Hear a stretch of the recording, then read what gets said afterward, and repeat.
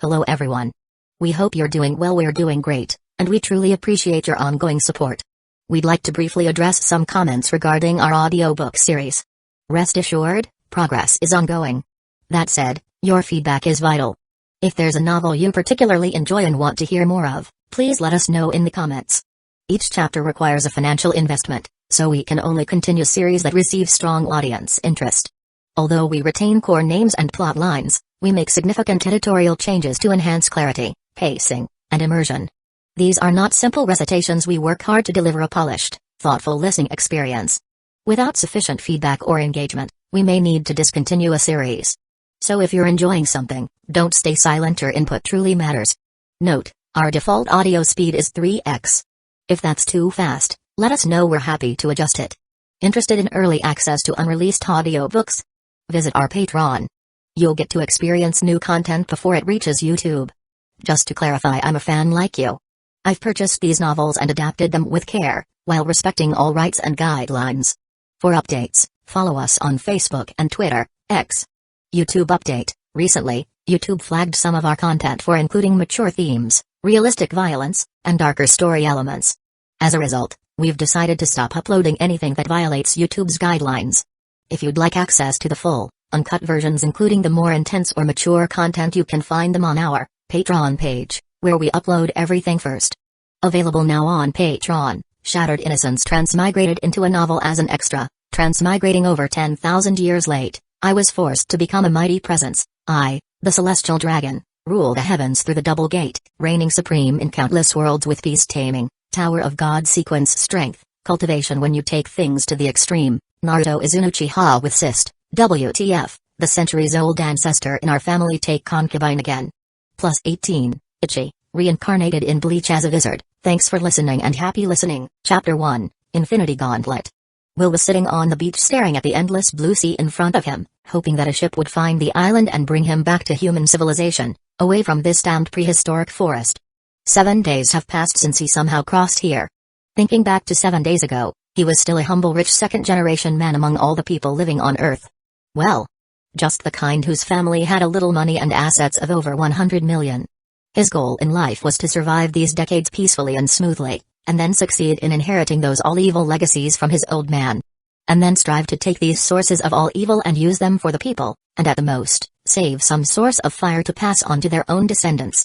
Every time Will thought about his plans for his future life, he felt that he was really too conscious. To be able to raise the word loser to such heights, to self-hypnotize even himself into believing it, in a sense, he is indeed a genius. So when he finished watching the premiere of The Avenger I with his nth gold digger girlfriend, he suddenly heard the voice of a cute lady who has a sweet voice selling at the peripheral. Do you want to buy the same Infinity Gauntlet Thanos used? Will upon hearing it resolutely took out his cell phone in the slightly hot eyes of his female companion and the young lady on the opposite side. Without a second thought, Will scanned the QR code and used his fingerprint to pay successfully, then pack up the item and go. An identical Infinity Gauntlet that sells for only a few hundred yuan on a certain place was purchased by Will at the price of 9,999. Will's current girlfriend was a famous student at a certain university who hadn't had any in-depth exchange with him since they were only hanging out for a day. But obviously, this girl is famous for being a gold digger, which Will didn't mind since it's not a first for him dating a gold digger. So seeing how fiery her eyes seeing him buying a worthless toy, Will couldn't help but smirk. As for the surrounding girls and also male friends who are watching the fun around them, they were all automatically understood by Will as envy, jealousy and hatred. After returning to the hotel, the gold digger female student went to take a shower. Will, on the other hand, was curious and opened the package and took out the Infinity Gauntlet that was really similar to what Thanos was using. And he couldn't help but praise the maker of this thing. When he took it out, there was a small piece of paper that fell on the floor. Will picked it up, he opened it and saw that it was really the mysterious code left by the lady selling at the peripheral, and if he still had some energy left, he wouldn't mind doing good deed again. But when he was weighing this big toy worth nearly 1,000 yuan, he always felt that there seemed to be something wrong. Just as Will was about to try it on, he finally realized what was wrong. Thanos' Infinity Gauntlet is obviously worn on his left hand. But the one he got was for a right hand. That's embarrassing. As a qualified and low-key rich second generation, Will felt that he has been cheated for the first time, but who let his old man rich? But it's still depressing to him that something so stupid is happening. Never mind, it's still alright even if it's in the right hand. Maybe this is the one from Odin? Will comforted himself with this, only because he seemed to vaguely remember that in Thor Ragnarok, Thor's sister Hela found a right-handed version of the Infinity Gauntlet in their father's treasure trove, so it was probably modeled by it. He simply accepted this setting, and then took advantage of the interval when the goblin inside the shower who might come out at any time to suck his life essence was still washing her body, and solemnly put his right hand in it. When Will opened his eyes again, he was stranded on an island full of unnamed trees and all sorts of genetically mutated beasts. What's even more amazing is that the golden right-hand version of the Infinity Gauntlet is still intact on his right hand. At first, he wondered if he had been kidnapped, or if it was a prank of his friends or his ex-girlfriends. But when he found a 10-meter-tall tiger, a 20-meter gorilla, and all sorts of genetic mutations that pale in comparison to what he saw in the past, he was more or less certain that he was no longer on Earth that he was familiar with. Will, who was nervous and optimistic by nature, soon came to the mood. But then he was struck by the natural disparity between the species he saw, so he no longer dared to go within 100 meters inside the forest. Have you ever seen a 100-meter-long python? Will, who was nearly swallowed by it, is still terrified in retrospect, and if it weren't for the fact that the python's target wasn't his little body, but a 5-meter-long cheetah that was about to sneak up on him, then his legendary journey might have ended in the first chapter. So after that, Will, who still didn't know where he was, had to hide on the desolate beach by the sea, since the beasts in the forest didn't seem to have any interest in his little body. So the question is, how can a man who was fed on a golden spoon his entire life, and has lived for more than 20 years without any survival skills or knowledge of the wild, can survive on this island infested with giant beasts? Catching fish? Let alone whether he could catch it or not, the smallest and most kindest fish he had seen in the past few days hiding on the beach were 2 to 3 meters long, and had mouths full of sharp teeth. So whether he can eat the fish or the fish eat him is another matter. So the road of relying on the sea to eat what the sea can offer is definitely not feasible. But the good thing is, that after his observation in the past few days, he found that generally the outermost of the forest have relatively weak and less aggressive creatures living in it. So he limited his activities to a distance of 20 meters inside the forest, where he was able to harvest some fruit that fell on the ground since he couldn't climb the trees. The good thing is that there seems to be a tribe of monkeys living around here, and most of the fruits Will picked up were just thrown down by them. Bravo, my monkey brother. If a monkey can eat it, there's no reason why he can't. In a primitive forest like this, it's unlikely that there are any pesticides or anything like that. So after making sure that there was no poison, Will was lucky enough to survive. In the evening, he returned to his temporary nest, which barely sheltered him from the wind and rain. But it's enough for him since Will didn't want to be eaten by any beast that came out on a whim at night if he slept in an open area. Chapter 2 Zone Devil Fruit. After sitting for another morning staring at the calm sea, Will reluctantly got up and went to look for the monkey. After these few days of friendship and peace, the monkeys seemed to have gotten to know him as a strange and harmless creature. In this forest, they are the weakest of all, otherwise, they wouldn't have been driven to the outermost part of the forest. The good thing is that they only eat fruit, and the forest is so rich in fruit that they can live quite comfortably if they unite to defend themselves against powerful foreign enemies. So when they saw a creature that they had never seen before, and that it was so weak that it could only follow behind him to pick up fruit to eat, they showed great interest in it for a while. After the initial vigilance, now every time Will came over, there would be a few curious little monkeys holding fruits that he had never even seen on Earth before and giving them to him.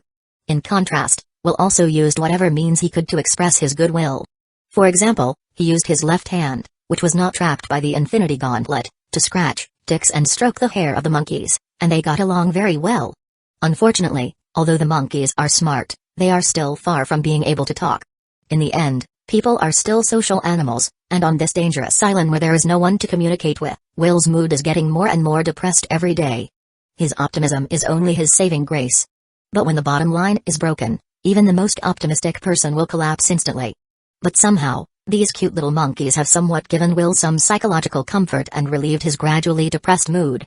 While Will was sitting on the ground, eating sweets, and delicious-looking juicy fruits with one hand, while taking turns to scratch the itch of some naughty little monkeys with his other hand, he suddenly found a strange-looking fruit with a hint of familiarity on it. It was true that he had eaten a lot of strange-looking fruits in the past few days, but this was the first time he had ever seen this fruit that gave him such a strange feeling. So he curiously picked up the fruit and began to examine it. In terms of shape alone, it was no different from the bananas he had seen everywhere on Earth. However, the black and white color and the spiral pattern that looked strangely familiar made Will involuntarily stop what he was doing and began to ponder. Why does this thing look so much like the junk he bought at an agrarian exhibition? He remembers the time when he was courting a beautiful graduate student from an agrarian university, and then he got screwed so badly at the fair that he spent 100,000 on the 3 legendary devil's fruits. Just by looking at the shapes and colors, it looks exactly like what he saw in the comic. To be honest, Will was quite impressed by the ability of the one who cultivated the fruit into such a strange and magical appearance, so when he bought them home and found that they didn't taste very good and it also didn't give him any magical abilities, he chose to retaliate. After he shoved money to that beautiful graduate student, she immediately agreed to become his girlfriend. And that's when Will began his retaliation.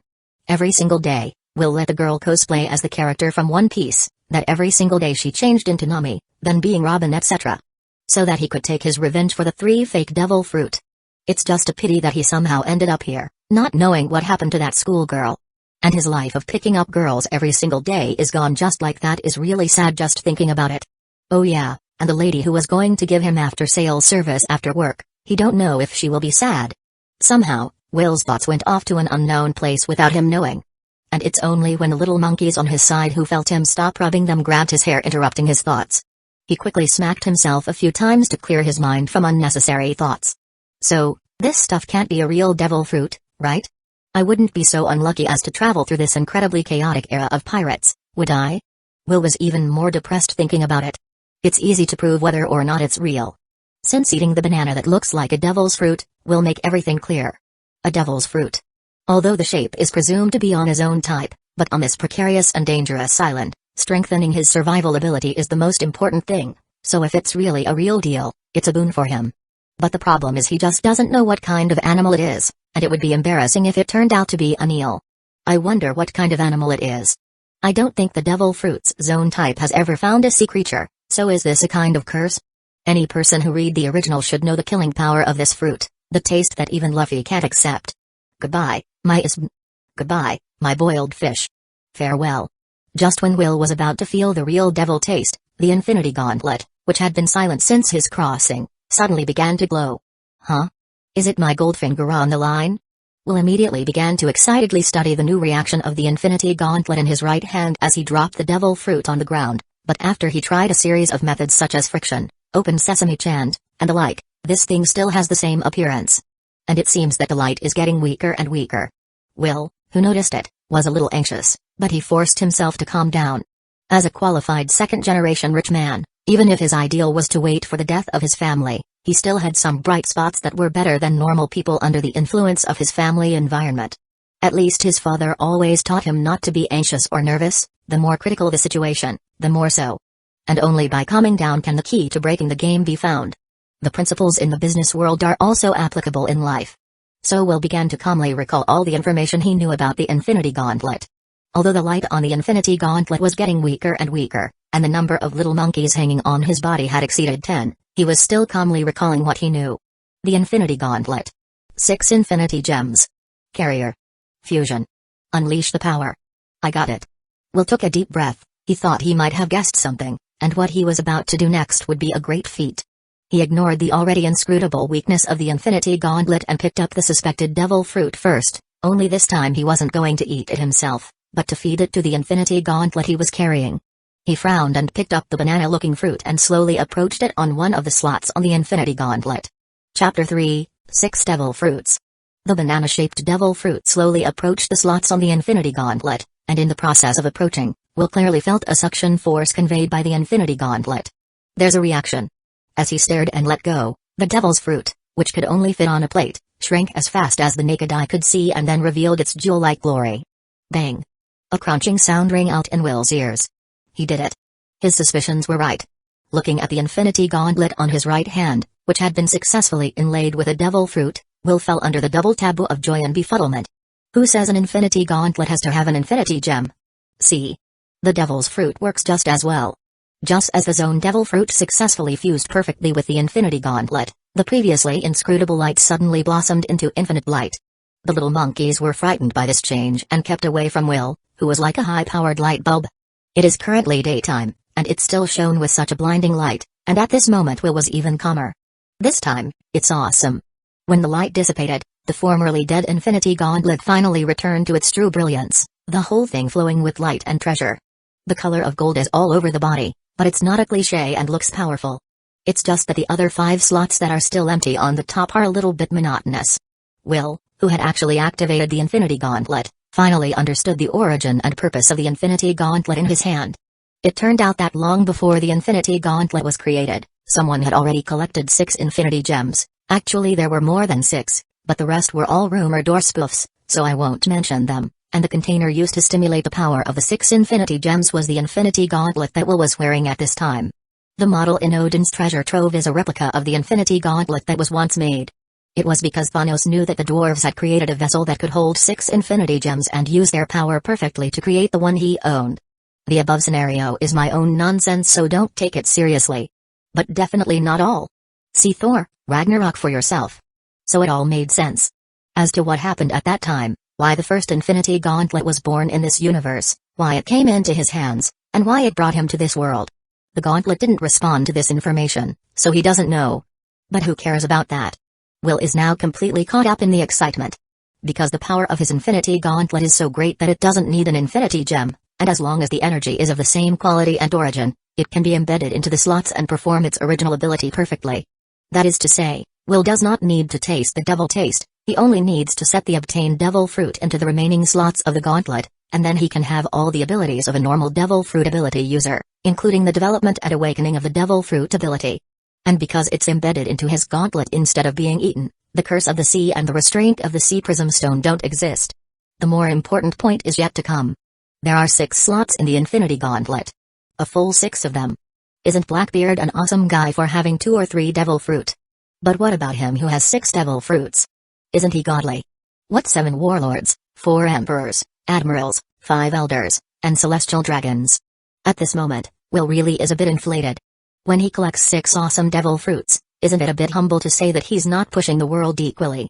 Can I snap my fingers then? It is that although using devil fruit through the Infinity Gauntlet is convenient and has no side effects, it's a question mark as to whether or not a devil fruit ability can be put to good use with his weak physique. It's good that Will is not so worried about this fundamental problem, since how can an artifact like the Infinity Gauntlet only have such a simple function? Of course, there's more. In addition to the small and practical function of having 100 cubic meters of internal space, it also has the most basic function of absorption and conversion. To put it in layman's terms, it can extract the energy of the devil fruit through some kind of mysterious conversion, and then inject it into Will's body for strengthening. The downside is that the devil fruit will be permanently lost in this world since the essential energy has been drained away. But would someone like Will care about this small flaw? Obviously not. Will, whose excitement had reached its peak, finally couldn't resist testing the power of the Infinity Gauntlet in his hands. He quickly moved away from the place where the little monkeys lived to the outermost part of the forest and then communicated with the Infinity Gauntlet in his mind.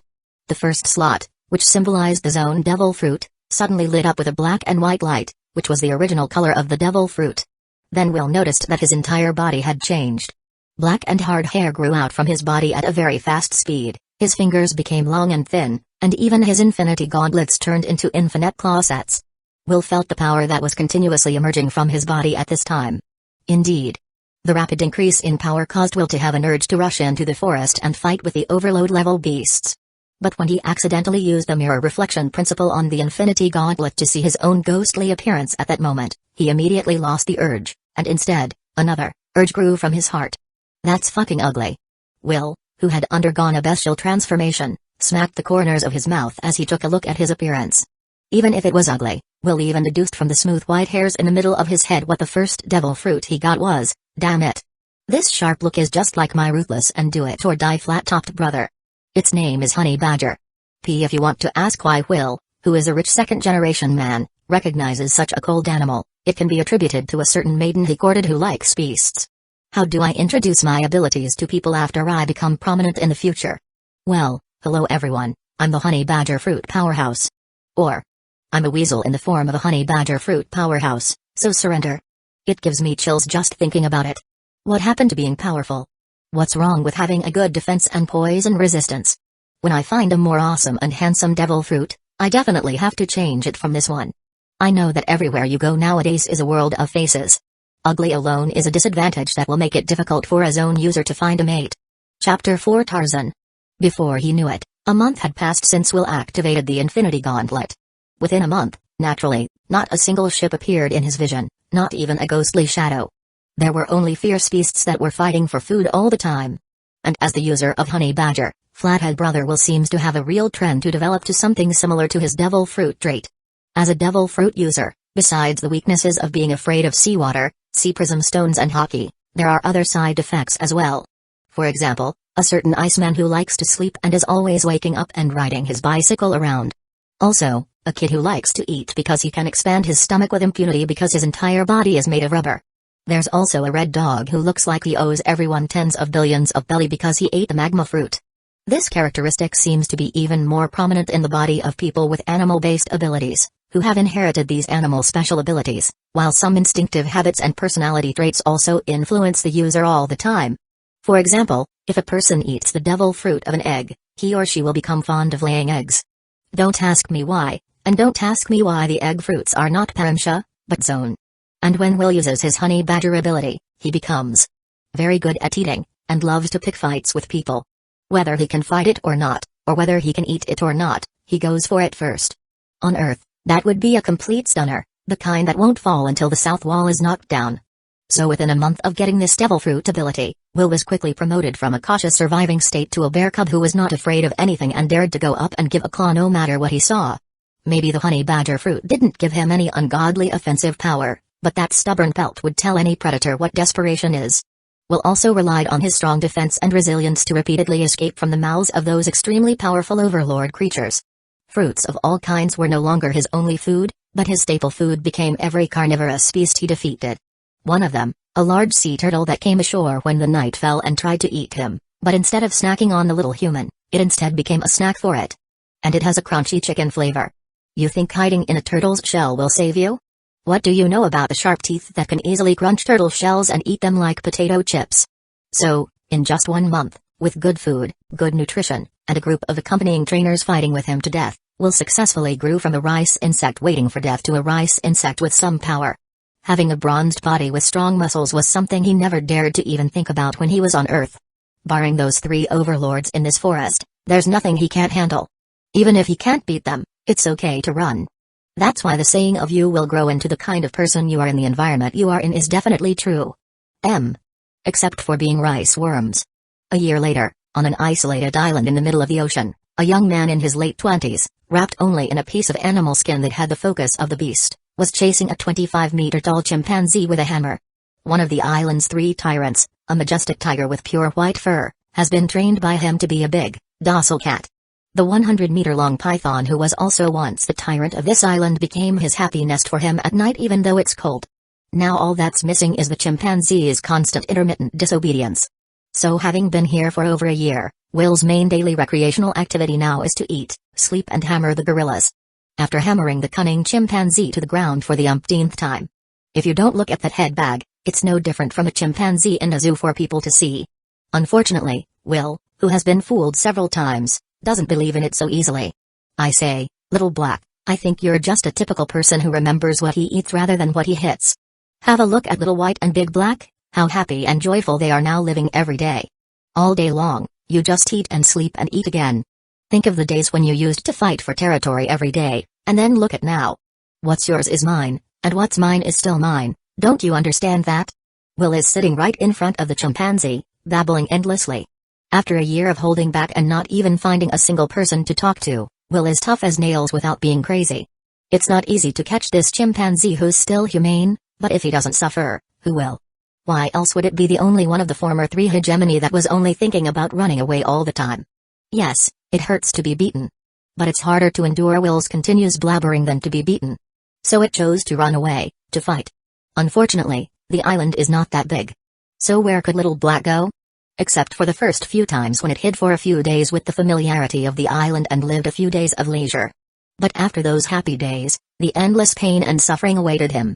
Will, who familiarizes himself with the island, had less and less time to catch it each time it ran, like this time when it was beaten up by Will after only 1 hour of sneaking around.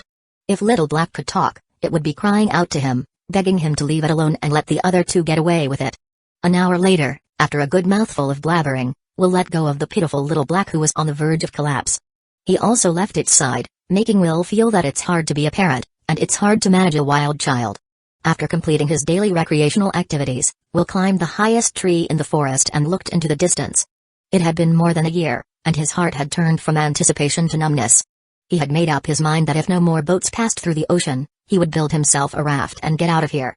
He was sure that even with the help of the Infinity Gauntlet and the Devil's Fruit, it would be almost impossible for a simple little raft to carry him to the next island unharmed.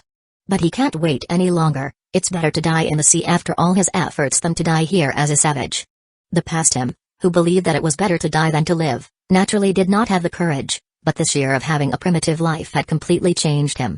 At least he had enough of this savage-like life. After all, not everyone is called Tarzan. Chapter 5 Finally a ship. As he mechanically repeated this behavior, Will, who was waiting at his usual position, suddenly scrutinized his eyes. There seems to be an additional black dot on the sea level in the direction he is looking. He stood up abruptly and stared at it intently. There must be something there. For over a year, spending a lot of time every day staring at the horizon, he was sure he couldn't be wrong. But whether or not it was the vessel he had been longing for is debatable, as it could have been a sea king who emerged from the deep sea. Since he once experienced it and almost lost his life. The sea is still the territory of sea kings and the fishmen.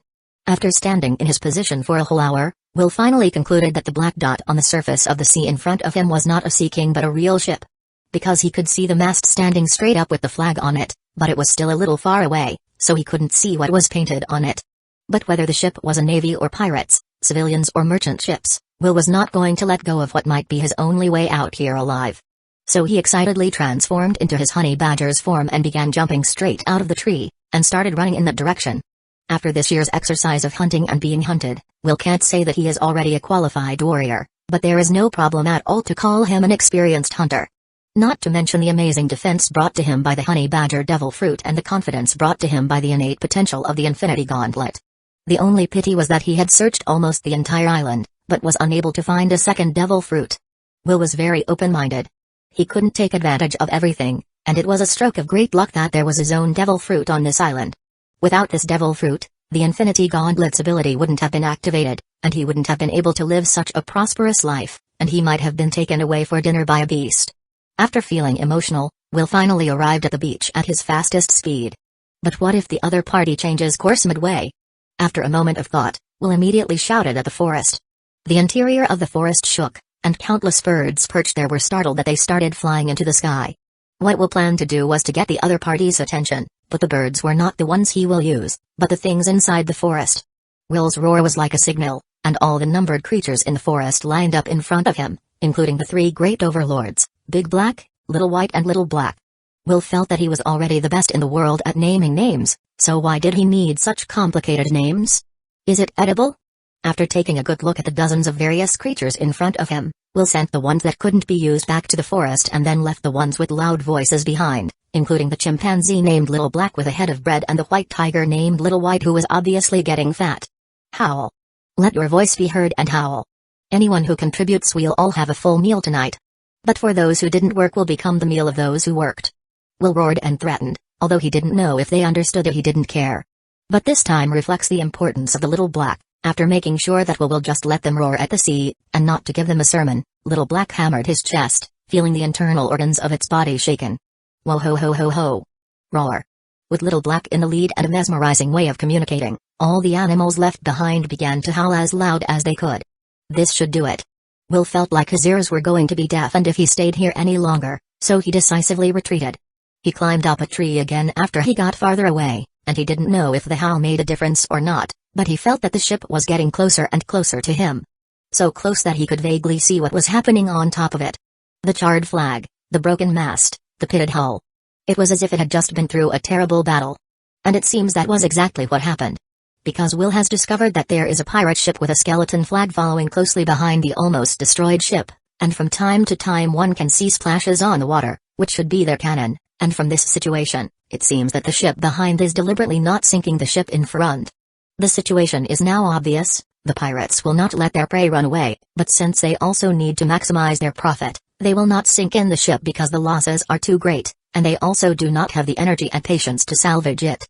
So, in a desperate attempt to escape, the suspected fat goat ship entered the uninhabited sea. And if they got caught by the pirates, no one on the ship would likely have a good time, either being killed on the spot or sold into slavery, And the women would undoubtedly have been worse off. But obviously, there are smart people on that fat sheep ship in front. Captain, are you sure you want to go that way? Didn't you hear the cry of such a fierce beast? The first mate at the helm has fallen into deep despair, with beasts in front and pirates behind, and sea kings living under the water eating people without spitting their bones. How are they going to survive in this desperate situation? But the middle-aged man called the captain of the ship did not give up hope. He still insisted on his choice. He is the captain of the ship, and also the president of a chamber of commerce, and to have made it this far from nothing, he relied on his daring to fight and dash. An island with so many howling beasts could turn a bad situation from lifeless to deadly, so why not take a chance? After all, no matter how fierce the beast, it is only following their instinctive action, even if some of them will be eaten as food, but at least some of them can survive, and there is a chance of a comeback. And he thinks that those greedy pirates who do not spare their ship's treasure will not be scared off by a few fierce beasts, so before dying, he planned to drag a few of their enemies into their death. The ruthless color in the middle-aged man's eyes flickered away. Since the other party is so greedy, then let's try to see if their teeth are hard enough. Target island ahead, full speed ahead. Chapter 6, First Blood. Roar. When the merchant ship, which had been beaten to a pulp in the pursuit, finally approached the island, desperation was evident on everyone's face. Forget about the two overlord-sized beasts, Little Black and Little White, just the dozens of pairs of fierce eyes behind him made these people shudder. Captain. Let's go around here and run. The first mate was frightened, as he suggested.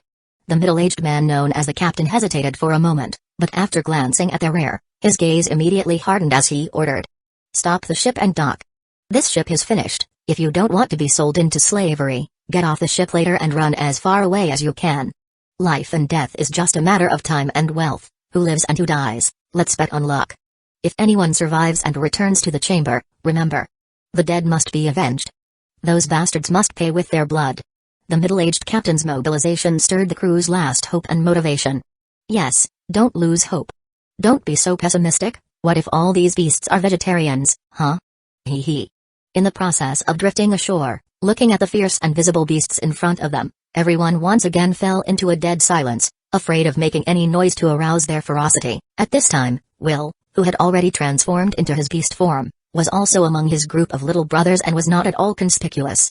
When the boat finally docked, no one dared to be the first to get off the boat, since those who went out first would definitely become the rations for the beasts, while creating a chance of survival for those who came after. In the face of life and death, no one could be so unselfish. Ha ha ha. Keep running. At this time the pirate ship catching up from behind has also approached this side, and the ugly-looking pirates on the ship do not mince their mocking laughter. This game of cat and mouse is over. Surrender, I promise we only want money, and will not kill you, haha. The captain is so bad, what if these people become emotional and would rather feed the beasts rather than surrendering? Since they can't make up their minds, let's help them by aiming at the rear of their hull with a cannon. Yes, Captain. The one-eyed captain licked his dry lips full of blood, after he received news from his insiders that the Bluebird Chamber of Commerce had accidentally obtained a valuable treasure. He led his men to intercept the route of their return voyage. It was just that he didn't expect that there were many good fighters on this insignificant merchant ship, and they actually ran away from them when he wasn't paying attention. However, with the hull damaged, this act was just a futile struggle. The sound of 2 cannon fires woke up the struggling crew members, and the solid shells that fell into the water right behind them whispered in their ears like a reminder. The middle-aged captain had noticed the wavering in many of the men's eyes, so he had a fierce glint in his eye. All of you charge with me? Surrender is just a death, or do you want to be slaves for the rest of your lives? The middle-aged captain's words spoke to their hearts, so they were determined not to hesitate to follow him into the forest. When they saw these little insects running on their way, Little Black and the others instinctively showed the desire to attack, but all sat back down under the roar of the honey badger. And seeing this bizarre scene made the one witnessing it both happy and confused. Each of them rushed down with the belief that they would die, but to their surprise, they found that the huge beasts seemed to have no interest in them and let them run past them. When the middle-aged captain of the ship rushed into the forest with his men, each of them couldn't help but look back. It was so weird. But most of all, they are happy to not be eaten. Are the beasts of this island really vegetarians who only eat fruit? They're not the only ones who can't figure it out. Who can tell me what is going on in the world? Could it be that these beasts have had their fill and are not interested in these little things? The one-eyed captain was confused for a moment. Captain, they're all far away. What should we do? Should we chase after them? First go to their ship first and find out all the valuable things in there. If the ship's treasure satisfied him, then he wouldn't mind exiling them here for the rest of their lives as savages. Just a few minutes later. Captain, we've been tricked. Only a few 100,000 bellies were found on the entire ship, and not a single shadow of the bullshit secret treasure was seen. Hearing the first mate's words, the one-eyed captain's face turned gloomy, but he believed that the insider would never dare to lie to him, unless they didn't want the lives of their family to be lost. It should have been taken by those people, chase them ashore. With his teeth gritted, One Eye made a move that he will regret for the rest of his life. Although the beasts that were lined up on the shore were behaving themselves, as evidenced by those who had gone in unharmed, the pirates still moved cautiously after landing until the first ones reached the edge of the forest. And it wasn't until the front runners had reached the edge of the forest that they all let their guard down. It seems that these beasts are really strange, either they are already full of food or they are only vegetarians, but still what a waste of a bluff for such a size. Just as they were thinking this, they suddenly heard a roar that startled them. Then their faces contorted and turned extremely pale. It was because the behaving beast that was lining up suddenly started rioting and ran towards the pirates with great momentum. Run. I thought they were not aggressive. Why is that? Don't eat me, don't. Ah. My hand. My hand. Help me, help me. These pirates are at most ordinary people, and they are just a little stronger than the average man, so they didn't last before the ferocious beasts. By the time the one-eyed captain recovered from the shock, half of the men he had brought with him were already dead, and all of them had died so miserably that they had almost been eaten as snacks. Just as he panicked and prepared to escape back to his ship, Will, who had been watching him for a long time, was waiting behind him. The sharp claws gently stroked One Eye's neck, and the head, which still had an unintelligible look on it, rolled to the ground with a grunt, while the body followed the inertia and ran 2 more steps forward before falling to the ground in resignation. Killing someone really felt bad. But for Will, who had already experienced more than a year of primitive hunting life, this level of bloodshed could only cause him slight discomfort at most, and then quickly overpowered the uncomfortable feeling. The world he was living in now was a world where the strongest were the most important, and killing and being killed would become a normal thing. So he had to adapt to this world as quickly as possible, and really didn't have the time to be sentimental. Chapter 7 5 stars. After Will quickly finished off the pirates who stayed on the ship and tried to escape, Little Black and the others also finished clearing the battlefield, which was a scary scene, so I won't describe it. Will then returned to his original appearance and hid the Infinity Gauntlet in his right hand with a thought.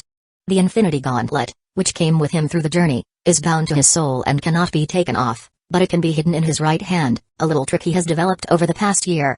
Will sometimes wondered if someone would give him the title of Golden Right Hand if he were to become famous later. After sending back Little Black and the others, Will was left alone to search for the people who had fled into the forest. Why he was looking for them was because he still needs them to bring him back to a civilized society since he didn't know how to sail a ship, and he could also get some information from them, which is like killing 2 birds with a stone. After being a hunter for more than a year and often playing hide-and-seek with Little Black, Will soon found them.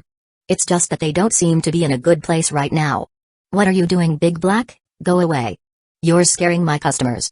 If it weren't for Big Black always having a full stomach, none of them would have survived. But still, the feeling of being stared at by a 100-meter-long python was absolutely awful. They were too scared to even move until Will came looking for them. Big Black IQ wasn't high, but some basic commands were still able to execute as a form of reflexes, so after sizing them up again, Big Black wiggled her enchanting body and left. Ho! Scared the hell out of me. I thought I was dead this time.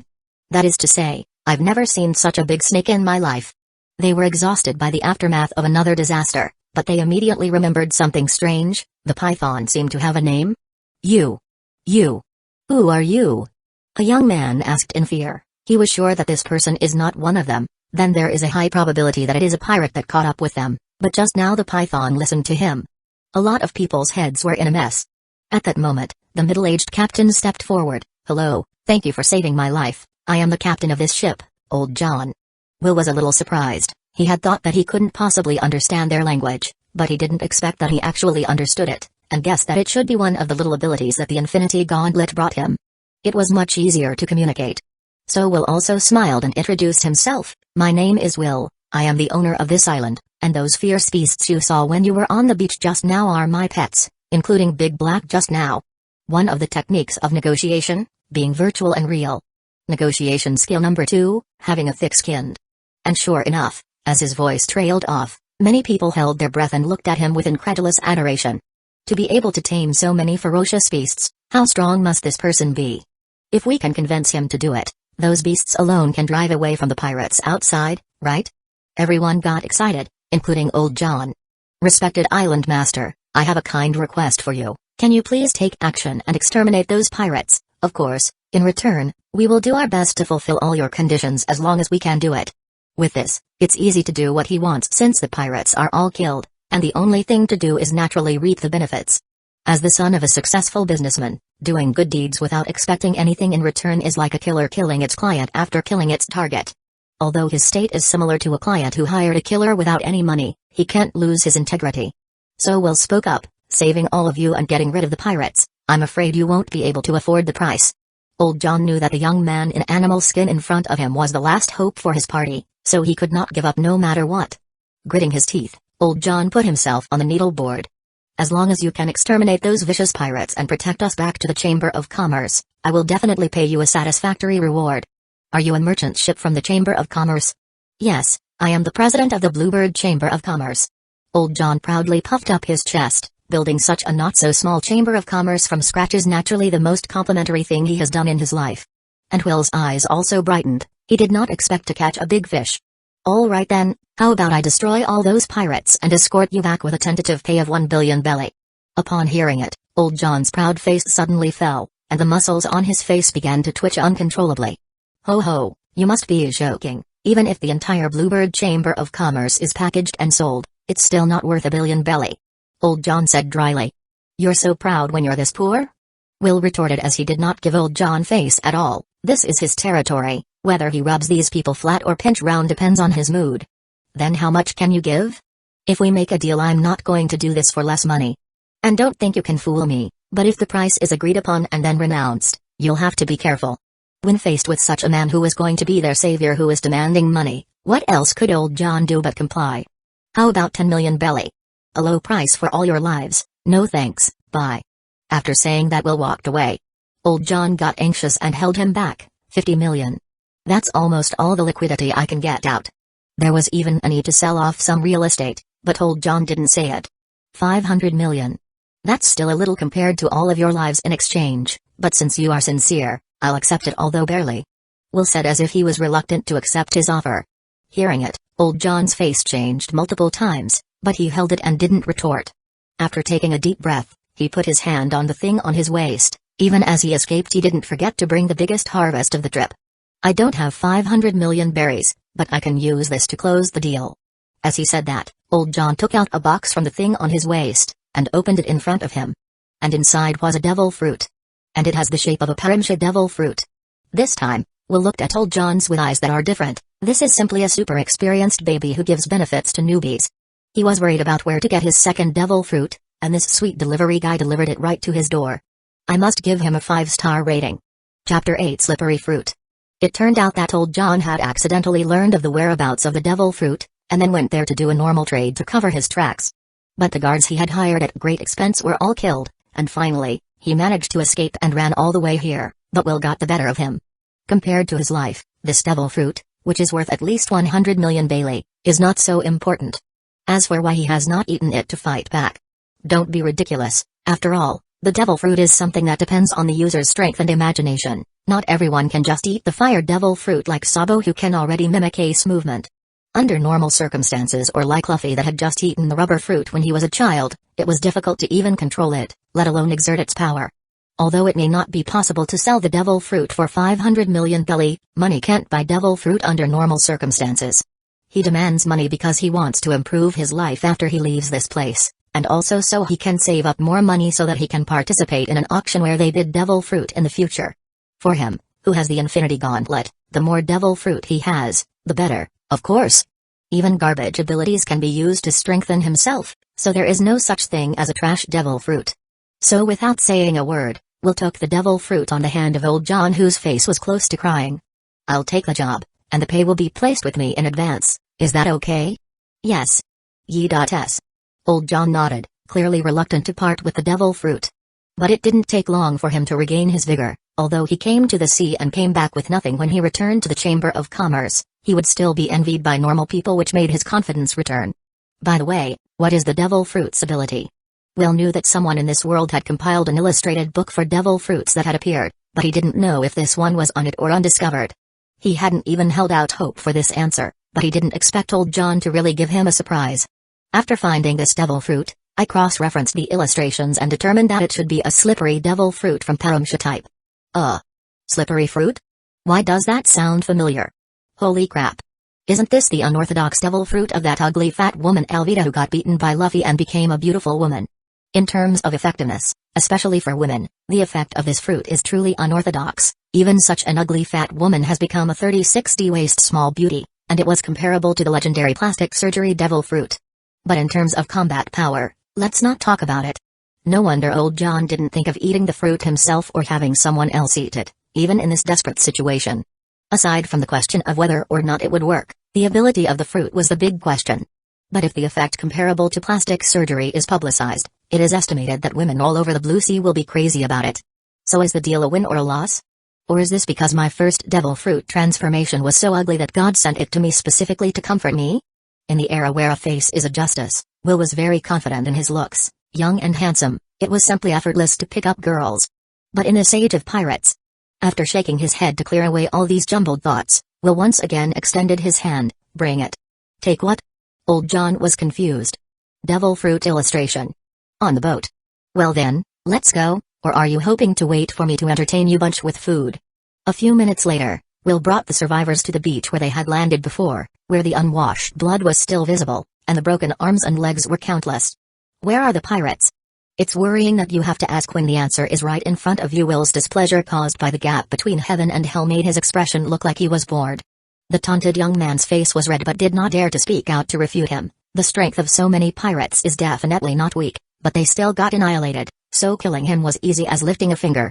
But others obviously are not so brain dead, so witnessing the destruction of the things that hunted them made many people sigh in relief. Go and check the condition of the hull. Also, when can we depart?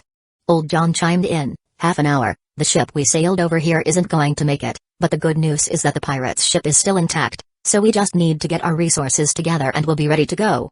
That's fine, then I go say goodbye first. Will turned around and left, unafraid that old John would leave him and run on their own. Now there wasn't a single combatant on the ship, and running into pirates was like sending food to their plate since good luck couldn't follow them all the time. Old John naturally understood this truth and seized the time to prepare for the voyage. Back in the forest, Will let out a roar and once again called his old friends to his side. You must be good from now on. If you are really bored, just roll around on the ground and fight. The little monkeys will be entrusted to you. When I come back, and they are one less monkey, I will starve you for a month. Especially you Little Black, you blah blah blah. Half an hour later, after Little Black who nearly collapsed, and the spiral pattern clearly appeared in the eyes of Little White and Big Black, Will left with a satisfied heart. He doesn't know when he will return here again, and he may never come back, but he will remember this experience for the rest of his life. In the year 1518, on a stolen pirate ship, Will entered the world for the first time. At this time, it had been 20 years since Roger started the pirate era. This year Luffy was 15 years old, and there are still 2 years before he begins his adventure. 2 years later, what kind of astonishing changes will happen to the world's pattern? But surely, the era of Will who got transmigrated in this world has begun. Chapter 9 A Consequence. The sun was shining, the sky was clear, and it was undoubtedly a beautiful day. There were no pirates disturbing their ship, and the ship was sailing smoothly on the sea. Will hid alone in his room and kept shaking his left hand up and down.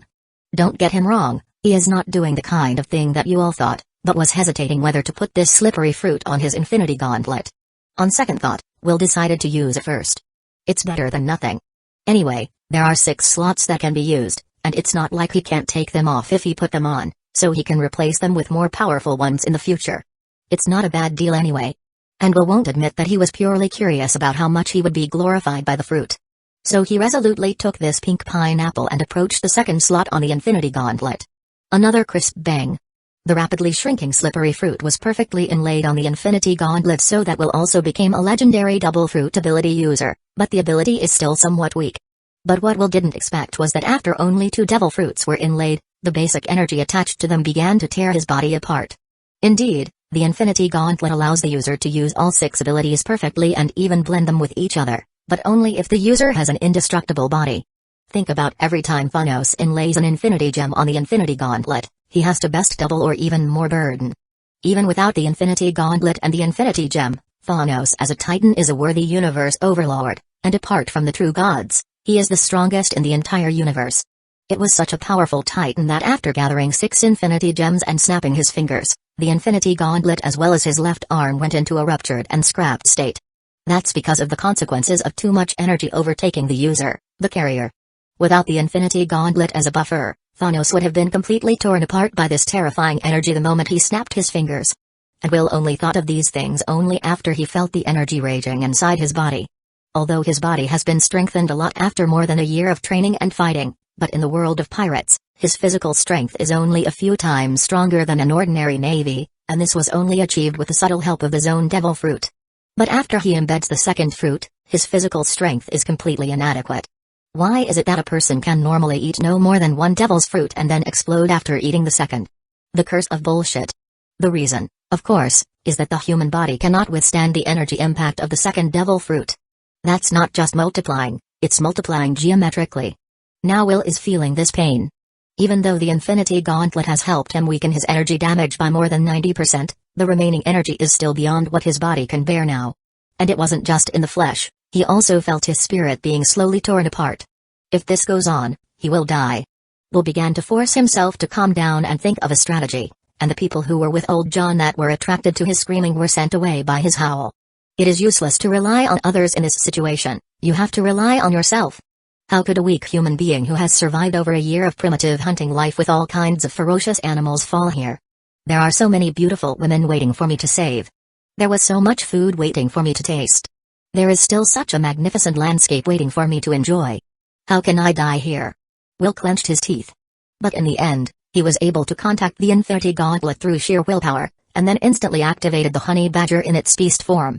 The animal devil fruit has various drawbacks, and its potential is always ranked below that of the natural and superhuman types, except for those ancient types. That's why there were very few strong people willing to actively seek out the zone devil fruit, except for Kaido the lunatics. However, it is undeniable that in terms of physical strengthening, the gains brought by the zone devil's fruit cannot be compared to those of the natural and superhuman type. And Will's strength and self-healing ability increased tremendously after he transformed into a flat badger. The parts that were torn and damaged by the devil fruit energy are beginning to be repaired. Tear. Fix. Tear. Fix. This highly destructive energy vents its fury with impunity. But it's not endless after all. After an hour-long tug of war, Will exhausted all of his physical energy and finally wore out the devil energy. His entire body, when he reverted to his human form, was covered in stinking sweat and black, solidified plasma. As the saying goes, if you don't die, you will be blessed. This highly destructive energy gradually destroyed his body but was repaired by another energy. This is the breaking down of the body. After resting for a while, Will, who had finally regained a bit of his physical strength, stood up, moved his arms and legs, and found that the strength of his flesh had risen by more than a step. Speed and strength have all increased extremely significantly, seemingly 2 to 3 times as much as before. And his whole body was so relaxed that it felt as if he could fly. Of course, this is just an illusion. But now is not a good time to study the changes in my body, since it is fucking stinks. He hurriedly opened the door and rushed out, ignoring the strange looks from old John and the others, and plunged straight into the sea. Will quickly cleaned his body before boarding the ship again. Mr. Will, what are you? His screams in the room just now really frightened old John, especially when he rushed out, and the bloodstains inside were unmistakable. Ah, I'm fine, I just exercised and accidentally got hurt, just go to someone to help me clean my room ASAP. Will answered as he casually changed his clothes, and then casually made up a few sentences to muddle through. Are you taking us for a fool? How can an exercise let you bleed that much? Old John inwardly cursed. But obviously, he didn't say it out loud, since he didn't want to worry about such trivial matters. The journey was only halfway through, and no one dared to say if there wouldn't be any trouble after them, so it was still important to have a strong escort. Chapter 10 The Kingdom of Goa. In the next few days, Will stopped being shut in his room. And he began to communicate frequently with old John and others, asking about everything he was interested in hearing. For example, how many years had Roger been dead, what was the current world situation, who had risen to power, how to get to the Grand Line and so on and so forth. Some of the information that old John knew was told to him, but some of it was not clear even to old John. After all, this was only the East Blue Sea, and he was only the president of a medium-sized chamber of commerce, so how could he know so much information about the Grand Line and the New World? Even if he knew a little bit, it was only from reading the news. After some sorting, Will finally figured out the current timeline and where he was. It was now 1518, a full 20 years after Roger's execution, which meant that Luffy was only 15 years old. In other words, Luffy was only 15 years old at this time and had to wait 2 years to go to sea. Will was so relieved when he heard it. Because he was afraid that Luffy would already become the Pirate King at this time, so why did he come here? Looking at the silly looks of the new generation of pirates? The destination of their trip was the East Blue Sea Goa Kingdom, where the headquarters of the Bluebird Chamber of Commerce was located. Even if Will had seen all the episodes that had been serialized, he couldn't remember the names of every country, so he was not sure who he would meet on his next journey. With the exception of a stopover for supplies, Old John was almost at full speed. When the group finally arrived in Goa, Old John was relieved to have arrived at his base camp, so he didn't have to worry about anything anymore. With a glance at Will, who was looking around in high spirits, Old John sighed silently, forcing down the slightest impulse in his heart to turn against him. The guy who was able to subdue so many ferocious beasts could not be an ordinary person by any stretch of the imagination, and in his bones, he was a businessman with his own bottom line. He would not do something stupid like rashly tearing his face off without knowing the other party's real strength and identity. I wonder what Mr. Will plans to do next? Do you want to come back to the residence with me, so that I can thank you for saving my life? Oh my, that's so embarrassing. Why don't we just cash in the fee, and I don't need to be a guest. Just leave me 1,008,000 belly on the plate. Will looked very shy when he said that, and with the face that seemed to become more and more beautiful, he attracted the attention of many nubile girls in the surrounding who were watching him. Old John nearly choked to death. How this guy is such a jerk. You've been given hundreds of millions of bellies worth of devil's fruit and you still want my money. But since it's already like this, it's not good to be unfriendly, so let's be friendly. Here's 100,000 belly, I'll leave it to Mr. Will as a plate, we'll see you later. After saying that, Old John hurriedly took his men away, afraid that if he stayed any longer he would really turn his back on this shameless guy. Will didn't wait to say thank you. These people ran away and disappeared, so good at running, no wonder they were able to hold on from the bandits for so long. After sighing, Will walked straight to a cute girl who had been staring at him for a long time. Ah! He's coming over. What to do? What to do? So handsome, oh mom, I think I'm in love. Will walked up to her and waved his hand in front of her eyes. Hey, are you okay? See how red you are, you don't have a fever, do you? Nasty, I'm not a slut.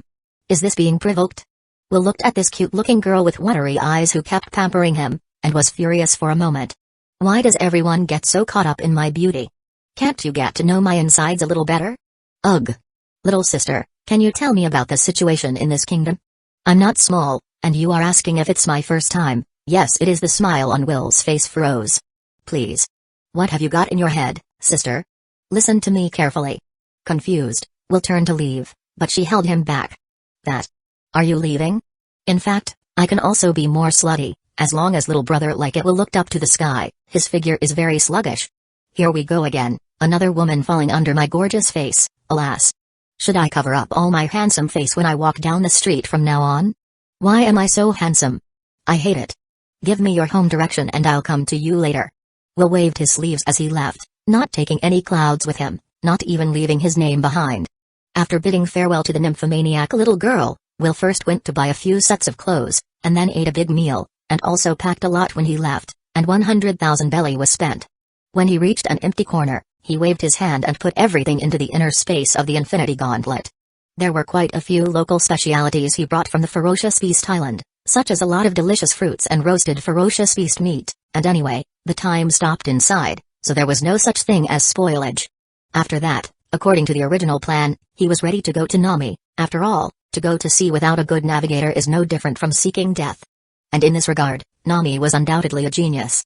It definitely wasn't because Nami was a raging beauty that Will appreciated her, absolutely not. Will swore on the ground with all his pride. But while eating, Will heard the conversation at the next table and suddenly changed his mind. Before going to see Nami, why not meet the future Pirate King first? The Kingdom of Goa. Windmill Village. Luffy. Why didn't he associate with it before? Still, after hearing the next table mention information about the junkyard, the Windmill Village, the bandits, the kid, etc., he remembered right away what his place was. Luffy is only 15 years old this year, so it's better to see him this time before he starts his adventure. So he went straight to that extremely famous junkyard, the smell, the sourness. Ignoring the unkind and jealous eyes of the scavengers, Will accelerated through the area and arrived at a forest. The bandit family responsible for taking care of Luffy and the others should live near here, and inside the forest should be the secret base where Luffy, Ace and Sabo had been playing since they were kids. But the forest was so big, how could he find him? Don't be afraid. Will directly manifested the Infinity Gauntlet, and then the pink light representing the slippery fruit suddenly lit up. Chapter 11 Bet the floating of the floating I proudly float. Will, who was roller skating barefoot on the ground, seemed to be very pleased while singing. If he regards the slippery fruit as a very fun ability, it doesn't seem to be that plain anymore. During the days on the ship, Will was not idle and experimented with several ways to use it and some special tricks. This includes the original smooth tender spray shooting. But it's fucking cringy. So the sage of naming Will named his move hitting and slipping. The devil's fruit is a good deal for Will, who is very concerned about his appearance, so the initial reticence he had has long been forgotten. Hoa. Why are you able to slide and move? Awesome. While Will was looking around and showing off his figure skating, a young man with a straw hat and glowing eyes suddenly jumped down from the tree. This dumb and stupid monkey. There's no mistake, it's definitely the main character Luffy. His grandfather was a naval hero named Garp, who used to chase the pirate King Roger around the world. His father was the leader of the Revolutionary Army, a big boss who fought to usurp its current ruler. And two of his brothers, one is the son of the Pirate King, who will be the captain and godson of the Whitebeard Pirates, and the other is working for his dad as the chief of staff of the revolutionaries. Just this family lineup alone, he can't afford to mess with them. Not to mention the fact that from the time he left and started his adventure at the sea, he went headlong down the road of no return. Why can't he be beaten by nature? Because it doesn't exist, and he'll win every fight with an upgrade on himself. The 7 warlords of the sea, 4 emperors, 10 Ryujin, and admiral. I'll show you all the way. Before Will crossed over, Luffy had already become the 5th emperor of the sea, or 5 emperors for short. And his bounty is 1.5 billion belly. He has to say that the young boy standing in front of Will at this moment with his eyes wide open and checking him out will turn the world upside down in the future. But now. Who are you? My name is Luffy, the man who will become the king of pirates in the future. So are you going to be the king of thieves or the king of thieves, man? Will wanted to say this lousy synopsis that had been used countless times, but I'm sure Luffy's intelligence wouldn't be able to comprehend it, so he'd better save it. King of pirates? Do you have the strength to become one? Sure. I'm strong. Come be my partner when I get out to sea, Sky do. Goddamn the Skid Row freak. Can't you do what I do when it comes to naming names and be a little artistic? Will is not happy hearing the name he was given. You're too weak to be my captain. Will said rudely, maybe the future Luffy will be strong, but the current Luffy is just a rubber boy without its stretch. Then let's fight. I must have you as my partner. Luffy said, preparing himself. Will was originally here to let his existence known, so naturally, he would not refuse such an offer. He liked Luffy since who doesn't like such a pure person, and for the sake of his ideal, Luffy never took a step back, but that is Luffy's ideal and lifestyle. Not his, only like-minded people can come together, but obviously, they are not the same. Wait a minute, fighting is fine but that argument has to be settled. I'm fine with sailing with you if I lose. What if you lose? If I lose, we will fight until I win. And there's no way I can lose.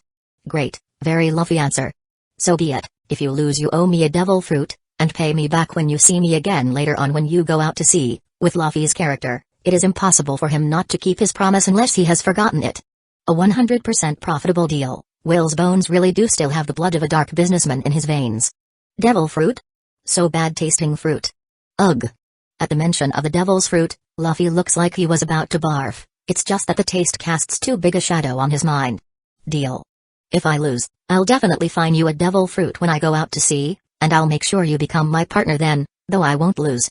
Luffy looked confident. However, a few minutes later. Gamu Gamu no. Machine gun. Bang. Will grabbed Luffy's wrist and smashed it to the ground.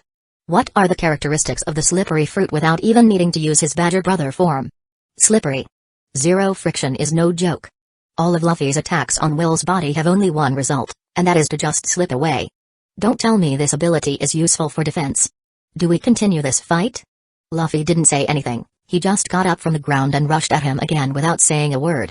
If he conceded defeat so easily, how could he have gone up against so many powerful enemies again and again? It seems that the only time Luffy felt that his group could never win a battle was when he was confronted by a bear in the Sabati Islands. And it's his first order as a captain to run. It's a very heart-wrenching episode.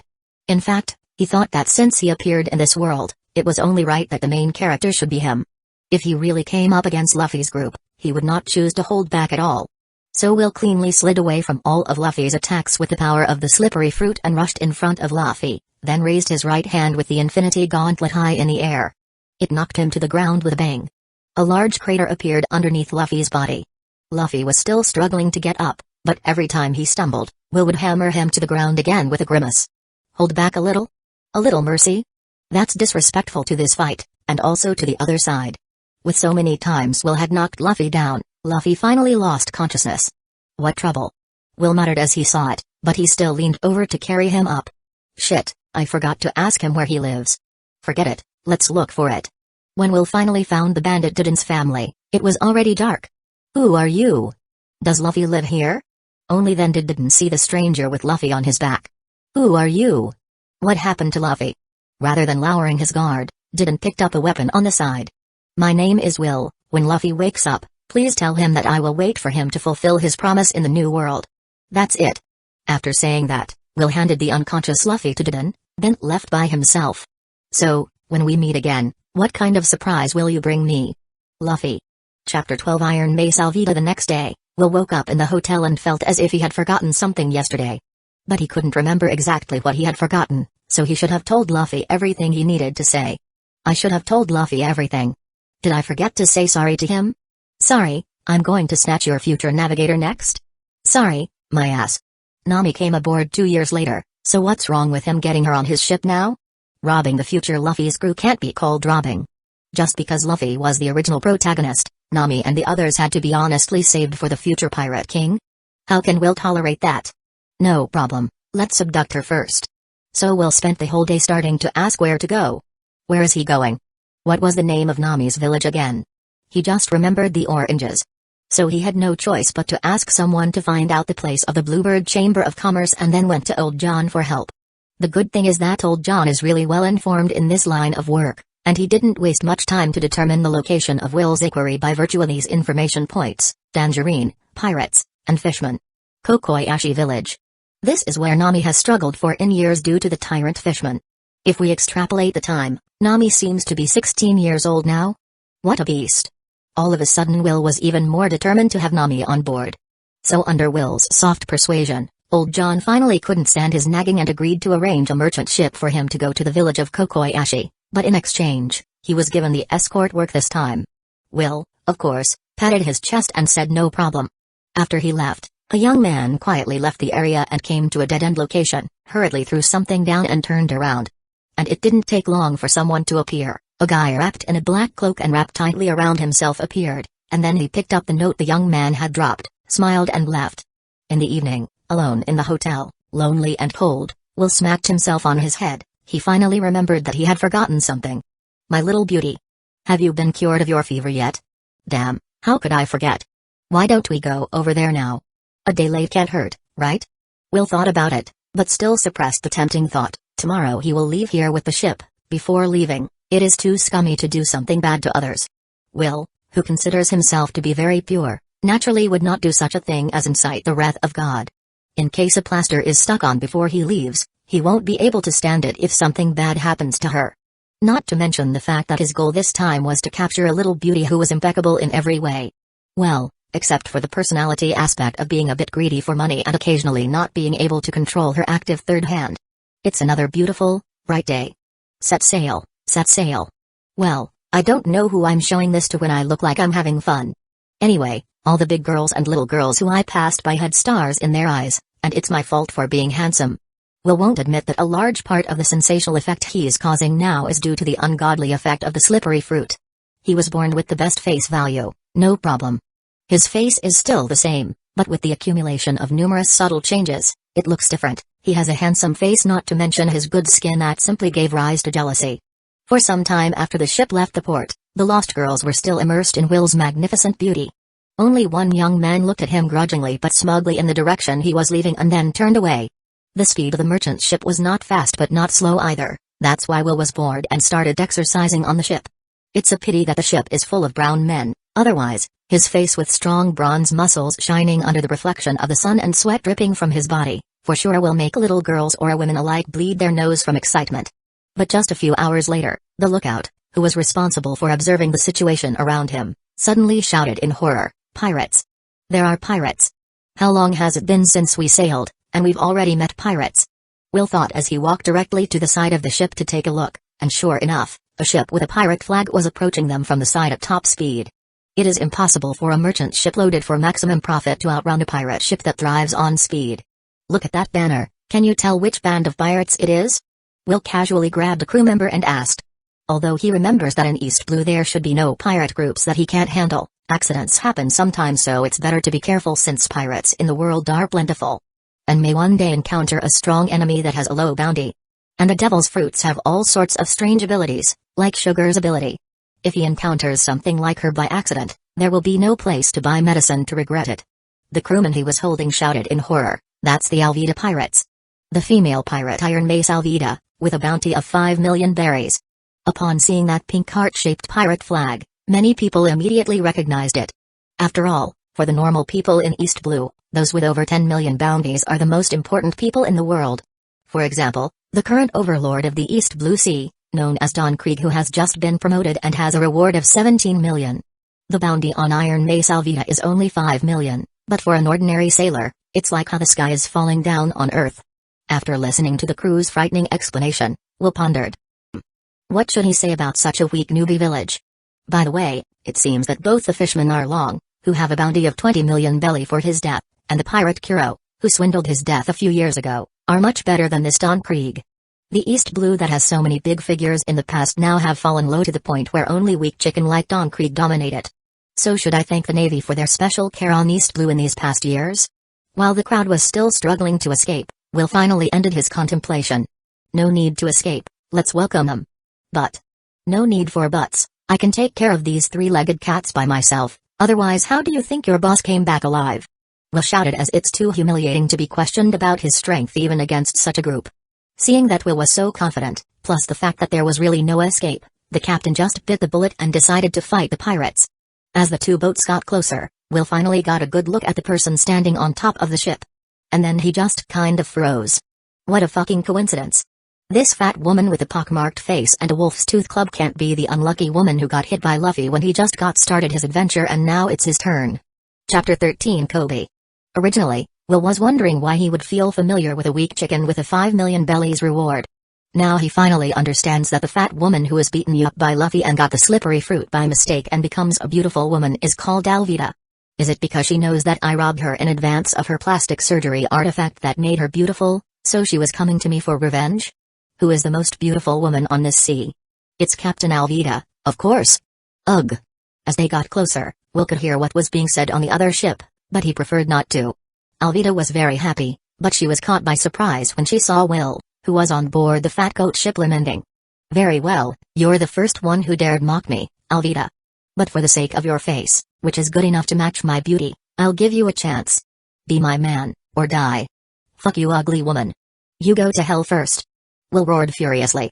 Without even waiting for the other side to make the first move, he jumped right into the opposite ship.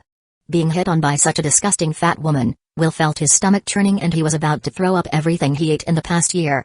Little ones, take him down for me. Watch his face, don't hurt it. UGH. Will almost vomited again. For the sake of his poor stomach, Will decided to stop talking to her. With a thought, the precious infinite gauntlet appeared on his right hand, and then the black and white light abruptly lit up. Will directly switched on the honey badger fruit's human beast form, black hard fur covering his limbs, while his hair turned pure white. 10-centimeter long claws grew out quickly from his fingertips, and even the teeth in his mouth turned into beast-like sharp teeth.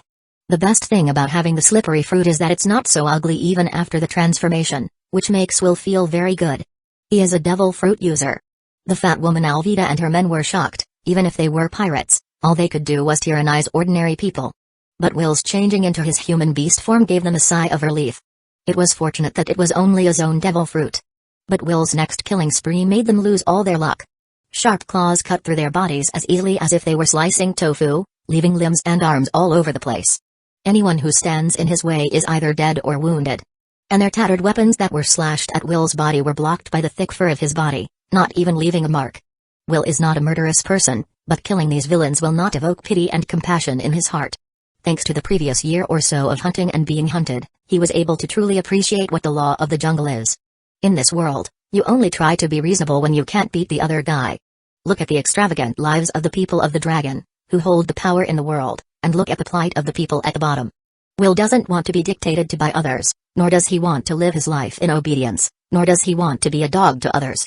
So he has to be strong enough that neither the Four Emperor nor the admirals would dare to offend him easily. When he has the power to flatten the world, what bullshit world noble, what 100 years of historical truth? Does it really matter? At that time, there will only be one voice in the world, and that will be his voice. With the Infinity Gauntlet, if he dares not even to dream of conquering the world, then having it is only waste on him. Die. When Will came back to his senses, his claws had sliced through Alvida's neck, slicing it into 2 pieces, along with the wolf's tooth club. So far, the Alvida bandits have been wiped out, with no survivors. Da. Lord. The captain dared to bring his men only after Will had finished everyone off, not that they really didn't have the courage to fight to the death, but they didn't need it. The entire battle they just watched stunned them to their core that all they could do was stand there in silence as they watched the one-sided slaughter of Will. The 5 million belly bounty on Alvida's head was cut off in less than 5 minutes at the hands of the guard they brought, but where did the chairman grab such a strong person from?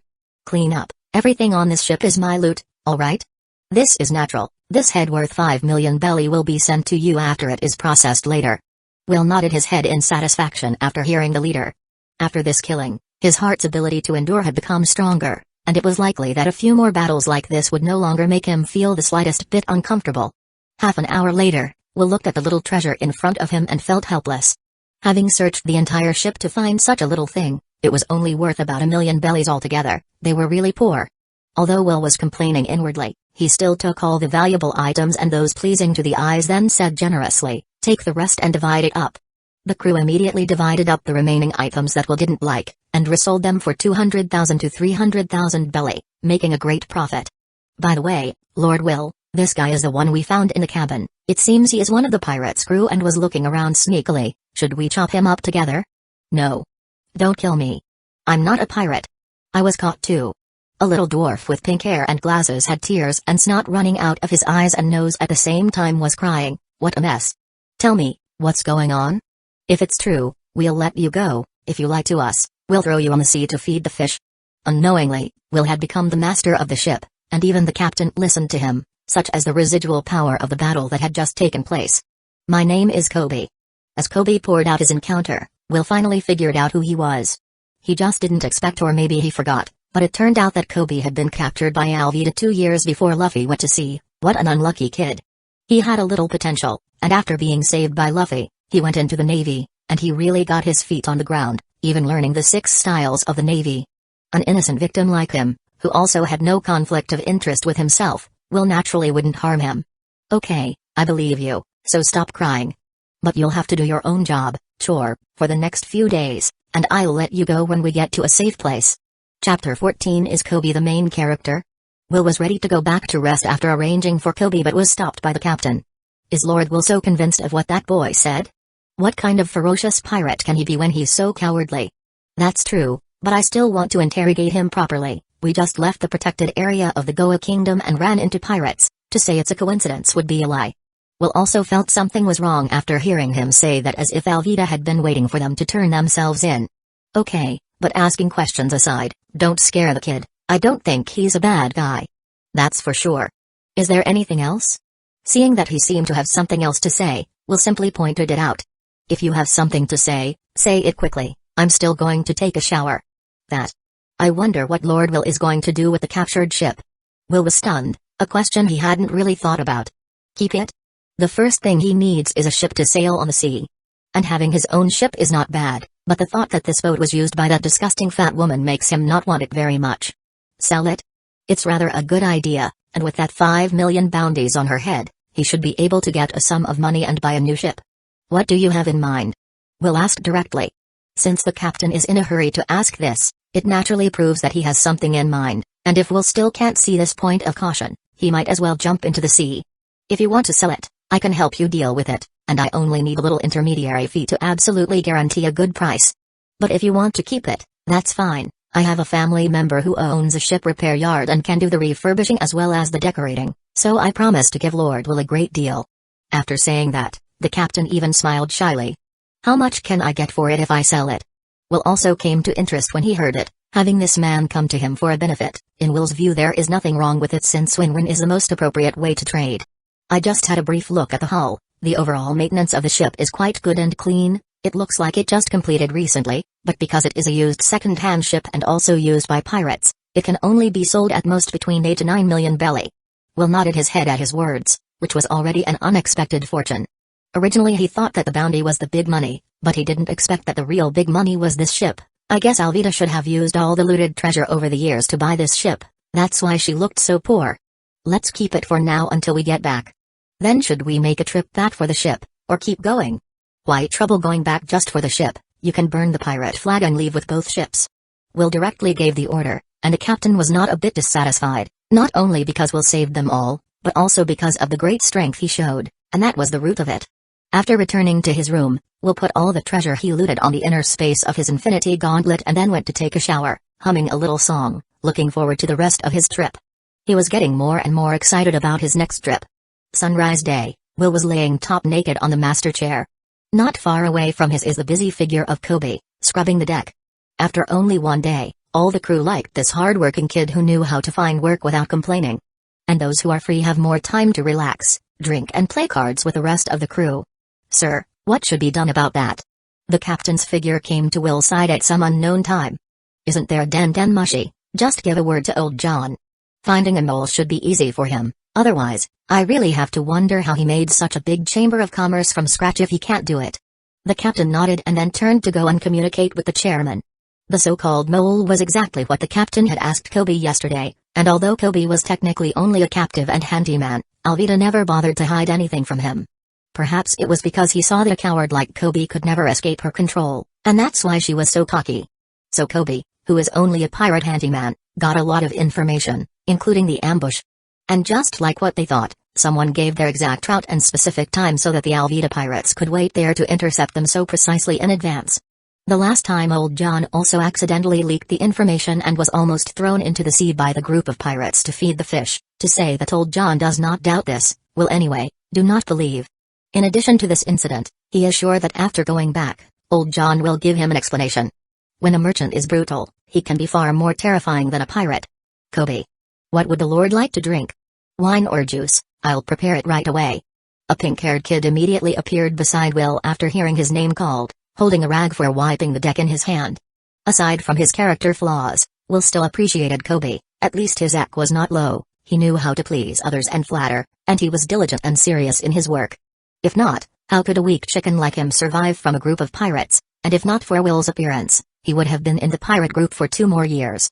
What a fucking talent. And there's the most important thing of all. When Luffy and Kobe met, Kobe was barely 10 years old, but in less than a year he was as tall as Luffy. And 2 more years later, Kobe then became a Navy captain. So how good was the Navy food? How good is Garp's education? Or is Kobe actually the main character in the One Piece? After all, when Luffy was 19 years old, Kobe was in his early teens, and he was already a fucking captain.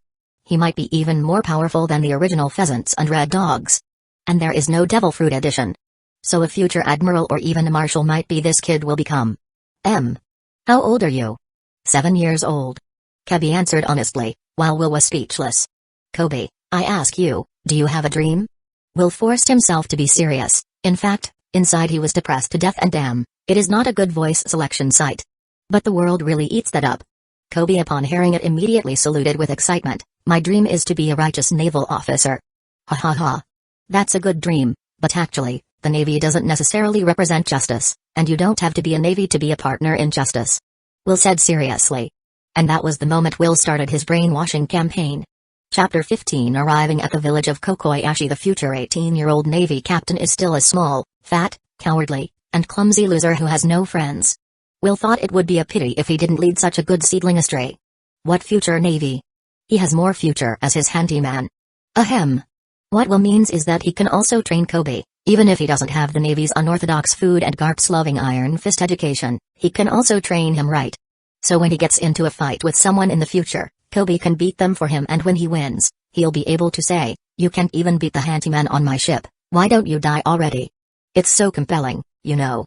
At the thought of this, Will's expression as he looked at Kobe became strange. My lord, I don't quite understand what you mean. Kobe lowered his head in a compliant manner. You are still young and have never seen many dark sides in this world, that's why you think that the Navy is necessarily righteous, but it's not.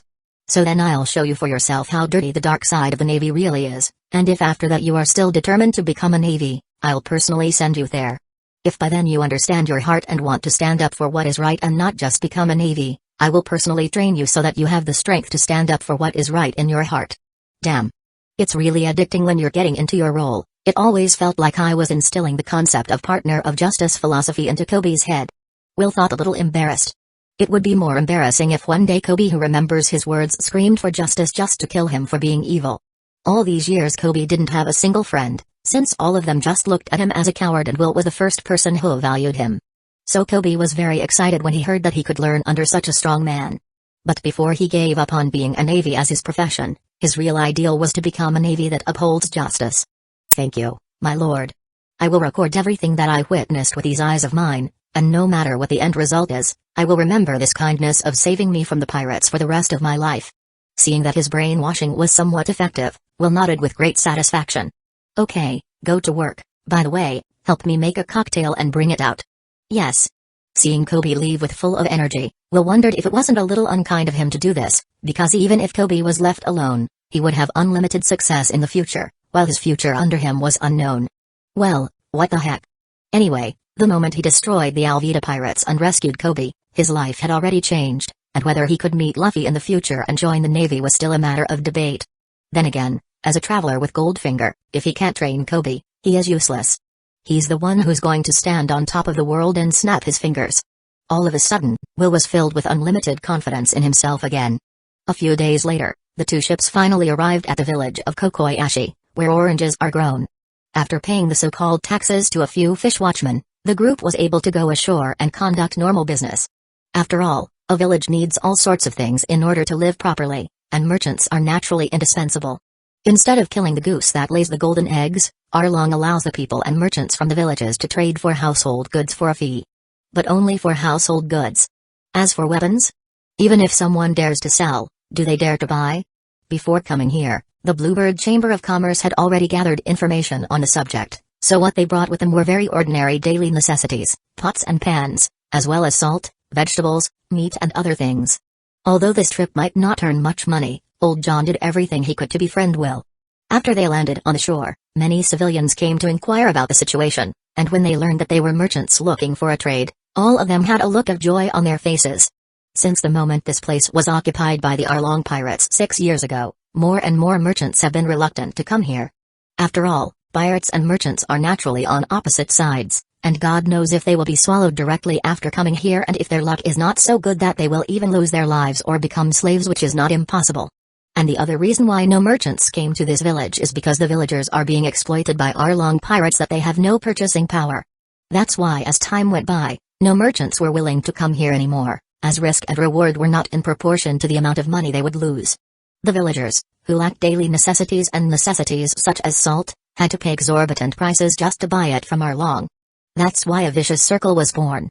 And the people who died in the village of Kokoyashi over the years under the rule of Arlong was unknown. And Nami's adoptive mother, Belmere, was definitely not the only victim. It's a good thing Nami, the only one who can move around freely, often brings something back, or there would be more deaths. In the course of the transaction, Will asked about a few things and felt that he had indeed come to the right place this time. An evil fish shark like Arlong, he didn't need any sympathy from him for sure. That. We don't have any more money, can we exchange it for something else, please, we really need salt. A woman with a child was pleading with tears on her face, grabbing the first mate's hand, and the first mate also looked embarrassed. After all, he didn't have any say about this, or else if the chairman is not satisfied after going back, he will be the unlucky one. At this time, Will came over. We accept barter exchange. Not only you, everyone can. The villagers immediately looked at him with surprise, and even the captain and first mate looked at him with sparkling eyes. Is it really okay? Is it okay to trade oranges? I'll trade 100 pounds of oranges for a pound. No. Is half a pound of salt okay? Almost all the villagers use orange as their barters, and it's not really weird since it's the only thing they have after living under Arlong. But it's alright since their orange is delicious. Anyway, Will came here to get rid of the tumor called Arlong and his goons, and then abduct little Nami, so it's naturally a good choice to let his good impression be known by all. Chapter 16 A Big Fat Sheep? The villagers were very grateful for Will's good deed, and Kobe was even busier, convinced that Will, who had rescued him, must be a good person. "Sir, we can't do that. It would be a great loss if we just go back." The captain pulled Will aside and quietly muttered, "Don't worry, I'll talk to old John, I'll take all the blame, and who says we're just going back?" Will looked at an orange-haired girl running his way from a short distance away and said while pointing her slender hand at him, "Who are you guys?"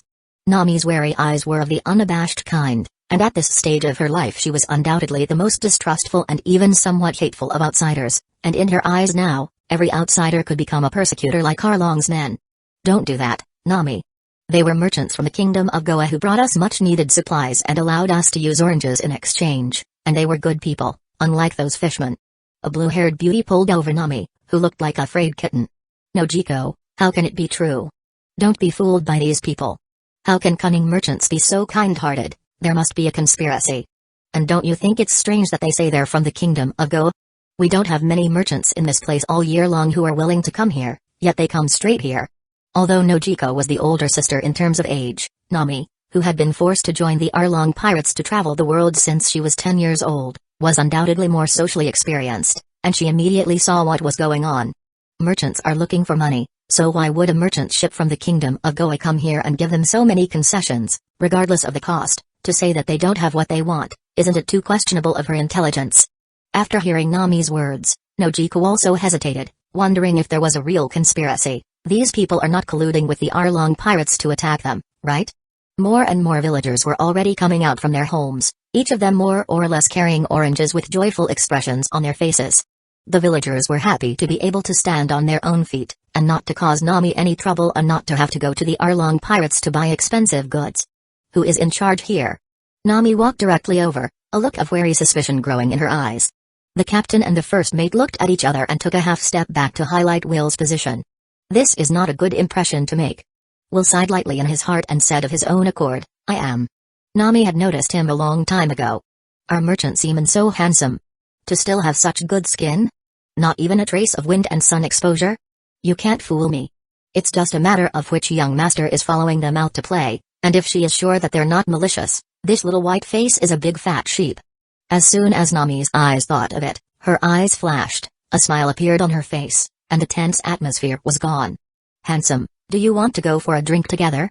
And take a tour of the island?" Nami, who identified Will as a big fat sheep, directly threw out her charming guy. Nami, who is only 16 years old, has already emerged as a little beauty, big in places, thin in places, wearing very wild clothes, a small waist and a pair of slender legs that are exposed. Gulp. Those young men and crew members, who could not stand this kind of excitement, all gulped, and then looked at Will with envious eyes. Humphrey. The charm of this lady is not something that can be stopped by ordinary people. And indeed, Nami slaughtered an unknown number of hooked fat sheep with her beauty trick. Her accumulated treasure is also getting closer and closer to the 100 million belly mark. Soon, very soon I'll be able to buy the village back. The shyness and charm on Nami's face are too destructive for men. But Will, who already knew Nami's character, surprisingly didn't feel anything and just watched her performance with a smile. Yes. Hooked. Nami's lips curved up in a nice curve, and at the same time, she gave Nojiko an okay sign with her right hand behind her back. Nojiko was tempted to stop her, but to be honest she didn't have the stance. After all these years, the hope of the entire village rested on Nami alone, who was usually the recipient of Nami's financial support, while at the same time they had to be firm with her to cut her off. They couldn't ask for more, even though the cheerful little girl had become a cadre of the Arlong pirates. The real feelings that existed in their hearts were guilt, not disgust and preaching to her, because they didn't deserve it. After handing over all the subsequent transactions to the captain and others, Will was taken away by Nami, who suddenly stuck to his arm. And he has to say this soft touch is really good. Especially the bold shyness that Nami deliberately puts on to make people think that she likes him. Nami, who has slaughtered so many fat sheep, knows too well what kind of expressions and attitude she should make when dealing with men of different ages. She scored a perfect score for her performance just now, so how can she not be proud of herself? This restaurant is famous for its octopus teriyaki, and the wine is very good, but people always get a little too drunk and get unconscious since it's already like this. I should play along as a rich young master, Will thought. Here it is. Will's eyes immediately lit up, and then quietly swept his gaze over several sensitive spots on Nami's body, all of which were seen by the very shy Nami. At this moment, each of them walked in very intimately. As soon as they entered, They attracted the attention of the fishmen inside, but when they saw it was Nami, all the fishmen had a jocular look on their faces. Looks like this unlucky guy is Nami's new prey. Don't be afraid, these fishmen are all kind. Nami plucked up the courage to quietly gauge his impression. Kind? Are you sure? Will looked very seriously into her eyes and asked a question. For some reason Nami's mind suddenly panicked. How could these unscrupulous fishmen be good? But for the sake of the 100 million belly, to buy back the village, she had to bend her conscience and go along with it. Chapter 17 Gamble. Looking into those clear, serious eyes, for a moment, Nami wanted to take him away from here. But she was already riding a tiger, and the worst that could happen was that she'd leave him some money to go home later. What do you want to eat? Hueco the octopus asked with a smiling face. Didn't you say that the octopus teriyaki here is famous? Let's have this one, and bring up your best wine. Wills, who was acting his role as a rich young master, answered. And hearing it made all the fishmen around laugh. Although he didn't get an answer from Nami, he already understood her feelings. The Arlong pirates will be eliminated today. Octopus Hueco gave him a discerning look, and then cheerfully began to make the octopus teriyaki. By the way, I still don't know what your name is. After a very ladylike sip of wine, Nami immediately and perfectly mimicked the shy state of being overpowered by alcohol, a natural actress. My name is Will, and you? Will, on the other hand, took a big sip, and it tasted really good. My name is Nami and I'm a villager here, but I've always wanted to live outside, so can you tell me your story? I'd like to get to know you a little better. As if drunk, Nami suddenly came close to his face and whispered in his ear, exhaling like an orchid. What an abrasive little siren. Although it was clear in his heart that Nami was faking all this, the itchy feeling in his ears did make Will's heart miss a beat. So Will also began to use his acting skills, and acted like a young master who was eager to prove to women how powerful and rich he was. Honestly, I'll give you the little things I brought up for free. This time our real harvest is all on board. Will said as he asked for another large drink and while telling his fake tale, and at the end boasted. It's worth a little over 10 million belly. If you want to go outside and see the world, I can take you there. No. Nami was first delighted and then extremely chagrined when she heard that he had more than 10 million belly worth of cargo on board his ship. As a matter of fact, the fishmen who had been watching the show immediately stopped talking and looked at each other. Nami also noticed that one of the fishmen near the door walked straight out of the place, and without thinking, went to inform Arlong. It should be noted that the bounty on Arlong head is only 20 million belly, and although this number is completely inconsistent with his real strength, it proves what 10 million berries mean in the East Blue Sea. Nami laughed very reluctantly at once and said shyly, I'd like a tour of your boat, is that okay? If Arlong makes a move, it's bad for her, so she wants to get her hands on the treasure before Arlong makes a move. Yes, you'll have plenty of time to visit later. Will also noticed the fishman's movement, so he stopped drinking the alcohol and stopped eating. He then stood up as he showed them a piece of gold just to irritate the fishmen. And seeing it, the atmosphere became even weirder, and the silence was panic-inducing. Just as Nami took his arm and was about to leave, Hueco suddenly stopped them. Where are you going after eating all this? Pay the bill first, then go. I've already paid for it. Nami's face turned very pale. Is your enough money for what you eat? The alcohol and the octopus teriyaki are worth 20 million belly. If you can't pay me that amount, don't think about leaving. As Hueco said that, he swung the sharp knife held in his octopus arm threateningly. Don't go too far. I'm a cadre too. Ha ha ha. You can say that for Boss Arlong. Hueco said with disdain. Nami's momentum suddenly fell, and a dark room suddenly flickered in her mind as it was her nightmare, and in front of Arlong, she was just a tool to be used while she could. Seeing her expression, the fisherman laughed mockingly. This is the feeling of I am bullying you and you don't dare to resist. It's really refreshing. Especially when used against the human they most hated. Nami's body couldn't help but tremble as she heard the piercing laughter. Just then, a warm, strong embrace embraced her tightly. In a moment your nightmare will be over. Are you ready to be reborn? Actually, I forgot to tell you, I'm a pirate hunter, and I'm here to take Arlong's head that's worth 20 million bellies. Just give me a minute to finish them since I haven't seen you drunk yet. After saying that and ignoring Nami's extremely surprised eyes, Will let go of Nami and instantly manifested the Infinity Gauntlet and then activated the human beast form of the honey badger fruit. Although he wasn't sure if this appearance would lower her impression, but in order to exterminate these fishmen who were looking for death as soon as possible, Will still thought that it would have no effect. But what he didn't know was that Nami's focus wasn't on the fur and claws that had suddenly grown out of his body. What Nami thought was, this guy is really rich. His gauntlet is made of solid gold, right? Unaware of Nami's thoughts, Will took the initiative to attack directly after his transformation. These fishmen thought they had captured a fat sheep, but what they didn't realize was that hidden behind the sheep's mask was the scythe of death. When Arlong arrived outside the shop with his men, he suddenly just turned pale. The smell of blood, something happened. Before he could go in to check, a figure was smashed through the wall with a bang and flew out. It was the octopus Hueco, who was missing several arms and covered in wounds. Devil. Devil's fruit. Powerful. Very strong. After only intermittently finishing this sentence, Hueco reluctantly gulped. He should have thought that he would have this day long ago when he was persecuting humans along with Arlong. Arlong grinned furiously, his chillingly sharp teeth aimed at Will and Nami, who had just stepped out. Nami. How dare you? Arlong said word for word with gritted teeth. How dare you bring help? I'll deal with you after I cut this guy up.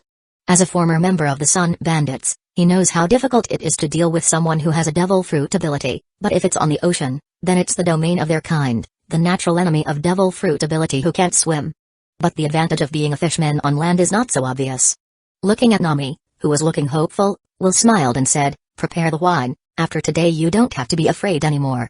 Arlong isn't one of those ordinary fishmen, he's very strong, so be careful. Whether or not Will could kill Arlong, Nami had to take a gamble on him at the moment. Win the bet and her nightmare is gone, lose the bet. How bad can it be? Chapter 18 Nami getting drunk. As the one who has the highest bounty in the East Blue Sea, Arlong naturally has his own pride. As a soft shark man, he is a weapon himself. A serrated nose, steel bones, arms that can lift houses, teeth that regenerate, and a powerful jaw that can bite a cannonball. There is also the water strike attack, which is common among strong fishmen, that can hit ordinary water droplets as bullets. A reward of $20 million is not high but also not low. He doesn't know how much better he is than Don Krieg, who had to burn and loot to pile up a $17 million bounty based solely on misdeeds and numbers. But these things were completely inadequate in front of Will. Will, who had turned into a flat earther, once again raised his right hand, and this time the pink light that symbolized the slippery fruit also lit up. This is the killer mace that Will mastered after his 9 deaths. This is the state in which he can truly be called a dual devil fruit user. Honey badger fruit plus slippery fruit. In fact, his transformation into beast form was theoretically his strongest state at this time, but that look was so ugly that Will decisively passed it up. This model of him is enough. Hit this lick.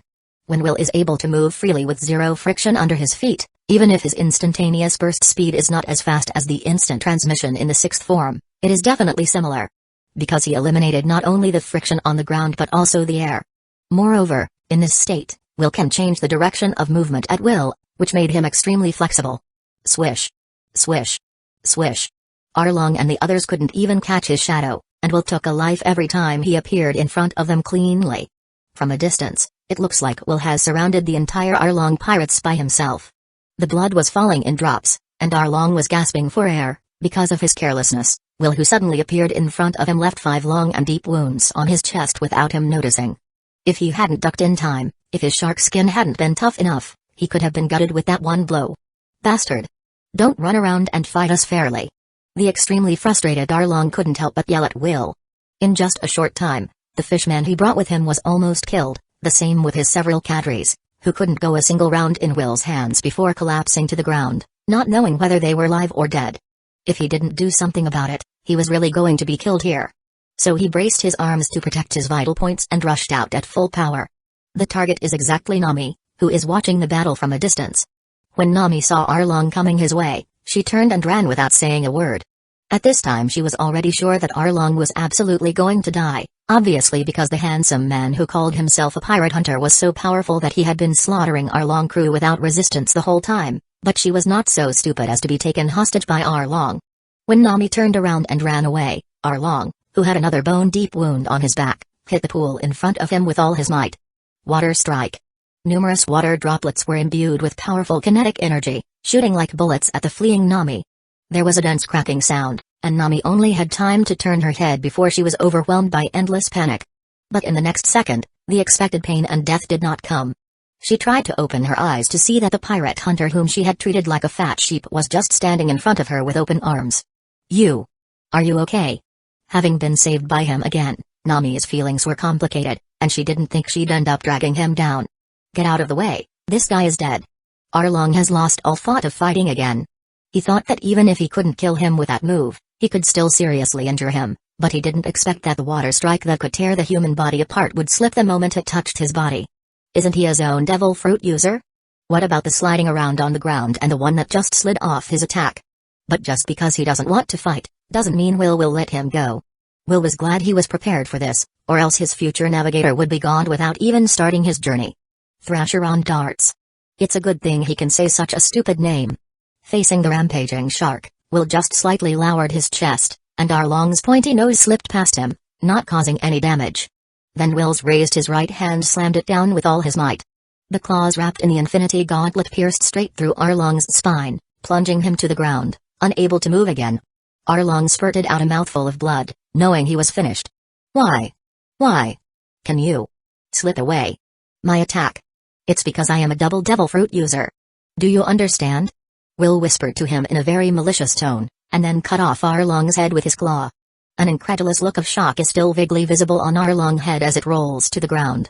After slaying the shark, Will quickly lifted this superimposed state and returned to his normal appearance. It's only been a few minutes and I'm actually so tired. When there's more fruit later, it'll drain me dry in a second. Will felt helpless with his rapidly declining stamina. It seems that the method to strengthen himself using devil fruit will need to be implemented fast for his future, or else, not to mention snapping his finger like Thanos, he will explode first for sure. Will picked up Arlong's valuable head and walked towards Nami, who was running his way, as well as the villagers and his crew who were attracted by the sounds of battle. You really did it? Nami looked at Arlong's head and felt hatred, anger, disbelief, relief, and so on. And her mixed emotions welled up. The Arlong pirates have been completely wiped out by me, and his base should contain the wealth that they have been squeezing and robbing for years. So you can give it back. Will said, magnanimously. How stupid would it be to turn against Nami for this amount of money? Will knew very well that his only purpose was to abduct this extremely eye-catching genius navigator, and there was no hurry for the rest. After saying that, Will led the people away in the respectful eyes of the villagers. After he left, he didn't know what Nami said, but the villagers' cheers resounded through the whole island. In the evening, all the drinks were taken to the square and the villagers started to party. Nami followed her promise and drank more than a dozen barrels of wine before finally getting drunk in front of the horrified eyes of the crowd. But Will didn't take this opportunity to do anything to her, but smiled and let Nojiko take her back. Chapter 19 The Decaying Navy. The next day when they met again, for some reason, Will always felt that Nami strangely looked at him, including Nojiko. And this strange wasn't even the same kind of strange, which somehow made Will feel a little creepy. Hey, do you really not want Arlong treasure? Nami had a rare good night's sleep last night and didn't expect this guy to be surprisingly cowardly.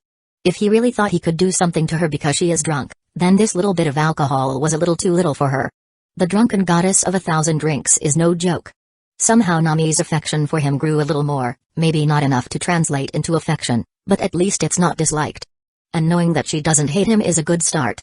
Will was pondering how to abduct her and run away, but when he heard what she said, he couldn't help but ask in curiosity. Is the Arlong pirates rich? Sort of. I estimated a little less than 100 million belly when I cleaned up yesterday. That much? Will was surprised, and then noticed Nami's seemingly smiling expression. Ahem.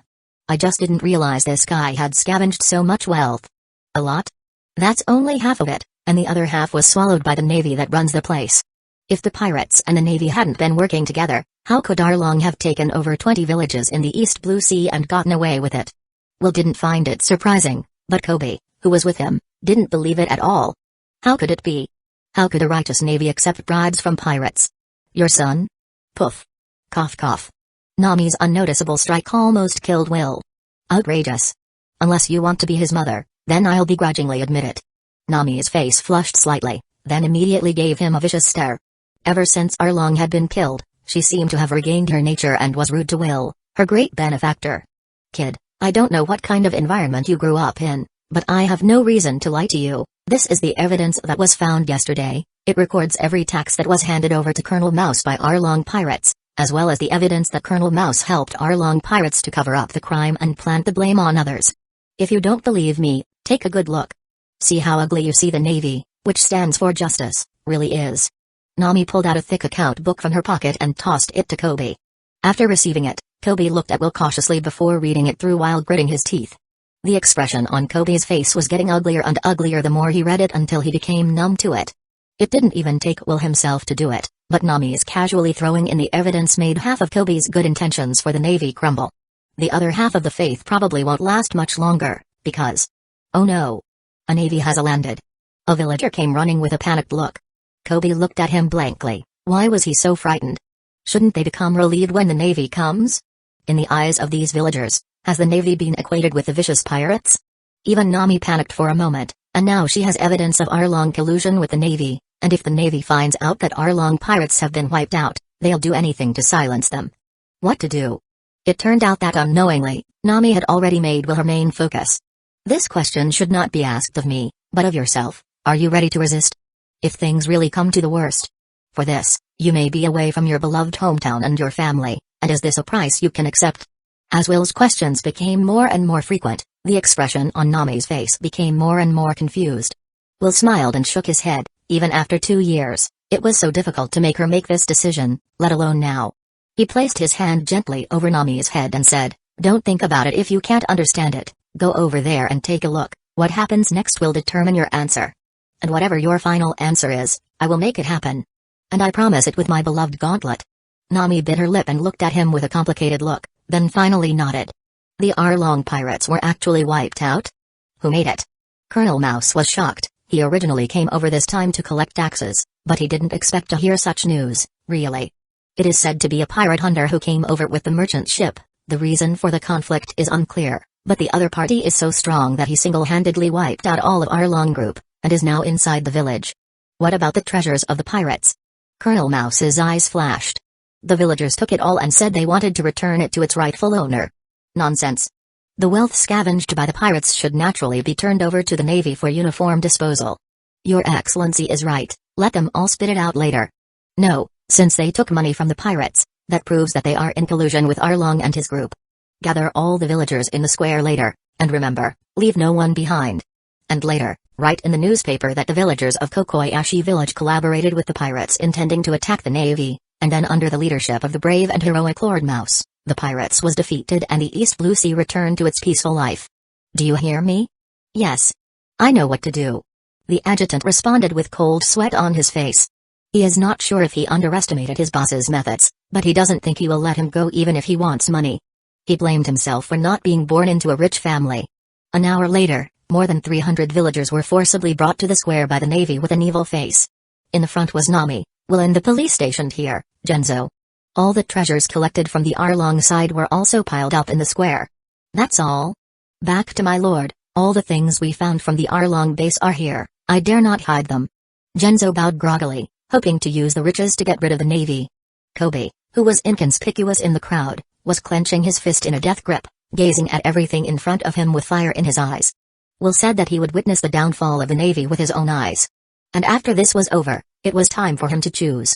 Chapter 20 Kobe's choice whether to join the navy with the firm intention of trying to change the decay of the navy with his own weak power, or to follow Lord Will's advice to stay by his side and become a partner of justice. Colonel Mouse's next move will determine whether the navy will have another supernova in the future or a pirate who will strive to carry out true justice in his own way. Is there nothing else to be found besides these treasures? Colonel Mouse asked casually with a twinkle in his eye. All the stuff we found is here. Colonel Mouse nodded undeniably, and then the adjutant whispered in his ear, we've searched everywhere, but we can't find it. Colonel Mouse smiled, a very sinister smile. In that case, don't blame me for being ruthless. How dare you sinful villagers try to hoodwink a naval captain?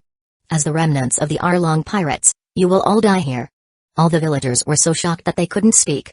They are parts of the Arlong pirates? Will looked at the struggling Nami and was curious what choice she would make next. At the moment the surrounding naval guns were raised, and seeing it Nami suddenly shouted. Wait a minute. I have what you want. Nami walked right out and tossed the book of evidence to Colonel Mouse. Colonel Mouse flipped it open and nodded in satisfaction. Very well, you're very sensible. Shoot. Bing bang. To the incredulous eyes of Nami and Kobe and the many villagers, the navy that was supposed to protect them pulled the trigger on the unarmed villagers. And with just one round of volley fire and a lot of villagers fell down in a pool of blood, but the navy didn't know that the pirate hunter who had destroyed the Arlong group was still there and was waiting for an answer or signal to let them taste their own medicine. All of the dead villagers started in resignation. Help me. Help me kill them all. I was wrong. I shouldn't have taken any chances from the beginning. What the hell am I doing? Faced with such brutality, Nami cried out as she grabbed Will's hand and begged him. I said, no matter what your decision is, I will help you achieve it, And none of these Navy assholes will get away. Even Will didn't expect Colonel Mouse to attack the villagers so suddenly, and a wave of great anger ensued. Even without Nami's request, he would have cleaned up these scum. Will directly used the honey badger fruit and the slippery fruit in his humanoid state and furiously attacked, to not let the Navy kill any villagers again as he flew at a super speed. And every time he appears, it sets off panic. Hit. Missed. Somebody helps me, I don't want to die yet. Don't come any closer, you devil. And the situation swapped over. If earlier, it's the villager who was asking for mercy while begging, now it's the Navy turn to wail as they begged for their life. Colonel Mouse squinted his eyes at Will and shouted, "You're that pirate hunter, aren't you? Do you have any idea what you're doing? Attacking the Navy is a major crime.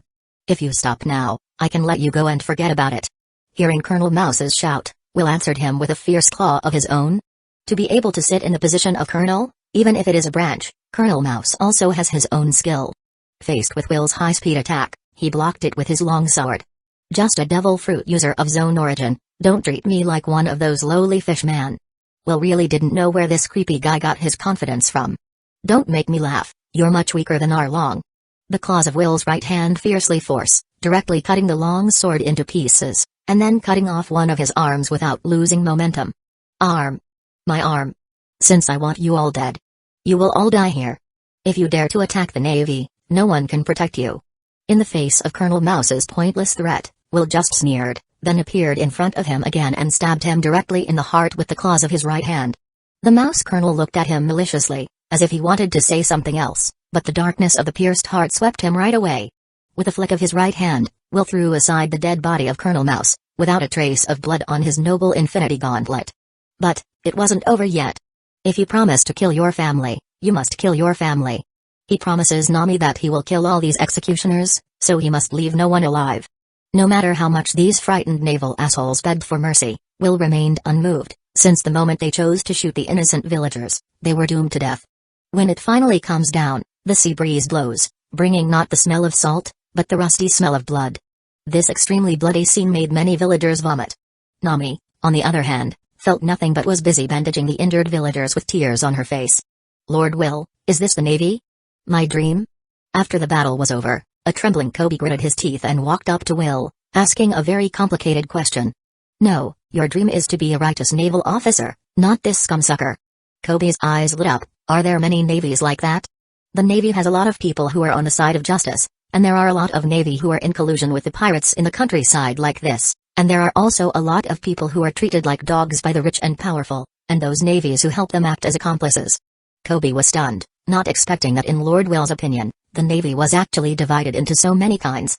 So now tell me your choice, will you stick with being a Navy trying to reform them from within, or will you follow my side and preach your justice in another way? Looking at the wailing villagers and feeling the pungent smell of blood in the wind, Kobe's eyes grew steadfast. It's too hard to change them from within the Navy with my strength and character, so I'm choosing the second one, hoping that under the cultivation of my lord, I can gain the strength and character to preach justice. At this moment, Will finally saw something of that future naval supernova in his eyes. Even if it means becoming a pirate? Being righteous or not has nothing to do with one's profession. Even if my lord becomes a wanted person after today, I still believe in what I see with these eyes.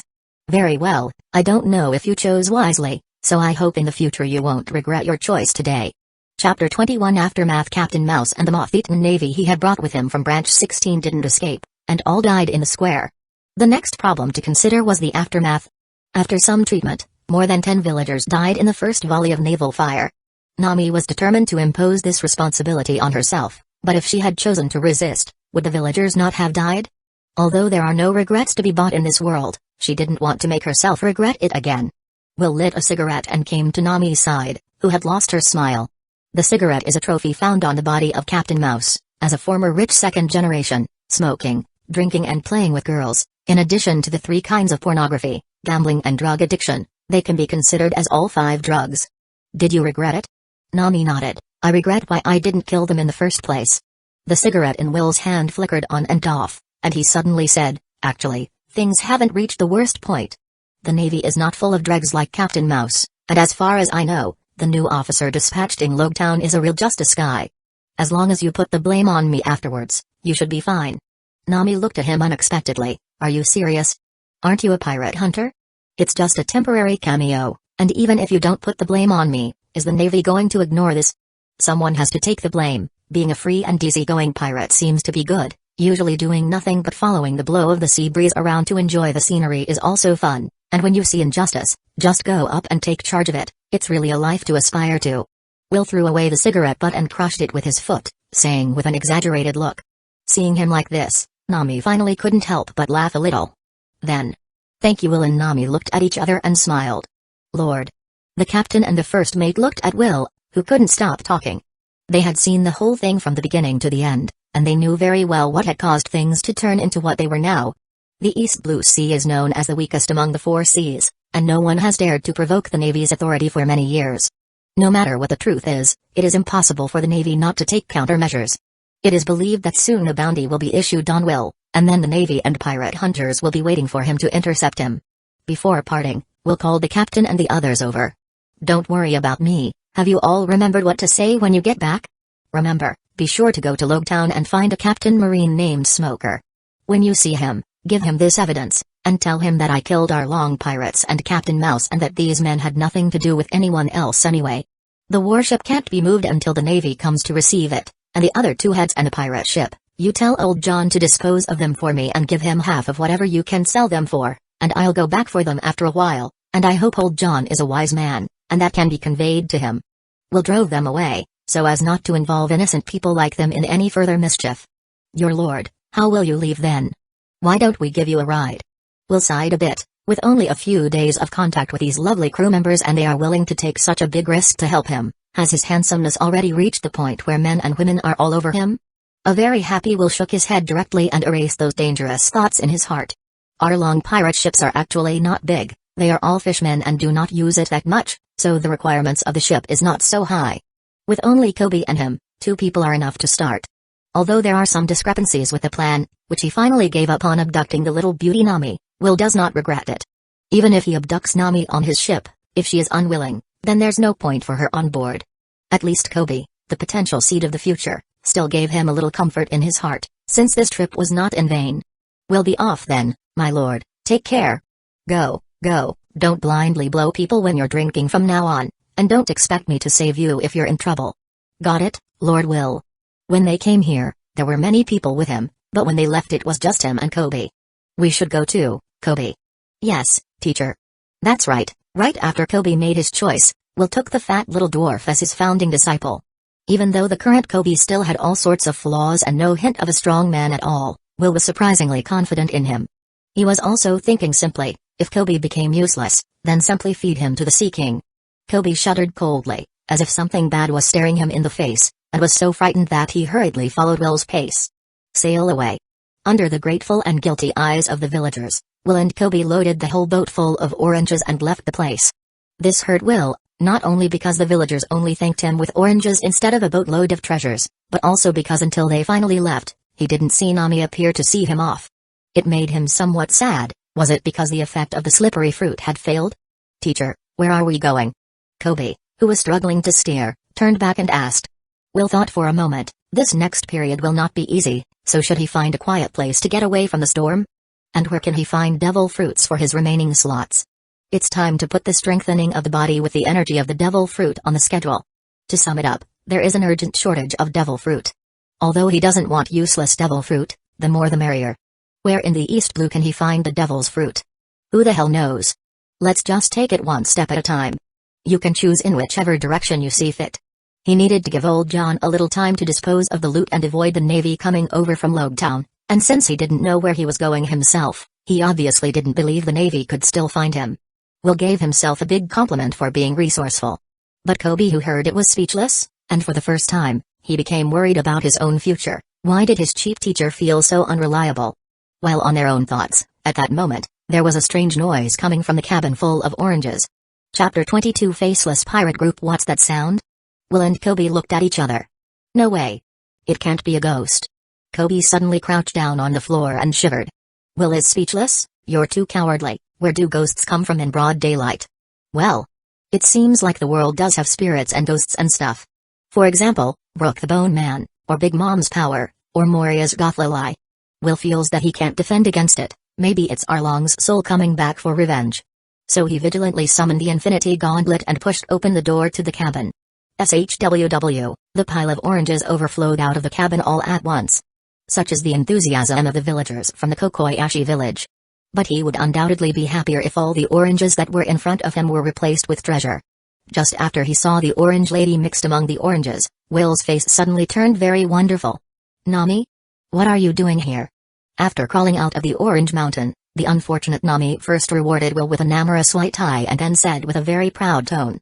As a member of the village of Kokoyashi, how can this lady put all the blame on an outsider? For the sake of saving the village, I'll reluctantly be the navigator on your ship. But first things first, if this lady is not happy she will leave at any time. The arrogant Nami was surprisingly cute, especially the wandering eyes and the small blush on her face. Will's smile was so happy that he went straight up to Nami and gave her a big hug. A thief getting on in my ship and still wanting to leave? Dream on. Nami's face turned even redder, then pushed him away. As a lady, I'm not that casual. For what you did, it cost 10,000 belly, no credit. The smile on Will's face froze as he watched the shining belly symbol in Nami's eyes. Give me back my happiness, asshole. But it's only 10,000 berries for a hug. It's only 10,000 berries for a hug, so it's a good deal. Just don't know how the other programs charge. Ahem. I'm that kind of person. I must make money, get money. Must steal more money. Let's get formally acquainted. My name is Will, the man who will conquer the world in the future. PFFT. Nami burst out laughing at once, hearing it. A conqueror of the world, are you a child? But Will didn't get angry, he just smiled at her, until Nami was embarrassed and said, well, it's my bad luck to have such a childish captain. My name is Nami, I'm a navigator, I love money and oranges, and my dream is to draw a map of the world. After saying that, Nami was even more embarrassed, but Will didn't laugh at her dream but held up his thumb. Then Nami and Will looked at a trembling Gobi at the same time. My name is Gobi, my original dream was to be a righteous navy, but now my dream is to train at my teacher's side and carry out my righteous beliefs after I have enough strength and courage. I want to be a partner of justice. Gobi roared out with a red face. It's very touching, but it's also very crunchy. Will and Nami both got goosebumps and stared at Gobi in amazement. This kid is usually timid, so seeing how he is right now made Will nod his head in approval. Does Gobi have potential? It's like he can't even beat me, right? Nami asked curiously. Will replied without hesitation, I'm very optimistic about him. He will become strong in the future, but it only happened after hard training and a complete overhaul of his weak character. Nami nodded undeniably. Gobi, who was eavesdropping with his back to them not far away, suddenly became very embarrassed. He never thought that Will his teacher would think so highly of him, and at the same time he made up his mind that he would not disappoint his teacher. By the way, we'll be wanted pirates soon, right? But our pirate group doesn't have a name yet. Will was stunned. It's just the three of us, is that necessary? Of course it's necessary. Besides, it won't be just the three of us forever. Somehow Nami had forgotten what she had just said about leaving at any time, and she was really a proud and upright person. I am not sure if it's a good idea to have a name for it, but the people who join our band of pirates in the future must be approved by all the members, otherwise, I think it would be good if it's just the two of us forever. Well, poor Gobi, who was directly ignored. The effect was there, though, as Nami seemed to heed the hidden meaning of his words and once again gave him a blank stare with her beautiful eyes. Ah! She is only 16 years old, but she is already this sexy. Fortunately, he was quick to save Nami from the future lecherous chef, Sanji. I am great. How about calling it the Handsome Pirates? Naming Sage Will very unrestrained fiddled his hair as he suggested. The black lines on Nami's face were so dense that she really couldn't resist punching him. Then we might as well be called the Beauty Pirates. Nami couldn't help but spit out. Will clapped his hands, then why don't we just call it the Handsome and Beautiful Pirates? The two of us alone can definitely hold up to the name. Fa. Nami exaggeratedly spat out a cough, suddenly feeling that following such a comical captain to the sea was the wrongest choice she had ever made in her life. Can't we be serious for once? If this name reaches my village in the future, I will have no face to live. Nami is going crazy.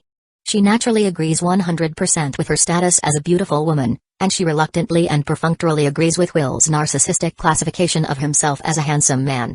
But goddamn handsome beauty pirate. What a fucking embarrassment.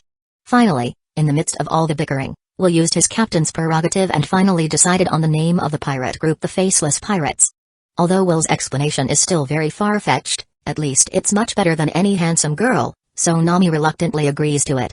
In fact, Will also thought about calling them the Comic Pirates, but it was a bit too much of a show. So the Faceless Pirate Group was established so hastily.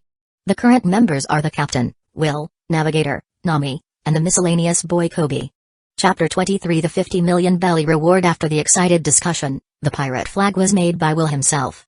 The pattern is a man wearing an infinity gauntlet on his right hand and snapping his fingers, but there is nothing on his face. Will was very satisfied with his masterpiece. All his efforts to get the art department's flower girl was not in vain. Although in the big business of picking up girls, face value and a great amount of money is the most powerful nuclear weapon, but used to deal with some literary girls seems to be twice as effective, so in order to get these literary girls, Will has also worked hard for it. It is not to say that he is proficient in poetry and song, but at least he can chat with any literary girl he encounters, and in some ways, he can even go deeper into the exchange of ideas. Although they ended up in bed every time, there's no denying that he was a man of perseverance, even if it didn't reach the right place.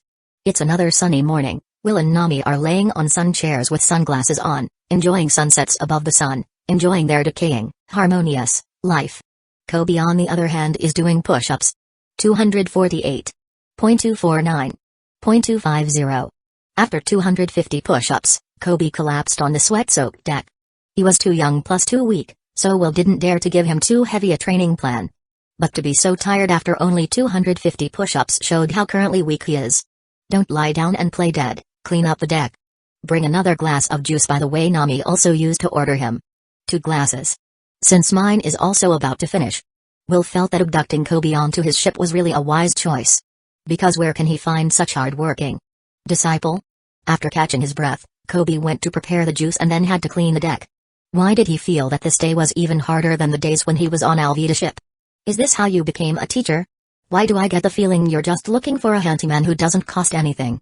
Nami, who was laying on the sun lounger, drinking juice and sunbathing, asked him. Will, after another unnoticeable glance at her cool and sexy 3-piece bikini, answered, "Who do you think I am? I'm doing this for his own good. The hard training will build his body and will, and that's only where he'll have to suffer. How can you become strong without training hard?" Then he saw the scowl in Nami's eyes as she took off her sunglasses. Ahem. Unlike me, I have special techniques to become stronger, so I don't need that much training. Special technique, my ass. Nami grunted and then collapsed back into a state of paralysis, enjoying the sun. At that moment, a news bird landed on their ship. Will and Nami were too lazy to move, so. Today's news, teacher. Well, put it here. Have you finished wiping down the deck yet? When you're done, go in and clean up the room too, and then come back out and do 500 squats after you're done. Once again, Kobe left with a bitter face. Will opened the newspaper and read it, after waiting so long. Finally. Your hometown is completely settled. Let's see. Nami came next to him, which let him smell the fragrant oranges on Nami's body and the tips of her hair that always crossed his face unexpectedly. Will felt that life was getting more and more comfortable. And he could see some nose-bleeding spectacles from his perspective. Phew. Calm down. Calm down. It would be humiliating to have a reaction to this. Does it look good? Yes. Very good, Will unconsciously answered. Nami snorted with laughter, no longer bothered about it. With her bold and unrestrained character, she was not afraid of him looking at her. Since she dared to dress like that, why hide it from others to see? Who the hell is this smoker? How could he purge so many branches of the Navy in one breath? Will casually replied, he was a student of the former Navy Admiral Zephyr, a Logia devil fruit user, but unfortunately he was a stunner, disobeying discipline and offending his superiors, so he was thrown over here to sharpen his temperament. You know him? I don't know him, but I've heard some rumors, or I wouldn't have dared to take it to his side. The world still needs some Navy-like smoker. Nami likewise nodded, although she had been thoroughly disappointed in the Navy. Deep down she still hoped it would return to justice and remember its duty to protect the weak and defend the people. Then Nami got nervous. The news says this guy is already after us. Does it matter? Will took out the reward sheet and said with a smile, "It's okay, if we can't beat him then we'll run. Besides, we don't know where we're going, so how can the Navy find us?" Hearing that the captain wasn't even worried, she, a navigator, naturally wouldn't worry about it. Her duty was to bring the ship there exactly when the captain said the destination he wanted to go. And that reward slip is the Navy's definition of this vicious attack. Golden Right Claw. Will the bounty is 50 million belly. The note below is the massacre of the Alvida pirates, the Arlong pirates, the attack on the village of Kokoyashi and the 16th Naval Division captain and 100 other naval officer deaths from the villains. No surprise that with something this big going on, it's impossible for the Navy not to find a way to cover up the truth. In the end, Smoker is only a captain in the East Blue Sea branch, and it is simply too normal for the report to be skewered and changed. The only thing Will can't figure out is how the reporter took his photo. The photo shows him exactly as he was after his transformation into a flat earther, with short white hair with sharp beastly claws, an expression of indifference and disgust, and a handsome face that is out of this world. Could I send an anonymous letter of thanks to the news headquarters next time? Thank them for capturing his picture so handsomely?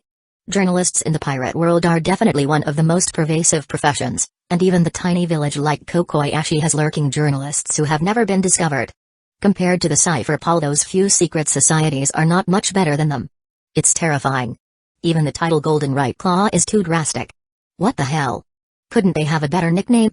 Will's original fears really became a fact. This low pushy nickname, he really can't take it. Goddamn Golden Right Claw. Then it's decided. Let's send a threatening thank you note. Chapter 24 Meeting an acquaintance again. Kokoyashi village was successfully removed from the incident, and the Bluebird Chamber of Commerce, which had crossed paths before, seemed to have nothing to do with it. This leaves Will and Nami with no more worries. As for Smoker, who was all over the East Blue looking for them, let him continue to scurry without worry. Since we know the situation, we'll go to the Goa Kingdom first.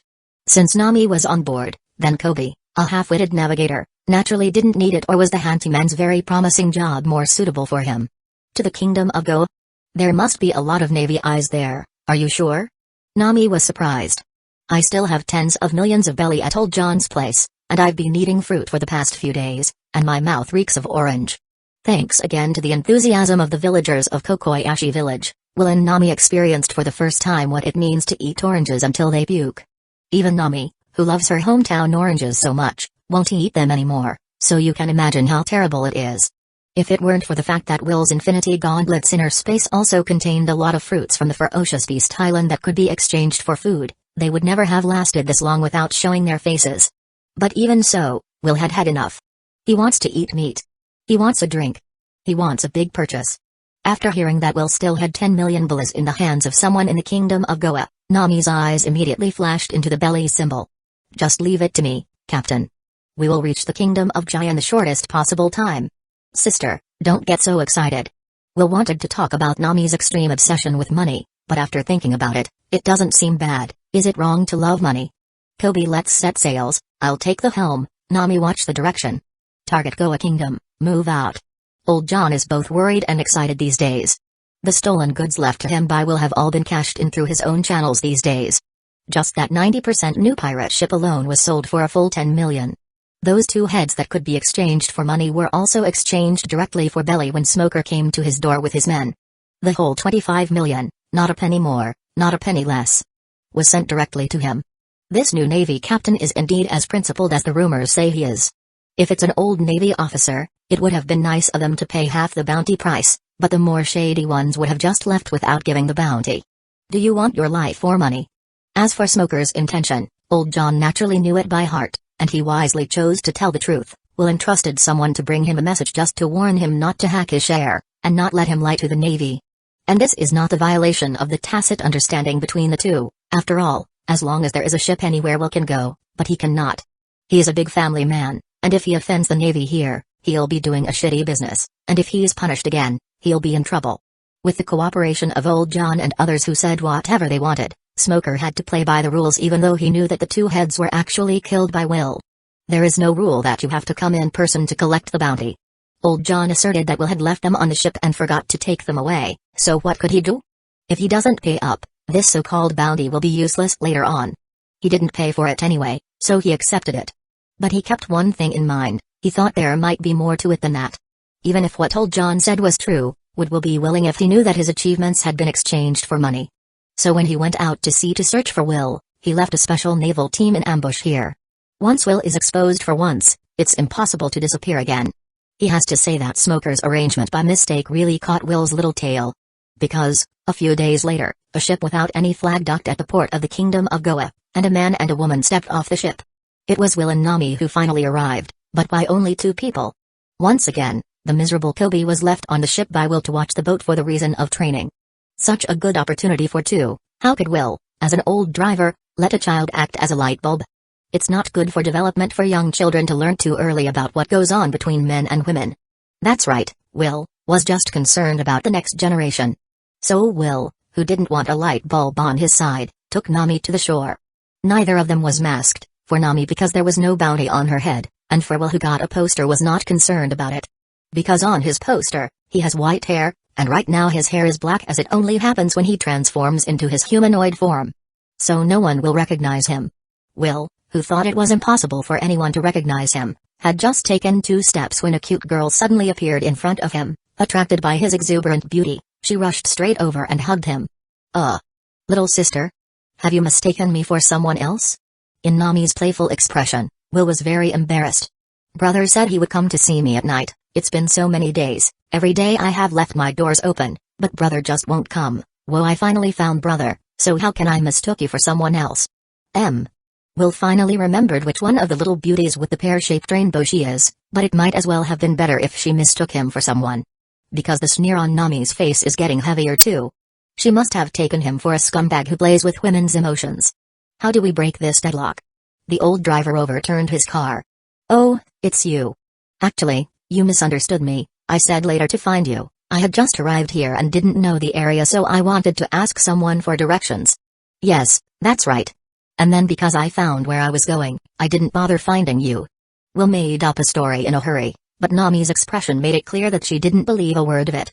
If you want to ask for directions, just ask for directions. Why do you have to go to someone's house later? Are you taking me for a fool? Nami gave him a "you go on, I'm watching" look that made Will nearly collapse. No way. It was obviously love at first sight between me and my handsome brother, since you also asked me if I am of her HMMP. Without hearing the rest, Nami harumphed as she turned and walked away. That's not it. Nami, you listened to my explanation. I was asking her if she had a fever, but not the slutty one, the sick one. She misunderstood it herself. Don't go. You let go of me. Chapter 25 Compensation.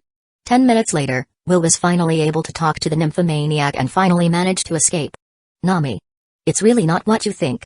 Looking at Nami's expressionless face, Will forced himself to explain. How messed up your love life is not my business. What I think is also not your business, Captain Will. Well, I think it's better to clarify such unnecessary misunderstandings, but I'm the 5 good young men of the new era, known as the pure virgin man, and I've never dated a woman since I came to this world. And it's to lie, he really hasn't had time to scourge anyone in the pirate world for over a year.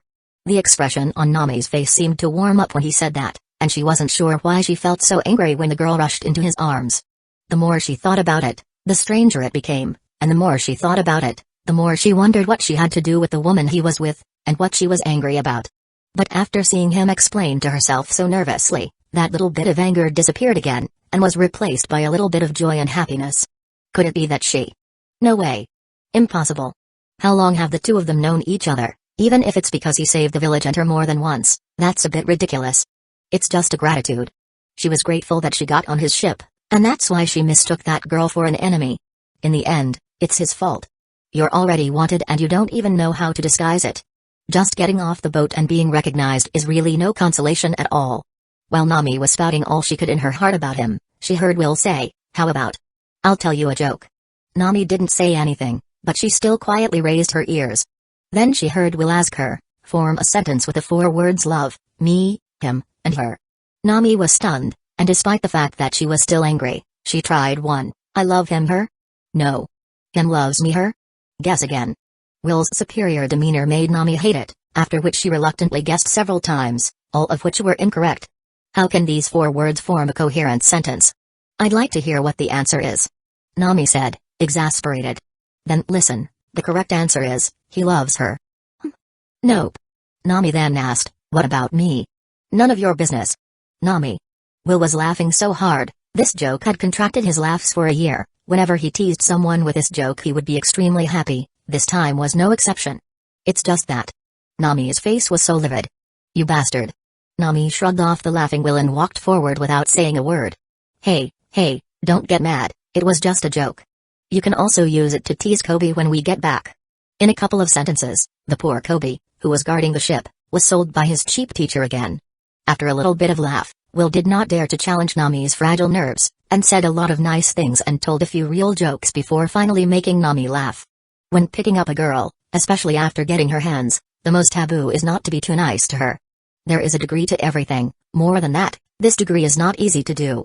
Why are there so many couples in love being sweet on each other like glue but still leave each other?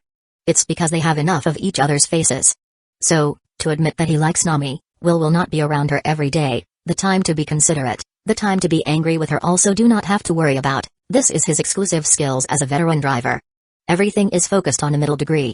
The whole way to the Bluebird Chamber of Commerce, Will took Nami with him. Where is old John? Hurry up and call him over, and tell him that the debtor is coming. Will was not shy about it. Although old John took a lot of risks, they were nothing compared to the benefits Will brought to him. For a qualified businessman, as long as the benefits are in place, he would dare to venture into even in the lion's den. When the guys at the Chamber of Commerce saw that it was him, they immediately ran to inform old John. In a few minutes, old John came out, and his face was all smiles. Looks like you made a good deal, huh? Will said as he looked at him with a smiling face. This is not the place to talk, follow me. Will wasn't afraid of his tricks. At present, in the East Blue, Smoker was the only one he can't deal with due to his Logia fruit. Without Haki, he really can't fight a Logia user. The first thing Will saw when he arrived inside was a few neatly placed black boxes. He took a deep look at old John, and said, anyone who can start from scratch is a smart man. Here is 20 million berries. Old John smiled and opened all the boxes, and inside were neatly stacked bills. Nami immediately jumped on it with her eyes wide open. Her savings over the years and the treasure she found from Arlong were all left to the villagers, and she sneaked on the boat without taking a penny. Now she suddenly saw so much money, how could she not be happy? Handsome, strong, and profitable. Her own captain is still good at what he does. Nami thought to herself. Sold this much? Will was very surprised. He originally thought he would burn incense if he could have 10 million. The ship is sold for a good price, a full 10 million. And the new Navy Captain Smoker, the one in Logetown, is a very honest Navy man, and the 25 million belly bounty has been paid in full. After deducting some of the remaining perks, change, that were distributed to the crew, I only took 15 million, the rest is here, and the extra is just compensation. Will had noticed that the young man who always followed old John had disappeared, and apparently the so-called Mo had also been found out by old John, and had probably disappeared from the face of the earth by now, so he felt comfortable taking the compensation. Chapter 26 Shopping with Nami. Besides, I've told the Navy everything about you, and I hope you'll understand, after all. At this old John sighed.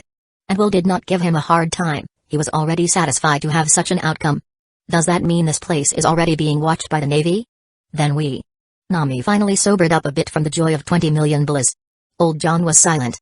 Will, on the other hand, had already prepared for the worst, and he wasn't panicking even if he really had to face Smoker.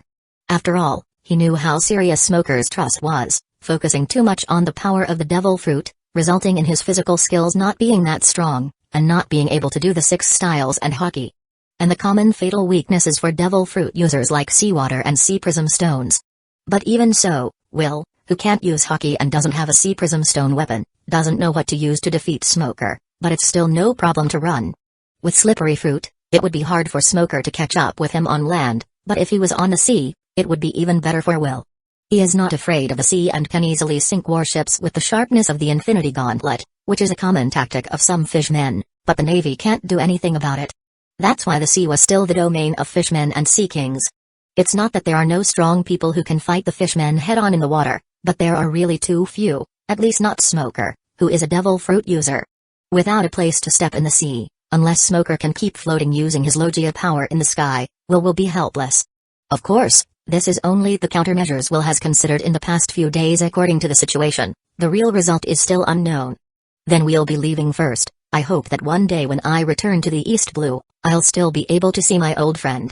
Then you have to hurry up, this old bone of mine can't be tossed for much longer.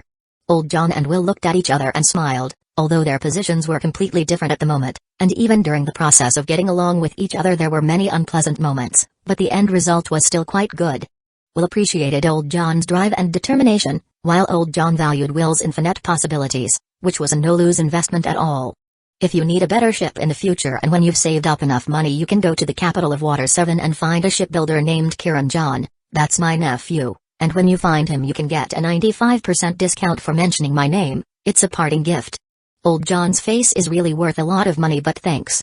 Will smiled and waved his hand to leave. Of course, before he left, he didn't forget to procure the 2 briefcases that have the money into the inner space of his Infinity Gauntlet. This magic trick made Nami stare at him for a long time. The gauntlet made of gold appeared and disappeared in the village of Kokoyashi, and it was very strange. And Nami also noticed that whenever Will fought, he would summon it out first as he did just now. From now on, they would be partners in the same boat, and there was no way they would not notice such a strange fact. What is that golden gauntlet that keeps appearing and disappearing? And where did you hide all that money just now? Were you a magician before you became a pirate hunter? Nami couldn't help but ask curiously. What gold gauntlet? It has a grand name. It's called the Infinity Gauntlet. It's an artifact, and all that money was just collected in its internal space, so it's easy to take out anytime. We'll let it appear again to show it to Nami. He doesn't know if it's because people in this world are very receptive, or they're used to seeing all kinds of strange things, or she just doesn't like his proud look, but Nami grunted and stopped asking questions. Everyone has their own privacy and secrets. Nami did not ask. Will naturally will not rush to show off the ability of the Infinity Gauntlet and its history. After all, there is no need to announce the fact that there are other worlds. Let his secret rot in his stomach. After inadvertently sweeping a glance at a few little tails with his upgraded eyesights, Will smiled and said, "Let's start shopping. Your Captain I is in a good mood today. You can buy anything you want, just take it as a benefit for joining my crew instantly." Nami's eyes began to sparkle. Long live the captain. Nami took the initiative to hold Will's head in excitement, and the alluring 36D bust almost made him suffocate and forget where they are. But when Nami let go of him and started to stroll around excitedly, Will, who was breathing in the fresh air, was a bit reluctant to part with her. It's not unacceptable to drown in the soft and fragrant air. Then, Will and Nami started shopping. Because the next itinerary Will has made it clear to Nami, the goal is naturally an even more uncertain great voyage. So this big purchase will probably be the last one before they enter the Grand Line. That's why they have to buy everything they need. Will and Nami had enough of eating fruit every day, even if it was delicious, they couldn't afford to eat it every day. As expected, meat is the king. So, lots of meat, vegetables, alcohol. Nami's eyes were gleaming with all the beautiful clothes. Even though Will had a lot of experience in shopping with women, he was still defeated by Nami's fervent eyes and physical strength. As expected, although this world is different, ordinary people have physiques that far exceed those of Earthlings, not to mention Nami who is immersed in blood. But when Nami walked into a store that sold swimsuits and came out in a very attractive two-piece swimsuit with sky blue stripes, Will immediately stood up straight and commented. "This one is perfect for you. But I think there are so many more styles to choose from here, why not buy 2 more? Like that black one on the row of racks I think would be great, it would show off your figure perfectly." Originally Nami was still a little pleased after hearing his serious comments. There was no girl or woman who didn't like the compliments of others, especially coming from a handsome man. But when she was moved and really ready to try on some more to show him, she followed Will's line of sight and saw what he called the black one. Nami was instantly ashamed. That's not a swimsuit. It's simply 2 black bands. Yes, that's the legendary V-shaped swimsuit. A man's paradise. Chapter 27 V-shaped swimsuit. Just imagining Nami in that swimsuit made Will feel his nose burning. It's been more than a year since he came to this world, and Will finds his resistance to beautiful women getting weaker and weaker, especially in the face of an already popular character like Nami. He is really afraid of not being able to control himself. When Nami was confronted with Will's slightly hot eyes, she wanted to give him a hard time, but she suddenly realized that she was not that angry, but mostly shy. Admittedly, when facing Will, Nami thought that she was actually grateful mostly. There was some affection for sure, but whether it had risen to affection was not clear even to her, but at least Will was the first man she did not hate and was close in age. On the advantage of coming first and knowing last, Will was already ranked first in her heart. After giving him an amorous glance, Nami ignored the 2 straps swimsuit and tried on several other swimsuits, including the relatively conservative one-piece, the enthusiastic but healthy 2-piece, and of course, the 3-point swimsuit which Will was very enthusiastic about. When Will was paying for the swimsuit, his mind was still full of Nami's image wearing swimsuits in his head. Nami, on the other hand, took the opportunity to call the shopping guide and put the 2 black straps into the bag without Will knowing. On her way out, Nami seemed to see the store manager and the shopping guide looking at her and Will with a teasing smile. So shameful. Nami's face was creeping red with shame, but she had just bought it out of sheer infatuation, and now she was wondering how she would be teased behind her back. "What's wrong, Nami? Why is your face so red?" It's not that hot. Will, who had returned from fantasy to reality, suddenly noticed Nami's strange appearance next to him and asked a strange question. "Isn't it all because of you?" Nami gave him a hateful stare, then didn't say anything, but only accelerated her own pace in a panic, proving how unsettled she was feeling at the moment. Was that one coming? Will thought strangely, and soon he was relieved. Women, every month there are a few days of irritability, that's why he understands her. After Nami lost the desire to continue shopping, Will finally breathed a sigh of relief to end this big purchase, and then returned to the ship with Nami. As for the things they bought, there were naturally merchants sending them over one after another, so they are not worried. Only Nami bought those intimate underwear and swimsuits that she directly carried back, such private objects, she really do not feel it safe to go through someone else's hands. In case someone does something disgusting, that is really worth a head. After Nami glared at Will once again without a trace, she slammed the door shut. For the sake of our debut, I'll let you off the hook. Somehow he was stared at again. Will could only comfort himself. But if he knew that he had just been programmed by Nami into the category of pervert, he doesn't know if he would really break the jar and simply sit down as a pervert. Kobe. Someone will bring over the stuff we just bought in a minute, so go over there and make arrangements, and I'll clean up these oranges in the cabin first. After hearing the word oranges, Kobe felt as if his face had turned orange-yellow. Finally no more oranges. Kobe's joyful response and running out was the most positive moment he's had in days. There was no choice, the villagers gave away too many oranges. Just how many could the three of them eat in a day? Fortunately, the interior of the Infinity Gauntlet is spacious enough that a full 100 cubic meters of space can hold too much stuff. So Will directly operated the Infinity Gauntlet to load all the oranges that were on the ship, and then found a corner to take out some of the fruits he brought from the Beast Island.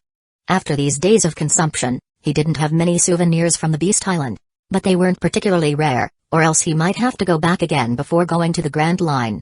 Just after he finished cleaning up, Nami suddenly opened the door and came out. She was still wearing the same cool and eye-catching outfit, but the top cover was replaced with a new blue striped one, and underneath she was wearing a passionate and short beach grass skirt, which was exotic and beautiful. The old driver Will was decidedly amazed, secretly thinking that the money was really not wasted. It is a pity that the black was not chosen. Alas. The air at sea is quite humid, so remember to drink plenty of hot water.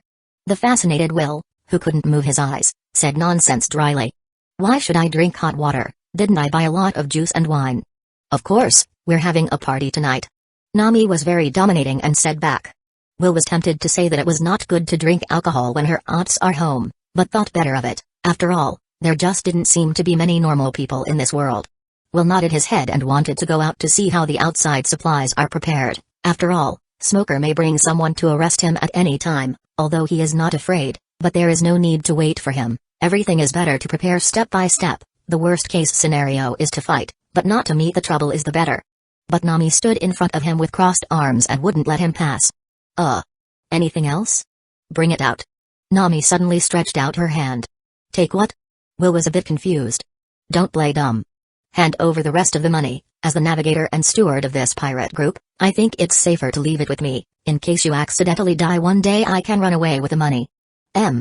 Seems to make sense. No way.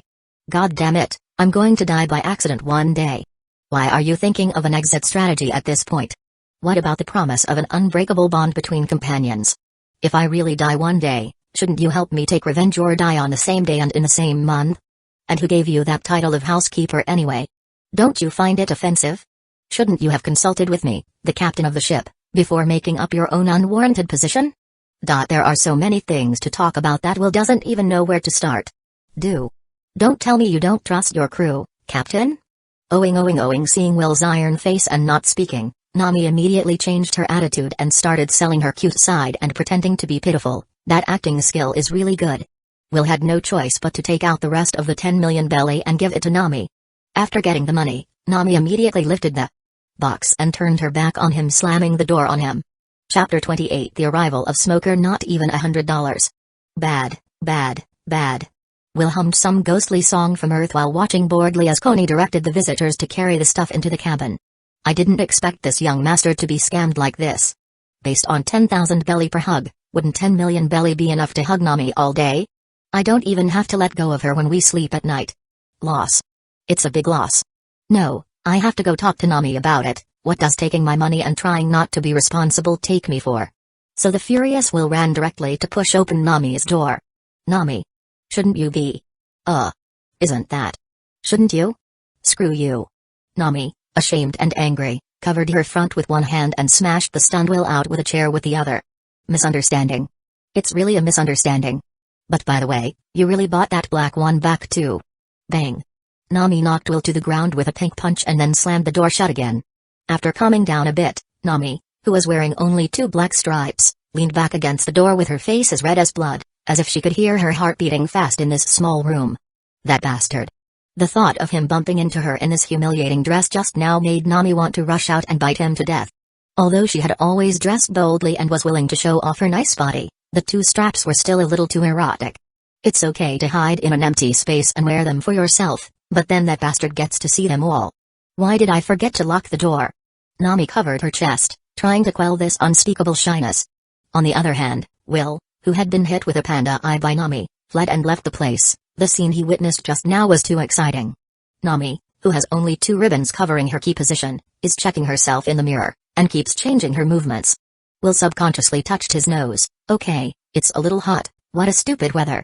Judging from the scattered piles of underwear on Nami's bed, it's obvious that Nami was just trying on her swimsuits, but it was just a coincidence that he bumped into her while trying on that one. But the question is, when did Nami buy that V-shaped swimsuit? Thinking about it, Will can only think that Nami secretly wrapped this one up behind his back as well. That's not a bad punch. Will hummed a tune with great pleasure, not even caring about the 10 million belly that was handed over and a blow to his face. Teacher, everything is put away. At this time, Kobe looked at the pig-like Will with a strange face and said, Teacher, everything is put away. Will immediately put away the rippling color on his face that he didn't have to look at, and then quickly put on a stern teacher's face. Well, good job. Now that the purchase is complete, it's time for us to leave. Go get Nami out. Our next goal is the Grand Line. Although he wondered why his teacher didn't go to the door himself, Kobe was a good boy and went to knock on the door. A few seconds later, Kobe came out with a swoosh. Then Nami dropped her legs in satisfaction and clapped her hands out. The teacher is a pervert, so the disciple is certainly no good either, she said as she walked up to Will. Oh. It's all a misunderstanding. I was just trying to tell you that we should leave or we won't be able to. Ignoring the aggrieved and confused-looking Kobe, Will just pointed helplessly behind her. Nami turned to look, then immediately shouted, So what are you waiting for? Let's get out of here. We'll take the helm and Kobe let's set sail. Will quickly returned to his post after a quick glance at Kobe, whose face was swollen up on one side. Just a short distance away from the kingdom of Goa, an overbearing warship was speeding towards Will's ship direction. By coincidence, he was patrolling the waters not far away when the Navy staying here contacted Smoker via Den Mushi. As soon as he received the news that Will, suspected to be the Golden Right Claw, had appeared at the Bluebird Chamber of Commerce of the Goa Kingdom, Smoker immediately turned his course and sailed back. Captain Smoker, the other side seems to have spotted us. It doesn't matter, in terms of speed the other ship can't escape from this warship, and it's just their last struggle. A man with a cigar and an untamed face said disdainfully.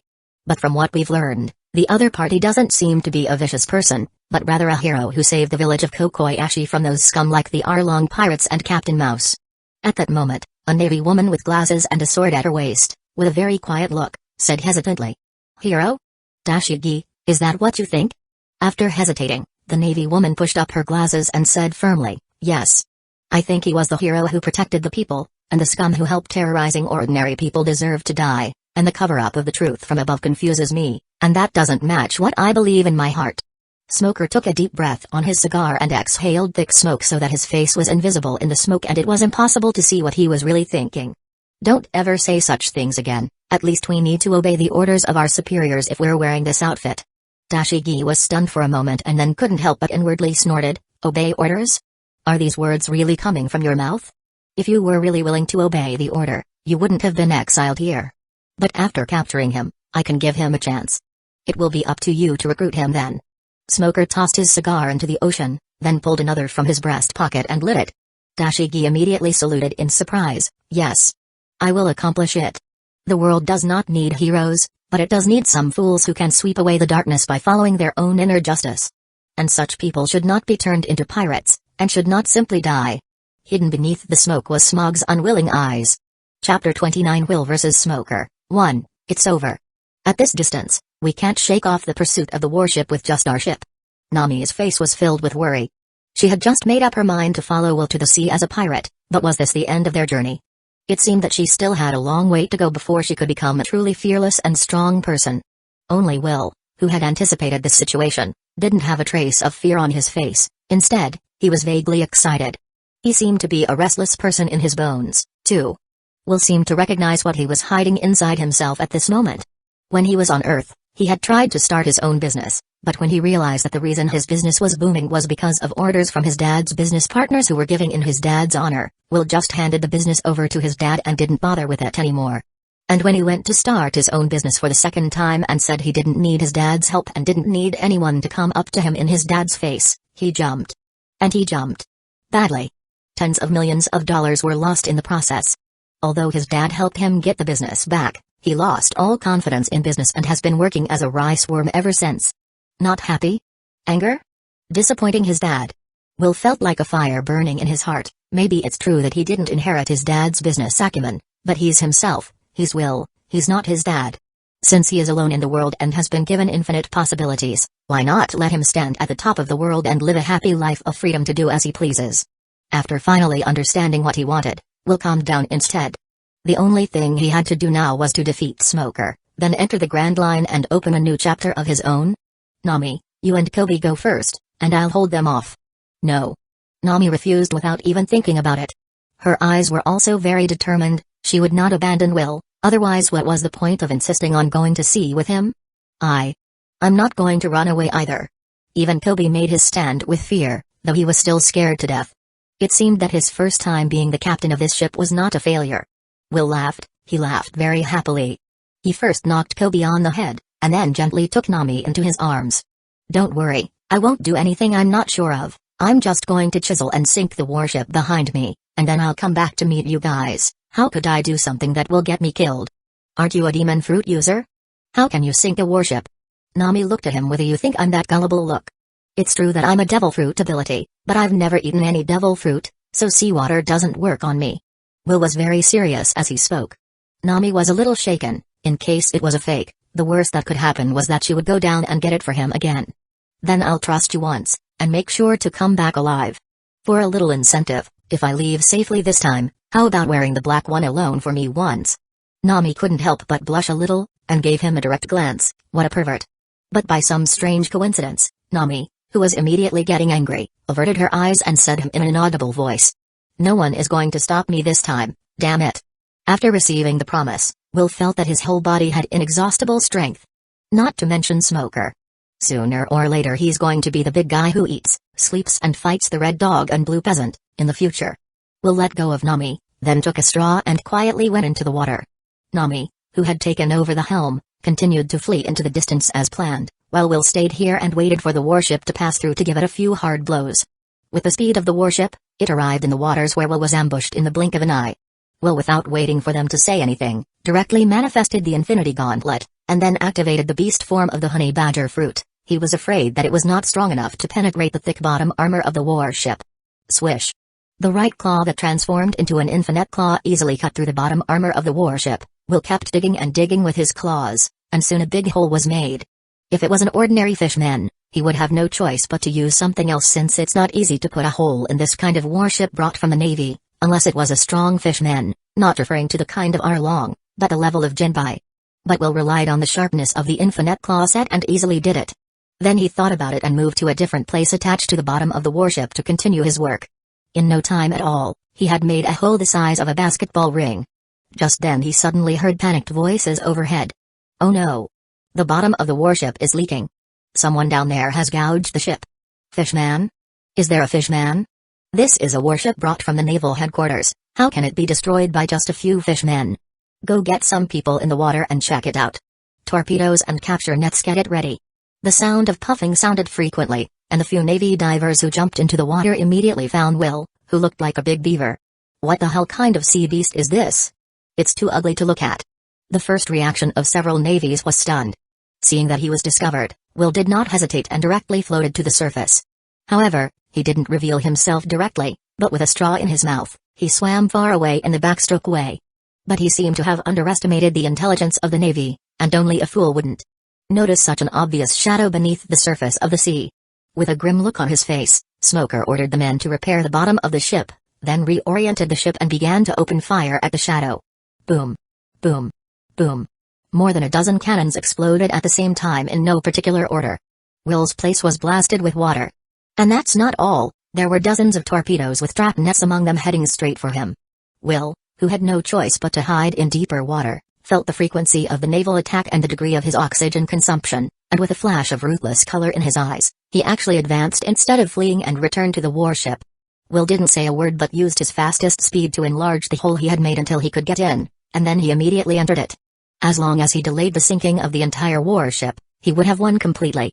Seeing a sea beast emerging from the bottom of the ship, the Navy, after a brief moment of stunned silence, quickly threw down their water basins and rushed towards him.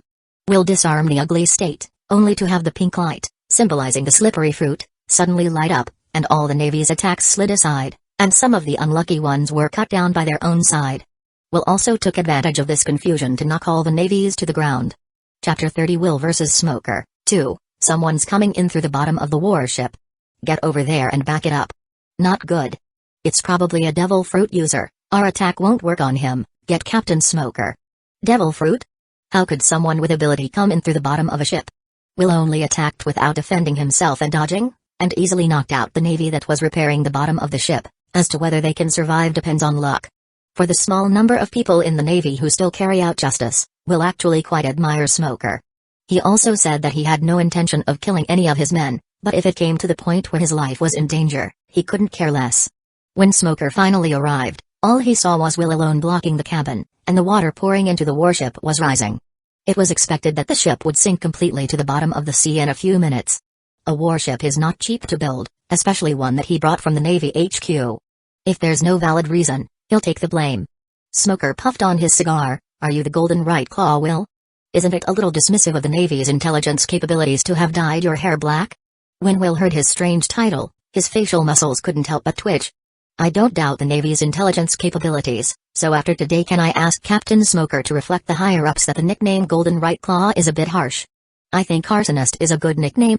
Also, the Faceless Bandits. You'll be hearing that name a lot in the future, so you'd better keep it in mind. Smoker's face darkened upon hearing that he had established his own band of pirates. Smoker was very angry. Not only because he might have to lose a warship, but also because of Will's self-indulgence. White Snake.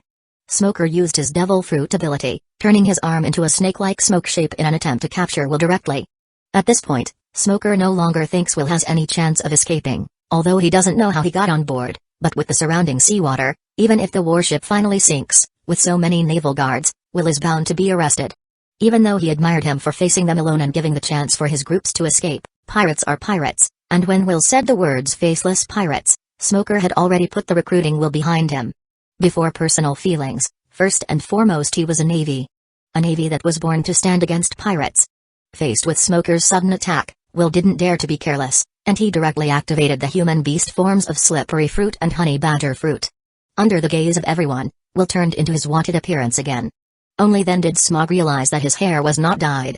Will swung his claws to cut down the white snake, but apparently, his attack did not cause any damage to the smoke without hockey attached to his attack.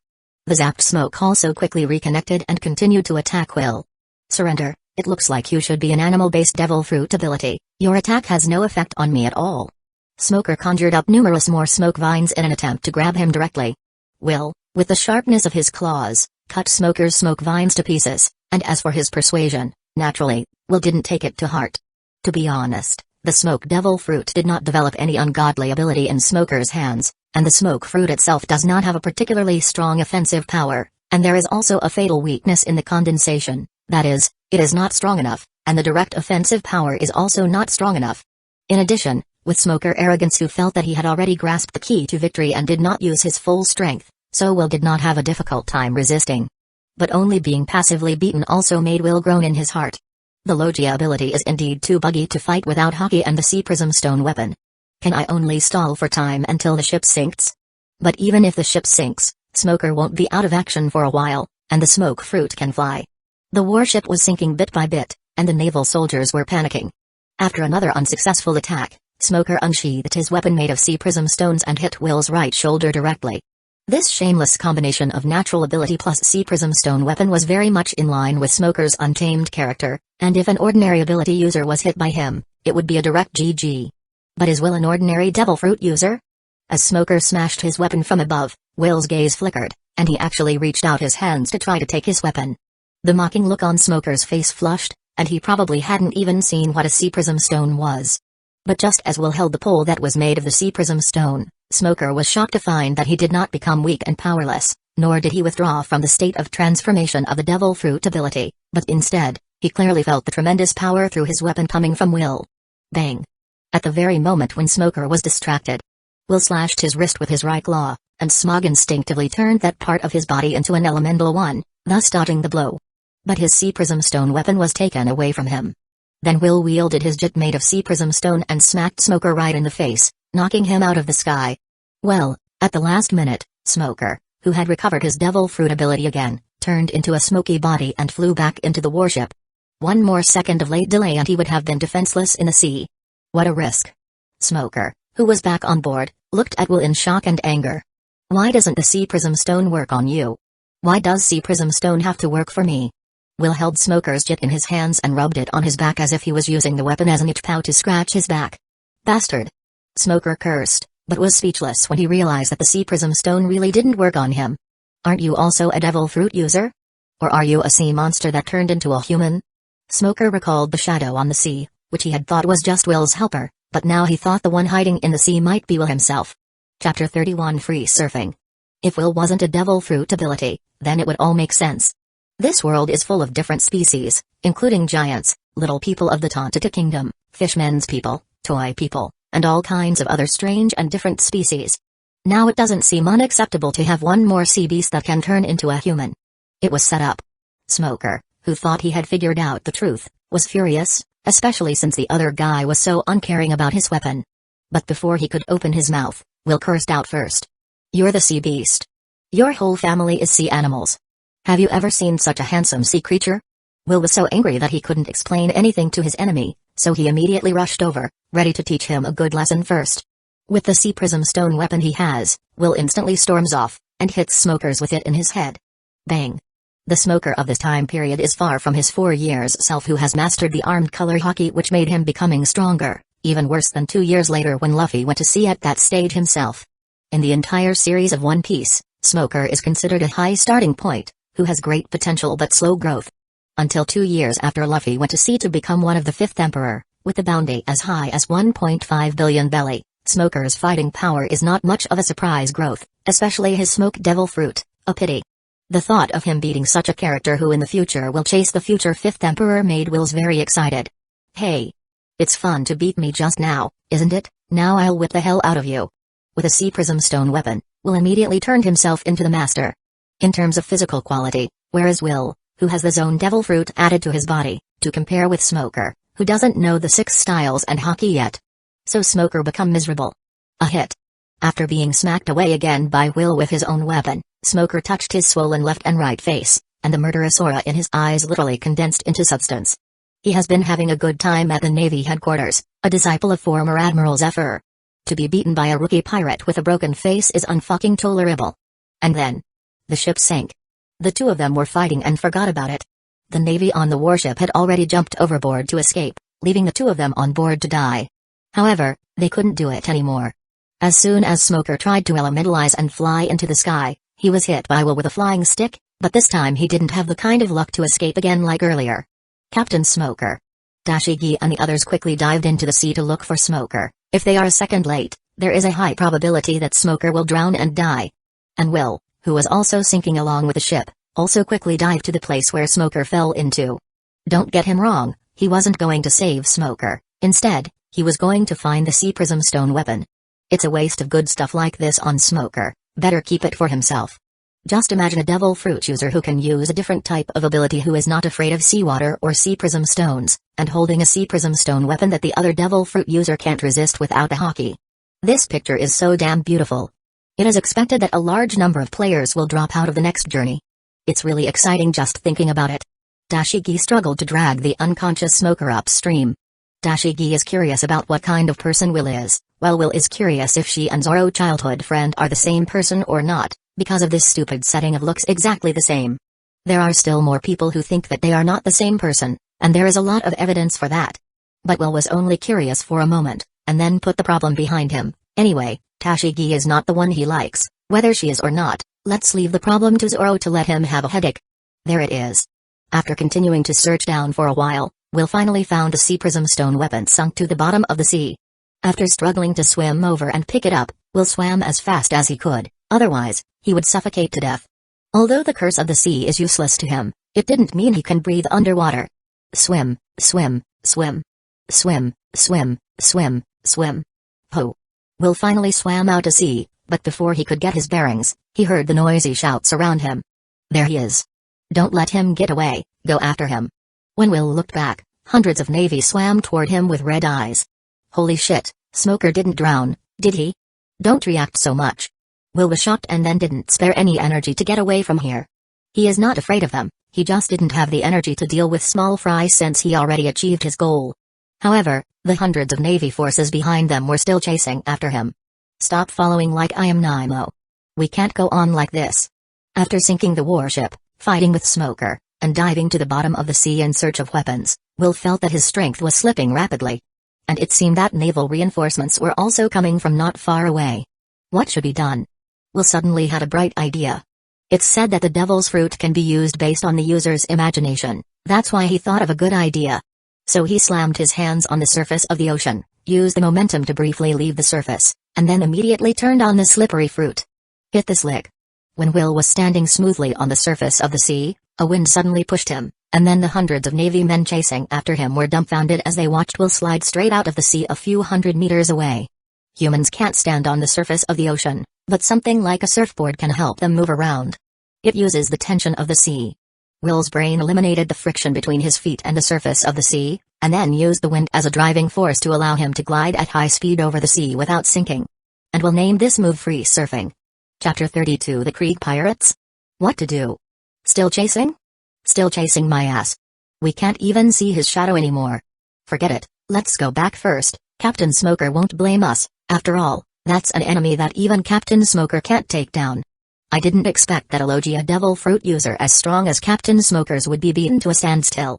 Yeah, the other side isn't just an ordinary devil fruit user, because I just saw that guy swim faster than me in the water. I don't know where that guy learned all those weird and wonderful abilities. Don't talk about it, just swim back. If Captain Smoker hears about it, we'll all be in trouble.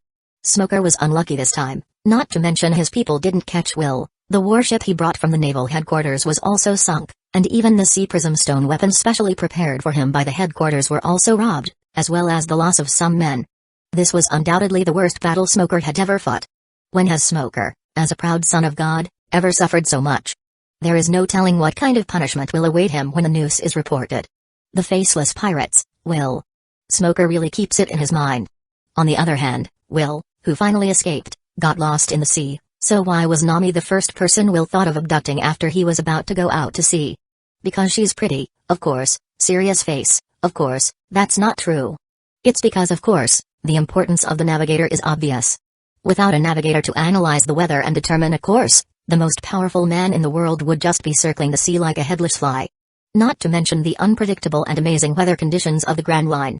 1 minute it may be clear and sunny, the next minute it may be a basketball-sized hailstorm crashing down.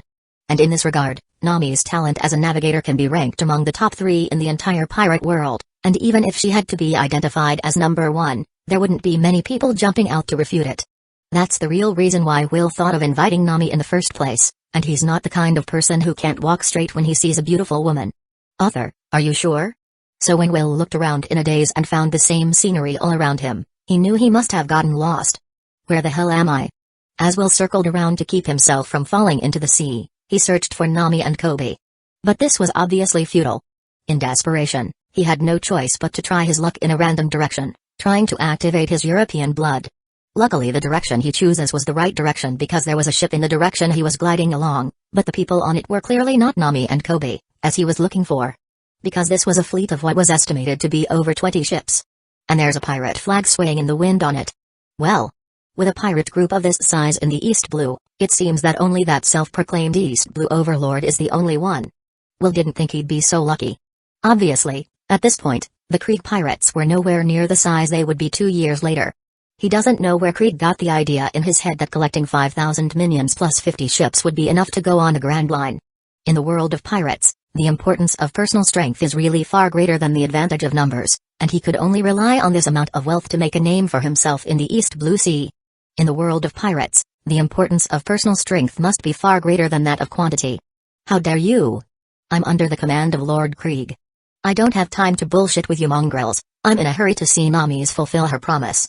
Even though Will's physical strength was extremely depleted, Will cleared the boat full of small fries with great speed, and then, before anyone else on board could react, he headed straight for the most conspicuous boat in the middle. With Krieg's personality, he would never believe it if he heard he wasn't in this most luxurious place on the ships. Who are you? How dare you provoke the majesty of the Great East Blue Sea Overlord Lord Krieg? How come each of the extras has the same speech? A defective product from an assembly line? Will didn't bother with any nonsense, and used the last of his stamina to start his transformation after finding Krieg in the first place. All of Krieg equipment is made of gold, so you can imagine how much money this guy has robbed and how much evil deed has done. Will felt that the time had came to do justice. Robbery. Will, who suddenly transformed into his human beast form, startled everyone, and then someone shouted in fear, "He's Will, the Golden Right Claw, who has a bounty of 50 million belly. An emerging pirate." Swish. Will directly cut off his head. How dare you mention such an unpleasant title? 3 minutes later, Don Krieg's head fell to the ground, and throughout the whole process, Will perfectly demonstrated the cruel man with few words characteristic in the form of his honey badger and didn't even give Krieg a chance to say his last words. Don Krieg's strength all depends on equipment and dirty tricks, so Will still feels safer with dead people. All of you, stop right there. I'll kill anyone who moves again. After the death of Krieg and his henchmen, the entire ship went into a panic, and the 20 or so ships surrounding the main ship simply sailed away without a word. Will secretly hated that his money was leaving him, but he couldn't do anything about it. His strength had bottomed out. After seeing that he had frightened everyone, Will said again, "Send me somewhere, and I won't kill you." It took a while before a pirate who was barely qualified enough to speak asked tentatively, "Can you guarantee that you really won't kill us? Do you have a bounty on you?" "No." "Then you don't have to worry. I'm not interested in a head without a bounty," Will said with great impatience. After hearing it, the remaining pirates sighed in relief and were finally at ease for the time being. "Sir, where are you going?" "Logue Town, so sail faster, the faster the better." The man was tempted to say that there had recently been a powerful and hardened decent navy in Logue Town but figured that Will was unlikely to listen to him, so he honestly went to take care of the men and sail the ship. "Where is the treasure your captain keeps?" "Show me, and someone else will take care of this head. Get a box and bring it to me together." As trashy as Krieg's strength is, it's worth 17 million belly. It's only 3 million less than our long, well half of Alvida's bounty, so how can he just ignore it? Chapter 33 I Really Love You. Will's idea is simple: when the opportunity arises, find a trustworthy and innocent person to cooperate with. Even if it's 50-50, there will be a small 10 million revenue. Seeing as he's making so much money again, it's possible to see Nami change into any swimsuit he wants, and with a fee, Nami will grant his wish. One step closer to sleeping with Nami in his arms at night. Money, it's a wonderful thing. Will began to praise himself for his economic acumen, and really didn't understand how he had acted so foolishly when he was on Earth. It seems that he is still suitable for this kind of unprofitable business. Maybe he will be arrested by the police one day. This scum is really fucking rich. After seeing Krieg's savings over the years, Will couldn't help but curse a couple of times. The gold and silver jewelry in front of him almost blinded his 24,000 titanium dog's eyes. To say that these treasures were worth less than 100 million belly, he would have dared to eat them all. It's worth at least 100 million bellies. That's rich. Will's eyes also have a tendency to change like Nami's bellies eyes.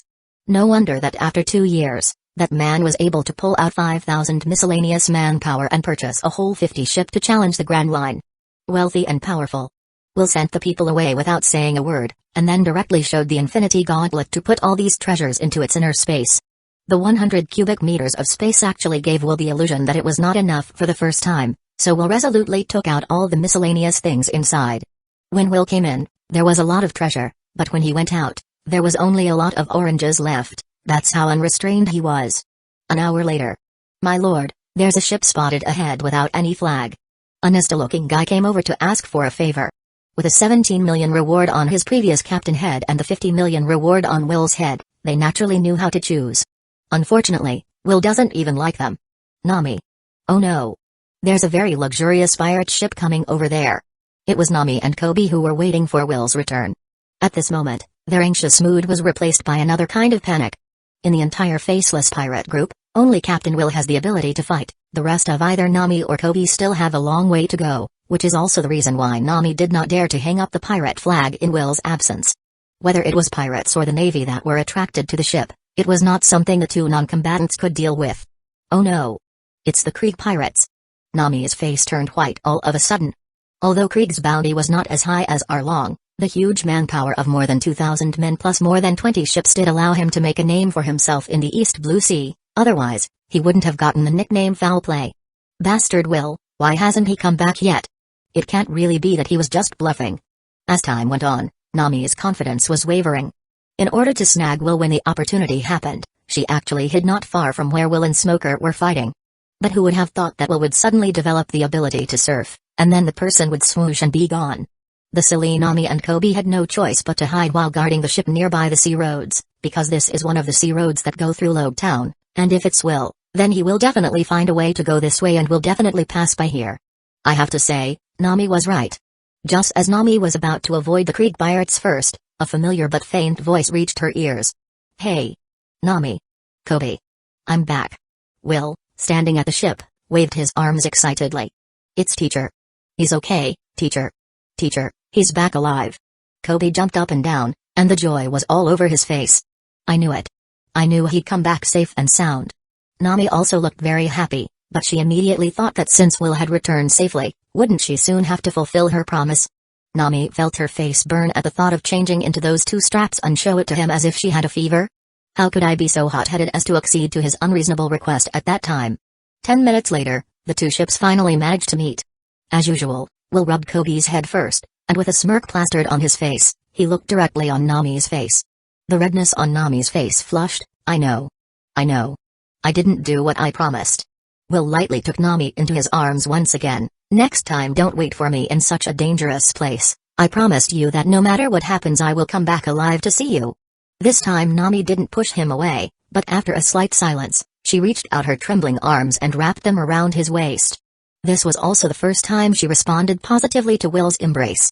Just as they were both immersed in this warm and beautiful atmosphere, Kobe suddenly said strangely, Huh? Why did the ship just sail away without even saying hello? Are they a friend of the teacher? What? Will immediately turned around. Don't chase them. Nami was a little upset when he saw how Will wanted to chase the ship. Why are you involved with the Krieg pirates? They are not good people. Will was helpless. I killed that bastard Krieg long ago. That ship is worth tens of millions of belly. So what are you waiting for? Go after them. As soon as she heard that it was a multi-million belly deal, Nami suddenly became more motivated than anyone else. Forget it, no more chasing. I've completely offended the Navy in Logue Town this time. Even old John probably wouldn't dare to work with me again. Nami thought about it. They really didn't have time to delay any longer. It would be too hard for them to go to the Grand Line when Logue Town's Navy reacted completely. Nami's spirits were suddenly low, and she became unhappy that the little money she'd gotten was flying away. Then she heard Will say, it's a good thing that all of Krieg treasure was taken away, or we would have lost a lot this time. Nami's bull's eyes is glowing again. Treasures? Really? How many? Hee, that's a lot of treasure to accumulate. It must be worth at least 100 million bellas. More than 100 million bellas. Nami felt as if she was stepping on a cloud of happiness. I really love you, Mua. In her excitement, Nami wrapped her arms around Will's neck and gave him a kiss on the cheek. Is this a confession? Will touched his face and froze in thought. Chapter 34 How to Train Your Dog. It turned out that Will had indeed thought too much. Hurry up and hand over the treasure. By the way, that gauntlet of yours is really quite handy. Why don't you just give it to me together as a bonus? Nami looked at Will with infinite shyness, but at the same time, she couldn't help but imagine her own dream of going around stealing treasures with her own golden gloves in her head. Will looked at Nami with a black look on his face and then decided to change the subject. Shouldn't we first make good on the promise we made before this?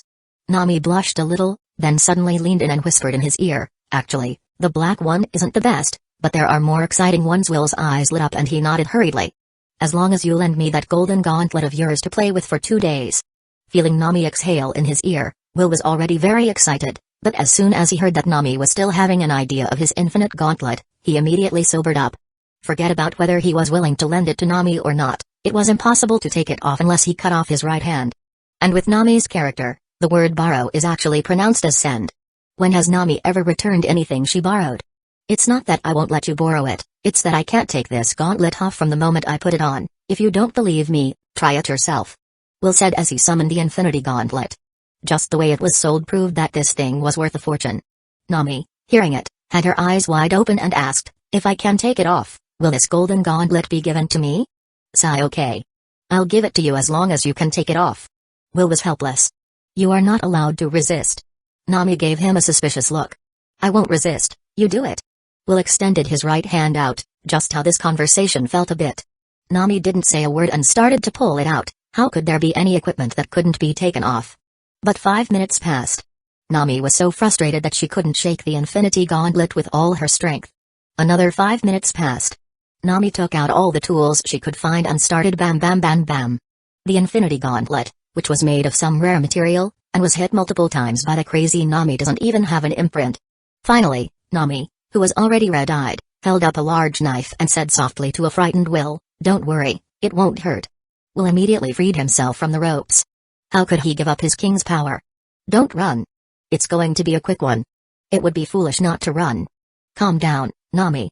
Nami chased after Will with a big knife in her hand, but it looked like she was taking advantage of the opportunity to retaliate for what he accidentally saw earlier. In the end, Will had no choice but to use his weapon. Dogs chasing frisbees. Will took a diamond necklace out of his Infinity Gauntlet and threw it out with a whoosh. With a flash of light in her eyes, Nami immediately threw away the big knife in her hand that was in the way and caught the diamond with a 720-degree spiral landing in an air turn. When Nami put the diamond necklace on her neck, she immediately looked at Will with her eyes full of murderous anger again. Okay, on with the training. So the next thing you know, Will and Nami are throwing treasures everywhere, and the other is running around chasing him with red eyes. Look at the treasure. I choose you. After the last throw, Nami, who had her hand full of treasure, caught it with her mouth easily. Then Will spread out his hands speechlessly and said, "This time it's really gone." Nami smiled with satisfaction as she looked at herself with jewelry hanging all over her body and the pile of golden treasures not far away as she dropped the thing on her mouth. At this time, Will suddenly rubbed his chin and thought if he could test the results of his training. So. Huh? There is more? Whoosh. Nami bit the last thing Will threw out with a difficulty factor of 9.9. Humphrey, but just as she looked proudly at Will, she noticed that both Will and Kobe were looking at her with smiles on their faces and tears in their eyes. Eh? What is it? Nami dropped everything in her hands in confusion, and then took what's in her mouth, the last of the treasures that Will had thrown out. What is this? A treasure? You two are dead. Nami's eyes spewed harmonious fire at the two, who couldn't help but laugh loudly, and then when the bone of an unknown animal broke in half, Will and Kobe's laughter stopped abruptly. They looked at each other, and as if they had read the meaning of each other's eyes. It's over, I think we've messed with the wrong person this time. Will, why also me? Why am I dead even if it was the teacher who did this? Kobe, good discipline, you take the top first, I'll be leaving first. Will. Kobe, have you thought of your last words? Nami's eyes were on fire as she clapped her fists together and walked over with the attitude of a troll. What are you waiting for? Run. Will took one step and fled, and for the sake of his own life, he also activated the ability of the slippery fruit. Kobe was not so lucky, as he was still a child and was one step behind Will to escape, and was caught by Nami directly. Laugh? It's very funny. Ah. It's none of my business. First I'll kill you, his disciple, then I'll find your teacher to settle this score. Bam, bam, bam. And so, as the next scene unfolded, filled with screams, roars, pleas for mercy, and cracking. An hour later, Will and Kobe, who was in complete disgrace, were tied to the mast hanging under the suns. Sensei, I'm thirsty. I'm thirsty. My body hurts. Kobe said miserably, suddenly feeling that he had made the wrong choice. Will cautiously looked around, and after making sure Nami had gone back to her room and wasn't paying attention to them here, he broke the rope with a bulge of his muscles, then brought some water and food over to Kobe. Hurry up and eat, it'll be over when that witch comes out later and sees it. Will was nervous as hell. And Kobe was very impressed. Teacher, what a drama of master and apprentice love. The witch. Nami looked at them both with a sneer. It's none of my business, it's him, it's all him. Kobe looked at the rope that had fallen off his body, and Will, who had tied himself up tightly again at some point. What a teacher you are. Give me back my sentiments. Asshole. Chapter 35, attracting the attention from Big Shot. A few days later, the report of Smoker's defeat was placed on the desk of the Fleet Admiral. After all, Smoker was not an ordinary navy, and it was up to the Fleet Admiral to decide how to handle this matter. I didn't expect that after so many years, there would be another character in the East Blue. Sengoku sighed, but the expression on his face wasn't very nice. He had placed a high hope for Smoker's future, but to be quickly defeated after being assigned there was something he didn't expect no matter what. Even though he had sent Smoker down to the East Blue Sea branch to sharpen his temperament, hoping that he would grow up to be a qualified admiral who would obey orders, he did not expect this. As stubbornly old-fashioned as he was. Ha ha ha. Although the East Blue has become the weakest of the four seas due to the focus of the Navy over the years, don't underestimate the people who go out from the East Blue. The East Blue Sea has always been a precious land for breeding great men. Naturally, the one who dared to speak to the fleet admiral this way was his good friend, the man known as Garp, a naval hero. At this point, Garp looked happy, and the scraps of senbai he was eating were all over the place, many of which were crashing into Sengoku's face. Garp, remember who you are. Hearing that his old friend was babbling again, Sengoku was helpless. Did I say anything wrong? All the reports about this kid are on your desk, including how he went from a hero who saved the village from fighting pirates to a wanted pirate, and don't you know all the ins and outs of that better than anyone? Garp was even more rude. After all these years, ever since his old friend had taken the position of fleet admiral, the two of them had become further and further apart in their philosophy. In addition, his son who created the revolutionary army who is against the world government, Dragon, and his grandson who want to become a pirate king, Luffy, who is always making noises about being the king of pirates, have all become points of conflict between them. All became points of contention in their conflict. If it wasn't for old feelings and the fact that he couldn't bear to leave this mess to Sengoku, Garp would have lived a relaxed, retired life, eating senpai and drinking wine, and teaching his grandson Luffy, saving him the trouble of being a naval hero who always had his family against him. I miss the old days. Rocks. Golden Lion. Roger. Thinking about it. Garp fell asleep. Bang. Sengoku was so angry that he almost smashed the table in half. Who are you scaring? The awakened Garp indifferently continued to spew out crumbs of senpai. Whatever. Assaulting the Navy is a felony. And the Navy's righteous image cannot be denigrated. I think this needs to be handled very well. Sengoku roared loudly. This is the difference in philosophy between the two. As a fleet admiral, the first thing to consider is the interests of the entire Navy. Is Sengoku wrong? How can the public trust the Navy if the whole world knows how dirty they are? Where does the Navy go from here? So Garp chose to cut himself off from the promotion path, admiral or fleet admiral. He can't do it. It's more important to be safe and secure until retirement and keep Luffy in check. You're the fleet admiral and you're in charge. I'm taking a leave of absence. I don't know what the redhead has put into that bastard Luffy, who is always clamoring to be the king of pirates, but I have to let him have a good taste of his grandfather's iron fist of love. The veins on Sengoku's forehead popped out when he heard that Garp was going to take another leave of absence, but he couldn't do anything about his old friend. He also knew that there had been more and more arguments between the two of them over the years about their philosophy, but what could he do? The world government, the 5 old stars, the dragons. If he was the only voice in the Navy, how could he make such a fuss that his old friend needed to express his displeasure in this way? Alas. The Navy needs you, and you are a naval hero to inspire the boys. Hopefully, the day the truth comes out, so I, a naval hero, won't be a disgrace to the Navy. Garp words brought Sengoku to silence. No, it won't. You being you, Garp will always be a Navy hero. Don't give me the high hat, by the way, when the hell are you going to approve my retirement application? Do you really want me to die of old age in the Navy? Retirement is out of the question, not in this lifetime. In fact, I've always thought that the fleet admiral position would be better for you to take. Forget it, if I were to be the fleet admiral, I might bring the Navy completely into the abyss. The two old friends who were inseparable looked at each other and then let out a loud laugh. After laughing, Sengoku said, this time, when you go back in the East Blue Sea, if you meet a guy who makes that prick Smoker eat his heart out, capture him. A good discipline may not be impossible to become a righteous Navy. You're not afraid that someone will come after you? Tha. But I'm even more afraid that you and I will go farther apart. I'll just give the news agency a shout and tell them that I made a mistake, and then withdraw the reward, and what else can they do to me? There's the example of a kid before. What happened to the Navy recruiting a pirate who was only wanted because of a mistake? Speaking of which, Sengoku had a rare moment of dominance. Garp was laughing with tears, this old friend of his. I'm leaving. If I can really meet him, I'll catch him for you. If I don't, I hope he stays true to his heart and doesn't do evil. Garp walked away with a straight chest, but somehow it looked so sluggish to Sengoku's eyes. Hopefully, it wouldn't be another good guy who hated the Navy because of the injustice they had done and gave up on his own. After Garp left, Sengoku once again picked up the report that contained all the information about Will. And reading it, he gave 3 speculations about Will's strange behavior. The first is that Will is presumed to be a person with double devil fruit ability who is not afraid of seawater or sea prism stones, but the latter is highly unlikely, as Will's case is really too special. The second is that Will's various abilities are either innate or acquired, so it is somewhat convincing to say that he may be some undiscovered strange species. Finally, there is an enlarged photo of Will's infinity gauntlet, with 2 circles clearly circled on it. It was exactly what the shrunken devil fruit looked like. The pink one, which was also confirmed to be a slippery fruit after the intelligence personnel consulted the devil's fruit diagram, matches one of Will's demonstrated abilities. The third theory given by the intelligence officers is that the gauntlet that Will was wearing is suspected to be a carrier weapon that can display the abilities of multiple devil fruits, and because they don't need to be eaten, they don't have the weakness of being afraid of seawater and sea prism stones.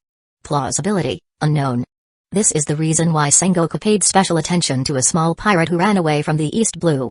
It was as important as the original Vegapunk. If the Navy can master this technology. The calculating Sengoku put a big X on the application that wanted to increase the bounty on Will. He needs to be observed him for a while. Chapter 36. Not my type at this time. Will didn't know that part of his Infinity Gauntlet's secret had been deduced by naval intelligence officers and was even placed very seriously on the desk of the fleet admiral. But even if he knew, he probably wouldn't care, since the Infinity Gauntlet is so cool. It's normal for someone to infer the source of his many abilities from something so conspicuous. He had to reveal the Infinity Gauntlet to use his Devil Fruit ability, and the fact that he couldn't hide his weaknesses in battle was nothing compared to the potential the Infinity Gauntlet gave him. Even if they know, what can they do when Will gathers 6 Devil Fruits and then snaps his fingers? Just ask if you're afraid. Originally, Will thought that his bounty should grow quite a bit in the past few days, but he didn't expect that the bounty order about him would suddenly become very strange. First of all, the unpleasant title of Golden Right Claw has finally been changed to Faceless Will. Well, it's not a very good name, to be honest, but it's much better than the previous one. The following description of the origin of his bounty has also been changed to the captain of the Faceless Pirate Group, a suspected Devil Fruit user. The most unexpected thing for Will is that the bounty has not increased at all, even if it has, but why even the category has changed? From dead or alive to alive only all of a sudden. Is he also from the Vinsmoke family like Sanji? Or maybe he actually has a big backer, but he just doesn't know it? How is that possible? Will was sure he was crossing over from Earth and had no relatives in this world. It's really hard to figure out how it becomes like this, and finally, Will had no choice but to come to a conclusion: this face of his is really too handsome. So handsome that even the Navy wouldn't let him die. Isn't there a saying that when all impossible conclusions are eliminated, the one that remains, no matter how bizarre, is the true answer? Well, yes. If the painstakingly Sengoku were to learn that his good intentions had been misinterpreted by him in this way, I wonder if they would be angry enough to send admirals all over the Grand Line to arrest him. He wanted to make sure no one paid special attention to the golden gauntlet on his right hand, so he changed his title. He wanted him to keep a low profile, so he kept the bounty of 50 million. He was afraid that he would be slaughtered for money, so he left the words alive only. Sengoku, I'm a good guy. And yet no one appreciates it. Phew. Finally, you're here. Because the news of Smoker's defeat had somehow spread, the garrison in Logetown began to impose martial law. Luckily, Will and Nami were prepared for this, and while Smoker was looking for their party with anger on his face, Will and Nami had quietly left the town and headed straight for the Grand Line. Finally about to depart from the novice village, Will's mood was still a bit excited and apprehensive for a while. It definitely wasn't because tonight Nami had finally promised to deliver the benefits promised to him. Up ahead is the Upside Down Mountain, get ready. Nami looked ahead with a serious face. The Red Line and the Grand Line were 2 rings, so there were 2 intersections, and the first one was the Upside Down Mountain. The first crossing point is the Upside Down Mountain, also known as Reverse Mountain, an incredible and dangerous mountain that is the entrance to the Grand Line. There are 5 waterways on Reverse Mountain, which are X-shaped, with water flowing in and out in 4 directions. 4 of these watercourses flow to the top of the mountain. These 4 waterways connect the East Blue, West Blue, South Blue and North Blue Sea respectively. Because the currents of the 4 seas are so strong that they are able to overcome the gravitational force and flow upward. So the first hurdle to entering the Grand Line is not to let the ship hit a mountain and disintegrate in the process, and many pirates die every year because of this misfortune. But it's clear that Tarlong's ship is of perfect quality, otherwise, he wouldn't have been able to make it from Fishman's Island to the East Blue Sea. Will, who had no interest in the whale laboon and the old man, waited excitedly for this historic moment. Wow! The whole ship climbed up the current. A well-prepared Will and his 2 friends had by now fixed themselves on the ship and were shouting and feeling this new experience. It's so fucking exciting.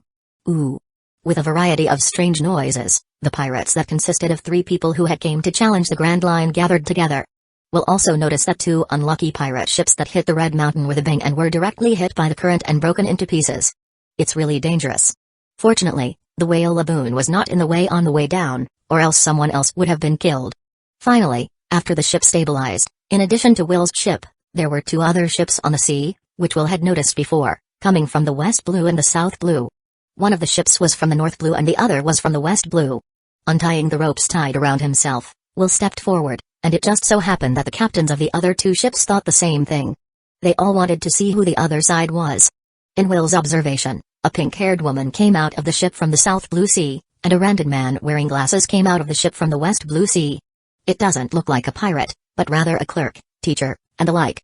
Meeting is fate, since it's everyone's first time coming to Grand Line. How about we travel together for the next journey?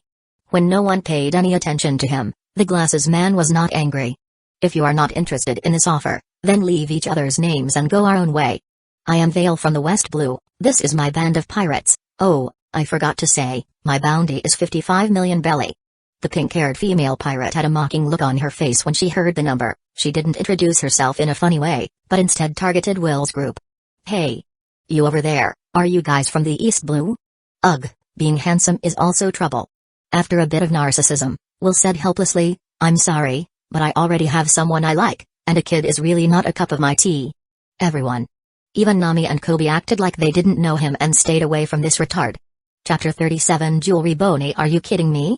The pink-haired female pirate gritted her teeth from hearing Will words, clearly not in a good mood. The man with the glasses who had just introduced himself was completely ignored and his face darkened in an instant. Don't be mad, why don't we try being just friends for a while? Will asked probingly. Who the hell are all these people? Why isn't there a normal one? First comes a self-important pretentious glasses guy, and then comes a narcissist who can't understand a thing. The timing of this sailing was so wrong. That's what Jewelry Bonnie thought. If you're from the East Blue Sea, do you know about the Fire Fist Ace? The pink-haired female pirate asked, forcing down her anger. Ace? At this point in time, Ace should have been at sea for more than a year, but I don't know if he has challenged Whitebeard and been adopted as his adopted son. Why is this grumpy woman asking about Ace's news? Is it a love debt that Ace has incurred? The fire of gossip burned brightly and Will began to run his mouth full. Ace? Of course, I do. It wasn't long ago that I helped him discipline his little brother, and who are you, anyway? Don't tell me. You don't need to know who I am. You just tell me where Ace is right now. The pink-haired female pirate directly interrupted his dialogue. How should I know? You can find him yourself. Seeing that the other party was so rude, Will didn't bother to give a good face, even if she really was Ace's mistress, so what if she was? And seeing as the other party doesn't know where Ace is yet, it's unlikely that Ace will be able to challenge Whitebeard at this time, but it's almost time. State your name. The pink-haired female pirate said grimly. Shouldn't you tell your name before you ask anyone else? Do I even have to teach you etiquette? Will said rudely. That's the kind of person he is. People respect him a foot and he gives them a foot back. What if you don't want to show your face? I'm sorry then. The pink-haired female pirate tried to fight in a rage, and her men behind her held her back as hard as they could to keep the two of them from brawling here. After calming down a bit, the pink-haired female pirate sort of managed to hold down her anger at the fact that he seemed to actually know Ace. Then listen up, I'm the captain of the Bonnie Pirates Jewelry Bonnie, and I have a bounty of 80 million berries. That's 80 million. Will was very sore about it, secretly hating the Navy for doing their job badly. His bounty should rise but it's not, making him embarrassed to open his mouth. Will, captain of the Faceless Pirates, has a bounty of 50 million. Although having a higher bounty is good, having a low bounty doesn't mean you're weaker than them as it can only be used as a reference, and we will know who is stronger or weaker after the fight. After hearing that Will, who was acting so cocky, had only 50 million belly, Jewelry Boney laughed from ear to ear, not giving him any face at all. But it was different for the glasses man, whose eyes were bright, turned pale again. But he immediately returned to his smiling face, not knowing what he was planning. This is my Vivre card, let Ace come to me when you see him in the future and don't worry, I'll pay you a considerable amount of money, definitely more than 50 million. After laughing, Jewelry Bonnie took a piece of paper out of her hat, then tore off a piece and threw a knife at him with the paper on it. You know how it works, right? I can teach you if you don't know how to use it, I know. But I wouldn't help you. Afterwards, Will wore an extremely smug expression and threw her Vivre card into the sea. Pa, who are you pretending to be? Will was upset, not that he didn't know where Ace was likely to go next, but he just wouldn't say that. You're not stopping me. I'm going to kill him today. Captain, the more the merrier, let's get out of here, there will be another boat coming down later. The crew behind her were all advising her bitterly, apparently already aware of their captain's grumpy personality. Will doesn't want to deal with this kid, who has a questionable IQ, and he can still be a gentleman if she doesn't provoke him, but if she does, he doesn't care if she's Ace's mistress or not. Let's go too. Will naturally carried this jeweled dagger in his bosom, and then he found Nami looking at him with glowing eyes. Oh. I just wanted to keep it for you first, and I definitely didn't want to hide it as my personal money. Will said as he handed over the dagger in flesh pain. Oh my, don't be bitter, everything on the ship isn't all yours, Captain, even the others are. After throwing a happy glance, Nami put away the dagger. Will nodded perfunctorily, he really didn't believe a word of what she just said. Why else wouldn't she come to his bed of her own accord? After the talks were over, all three ships silently began their new journey. From here on, there will be 7 magnetic stretches out, representing 7 routes. Will, who had forgotten that there was a record pointer, was suddenly dumbfounded. Just then, a familiar-looking record pointer was thrown at Will's feet with a dang. Look like a rookie who doesn't know anything, I'll give this to you as payment in advance, and let me know if you hear from Ace. After saying that, Jewelry Bonnie picked a route and left.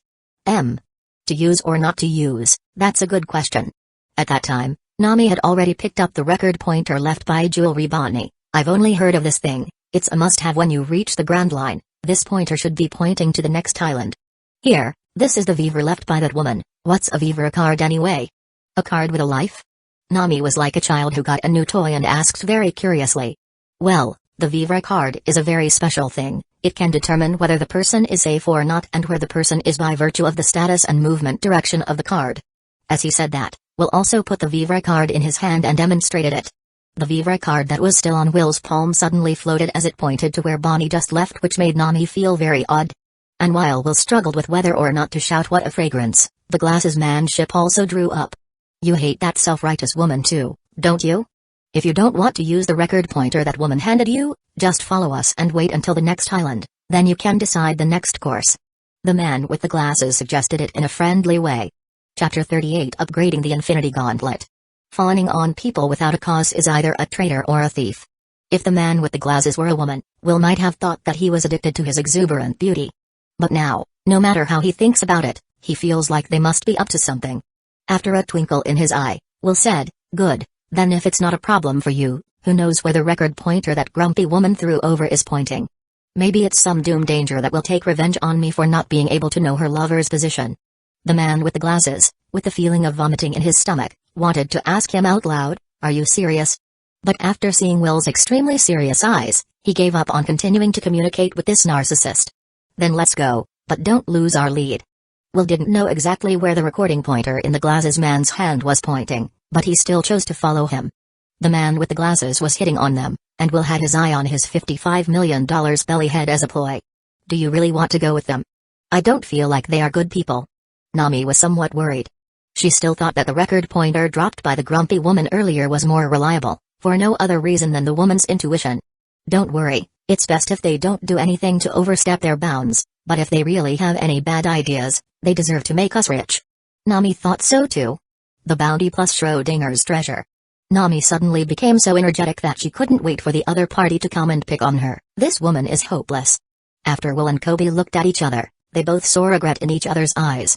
After pleading with Kobe to take the helm, Will returned to his room to rest in order to deal with the vicious battle that might come at any moment.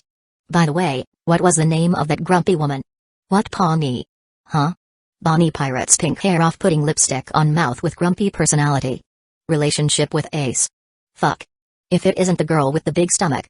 One of the 11 future supernovas along with Luffy. In this way, the reason why the other party is asking about Ace's whereabouts is also clear. The identity of this grumpy woman is definitely not simple. When Ace died, she cried. When she saw Whitebeard, she cried again. When she saw the original 7 warlords of the sea's tyrant bear being used as a mount by the Tenryujin, she cried again. Even the little red dog expressed shock and fear at her escape. And there's a lot of debate on Earth about her identity. Some say she is actually Ace's sister, starting with the original character. Others say she is actually Whitebeard's daughter. Others speculate that she may be from the same era as Whitebeard, that she is younger because of her devil fruit powers, and that she is actually the elder sister of Ace, an acquaintance of Whitebeard, and has her own position in the Revolutionary Army. Anyway, there are all sorts of things to say, But the most likely seems to be the first one, Ace's sister. And from that brief moment of contact, it seems to be proving this possibility. Damned old Dota thief. Will once again hatefully scold Dota sentence. How many years have passed, the old pit is not filled but a new one is dug again. Before he crossed over, he was at where Captain Rox was introduced, Lord M who was sitting on the throne with 5 old men kneeling below the throne. The world is just too deep. If Will hadn't been able to cross over to this world, I guess the pirates' Onding would have been waiting for his grandson to burn him. Remember when Grumpy Girl's fruit power was very buggy? Children, old people, growing old, growing young. It seems that the concept of time has been completely distorted by her devil fruit. The terror is comparable to that perverted ability of Candy. Fortunately, we didn't get into a fight just now, or else he would have been completely ruined if he had made a mistake. Will immediately took out the jit made of the sea prism stone he stole from Smoker as if only this weapon, which restrained those with abilities, could bring him some sense of security. Ugh, this stupid weapon is really not easy to use. After waving it twice with his right hand, which was wearing the Infinity Gauntlet, Will felt very dissatisfied. It would be nice if the Infinity Gauntlet also contained sea prism stone. As soon as he finished speaking, the Infinity Gauntlet on his hand lit up with white light. Then instantly, the jit made of sea prism stone disappeared. Will watched in stunned silence as a layer of gray stuff moved around on the Infinity Gauntlet, then slowly disappeared, revealing the rich appearance of the Infinity Gauntlet again. No way. I'm just saying. It really does happen. The ability to absorb and transform is uncanny. Will is sure that the jit made of the sea prism stone was absorbed by the Infinity Gauntlet, but he doesn't know if the Infinity Gauntlet has already taken on the characteristics of the sea prism stone. Definitely give it a try when he gets a chance. Will thought excitedly. He wonders how many more exciting abilities this Infinity Gauntlet has waiting for him to be exposed. Will stood up with a Harrier flip and pushed open Nami's door. A minute later, Will, who had been yelled at as a pervert, and smashed out with all kinds of tables and chairs and boxes, accosted Nami and left. Why did I have to wait until tonight? Why can't you put it on now and let me see it? Will muttered a couple of words in a low voice, and then laughed stupidly. It seems that this good habit of not knocking should be kept up in the future. Otherwise where else can he see such exciting benefits? Will, who was humming a little song, went over and took over Kobe's job. Don't get me wrong, it wasn't that he was going to let his disciple have it easy, but he was told to clean up the cabin and Nami's room. Kobe ran off to clean up the mess. Don't cry, Kobe. Absolutely don't cry. You are going to be a partner of justice. These must have been the teacher's tests. Have faith in your teacher. Kobe, thinking this, tearfully knocked on Nami's door. Then, whoosh, bang. One side of Kobe's face swelled up as he flew out. Huh? Why is this scene so déjà vu? Sure enough, a smirking Nami once again came out of her room, then said through gritted teeth, if the teacher is a pervert, the disciple must not have learned anything good either. Injustice. Why do I become a pervert? Even if my teacher is a pervert, it doesn't mean that his disciple has to be. Will and Kobe shouted aggrieved at the same time. You're really a good disciple, teacher. Of mine. Then an extremely awkward atmosphere lingered between master and disciple. Chapter 39 Night attacks. In the evening, both ships stopped to rest on the sea. To the Glasses Man's generous invitation for the three of them to go over and have a party together, Will naturally turned it down flat. Although he is confident in his own strength, he is still vigilant of dirty tricks, such as poisoning. Will has the super poisonous resistance that the honey badger fruit gives him, but Nami and Kobe don't, so a decline is a must. Faced with Will's rejection, the Glasses Man only regretfully expressed his understanding, as if he really just wanted to make a few friends, but it seemed that Will was making too much of a fuss. But in the face of the mockery of the pirates behind the glasses, Will chose to forgive. After all, there was no point in worrying too much about the dead, was there? The night was dark and the wind was high, and rain began to fall from the sky at an unknown time. Will and the others went back to their rooms, saying that there was nothing to drink and that there were more exciting eye candy benefits waiting for him. Before going back to his room, Nami's shy little face reminded him that today was the day. After guessing that Kobe had gone to sleep, Will quietly opened the door of his room, and then came to Nami's door with a bit of a guilty conscience. He was about to knock on the door when he unexpectedly found that Nami's door was not locked, but opened a crack. So the door was left open for me, heh. Will decisively pushed the door open and went in. Huh? Why isn't anything happening?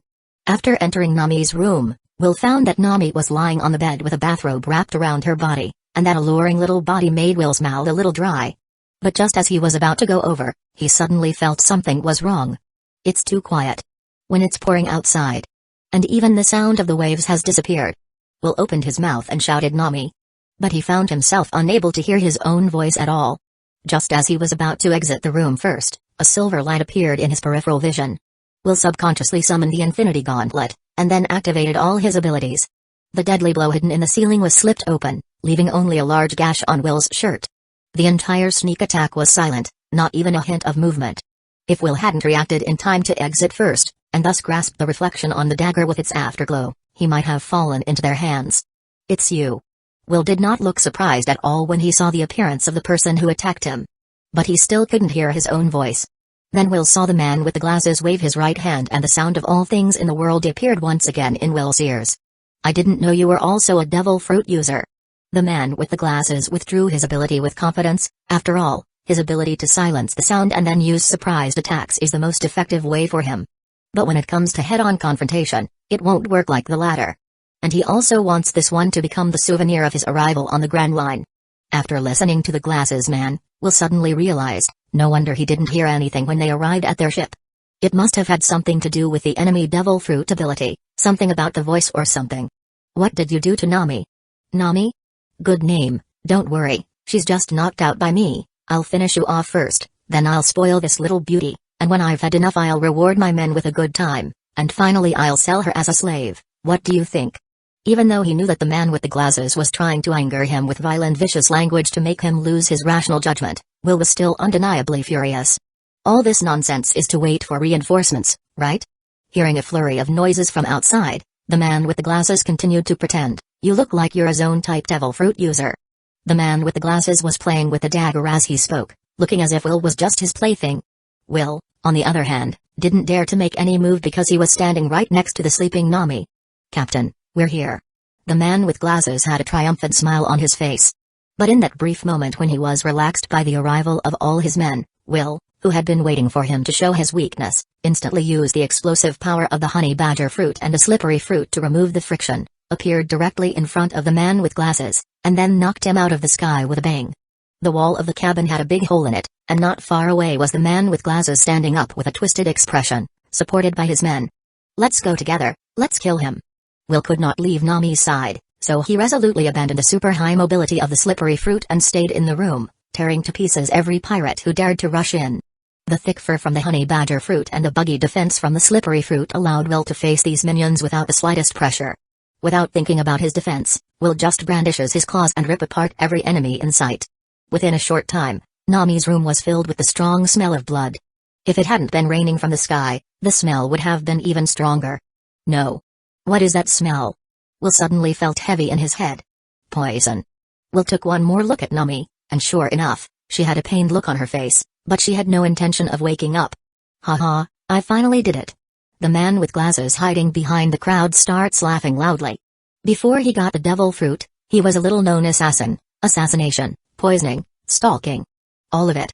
After a chance encounter with the devil's fruit, which was a perfect match for him, he was instantly transformed. In just 2 years, he made a big name for himself and formed his own band of pirates. After arriving on the Grand Line, he saw Will, who had a woman and a child, and with a bounty less than him, Will immediately became his next target. Originally, he wanted to use his disguised goodwill and good words to remove his guard and lure them to his ship before taking action. But Will's unexpected failure to take the bait only allowed him to choose option B. He waited until night to use his devil fruit ability to eliminate all sounds from Will's ship and then generously found the woman, knocked her unconscious and was able to take her hostage to tie her hands. He also poisoned the room just in case, and he and his crew, who had already taken the antidote beforehand, were not affected in the slightest. Thus, he saw Will in a desperate situation. The only thing he didn't expect was Will's terrifying speed and strength, but the thought that a devil fruit user would die at his hands this time made him feel especially excited. Chapter 40 Lesson. The voices around him were discontinuous, making Will very irritable. Imagine a knife coming at you from the dead center of your vision, but you can't hear anything. At this moment, Will felt more and more the importance of hockey. If he had the observation hockey, the glasses torches directly onto the deck. PSW. The flames begin to burn. This is to burn Will and the others alive on the ship. The man with the glasses has actually found that even an abstract state like fatigue can be ejected from the body with it. Fortunately, under the protection of the slippery fruit, it's possible for him to persevere. But the burning kerosene clinging to the deck was not something that could be extinguished in a moment with this little rain. "Captain, the fire is too big, we should get out of here." The pirates who had besieged Will had retreated, and with such a large fire, they would have been burned alive as well. Did you find anything? The man with glasses asked a shifty question. Even though he killed Will in the end, he lost a lot of men, and if he didn't have enough revenue to make up for his losses, then the battle would be considered a failure. Captain, we've caught a fat one this time. All the treasure we found has been shipped back, so it's worth 100 or 200 million belly. The deputy of the man with the glasses was very excited. Well done. The man with the glasses was immediately relieved. Now he just had to make sure the other guy died here and everything would be fine. By the way, Captain, that pink-haired brat was also caught by us. How do we deal with it? The man with the glasses gave him a disgusted look and said, "It's your reward, so remember to dispose of it when you're done." I know. The deputy smiled very wickedly, he who did not like women like this kind of kid. This ship is sinking, let's go. After waiting for a while and not seeing Will come out of the fire, the glasses man was finally relieved. Even though the other party was a devil fruit user with strong physical strength, he had fought in a poisoned state for so long and was still surrounded by fire, so he should be damned if he thought about it. But just as the spectacled man stepped onto the plank connecting the two ships, the plank beneath his feet suddenly shattered. The man with the glasses tried to retreat with a whimper, but a large, wet, and demonic hand grabbed his ankle and slammed him into the deck. Phew. Your methods are really dirty. At the edge of the boat, Will held the unconscious Nami in one hand, and with the other hand he flipped over onto the boat. No way. How did you get out? The man with the glasses, who was half of his body plunged into the deck, shouted in horror after spitting out a mouthful of blood. So many of them had just waited outside, so many pairs of eyes staring into the fire, there was no way they wouldn't have known if someone had come out. Thinking back again. The man with the glasses immediately shouted in disbelief, "You hid in the sea? How is that possible? Isn't he a devil fruit user too? How could he hide in the sea?" The man with the glasses can't figure it out at all. Will first gently put down Nami, and then casually sent a few pirates shouting up to send them to hell, and then in the struggling glasses man's panicked and frightened eyes, Will came directly in front of him. "You really taught me a good lesson. We just came to the Grand Line and you gave me such a great gift. How can I thank you?" Will took one look at his own messy appearance and smiled at the man fiercely. Indeed, after coming out of the East Blue, which is the least difficult novice village, Will was somewhat puffed up, believing that even if he encountered enemies he couldn't defeat with his double fruit ability and infinity gauntlet, he wouldn't have much problem running away, since this is only the first half of the Grand Line, not a place where monsters are everywhere like the New World. That's why he insisted on following up after he realized that the man with the glasses was up to no good. Although in terms of head-to-head strength, the man with the glasses was no match for him at all. But with the man with the assassination skills and the devil fruit that complements his skill, Will was directly put in a passive position. If he hadn't finally had the ingenuity to use his infinity claw to dig through the deck below and dive straight into the sea where the man with the glasses would never have imagined, he might have had to pay a much higher price to learn this lesson. Will used his left hand to squeeze the glasses man's neck and raised it up, and the pirates on the side dared not come forward because they were afraid of being the next. "Don't kill me." The man with the glasses snapped because he couldn't breathe. "What did you say?" Will put his ear close to the man with glasses. Just then, the right hand of the man with glasses hidden behind his back suddenly strikes. An obviously poisoned dagger, illuminated by a torch, appeared to glow green and pierce directly into Will's heart. But the moment it touched Will's body, the dagger swooshed and slid under, stabbing air. "Do you think I would ever make such a cheap mistake? I've been watching out for you, four-eyed frog." Will's right claw wearing the infinity claw plunged right into the man with the glasses' abdomen and then stirred it around inside. "Ah!" The screams of the man with the glasses spread far into the night. "Don't kill me. I can give you the antidote. You and that woman don't want to be buried with me, do you? And that kid, he's been captured by my men, you better let him go." What a load of crap. Swiftly, Will pulled out his right claw and then cut the man's head right off. Chapter 41 New Bug Abilities. Until the moment the glasses man saw his body, he couldn't understand why this guy would do it so cleanly. "I'm sorry, I'll find the antidote myself, I'll save them myself, I really can't rest assured if you don't die." After pacifying the dead spectacle man, Will looked at the only dozens of pirates left. Originally the spectacle man had brought more than that, but all of them had been sent away to hell cleanly by Will in the previous battle. "We surrender, don't kill us. I know where the captain's antidote is, I can show you where to get it. We're all forced to do it." Never underestimate a person's desire to live and the disgusting face they show in the face of death. Unfortunately, too late. With no more restraints, Will launched directly into killing mode. Sharp claws cut mercilessly like tofu through the body of anyone in his way.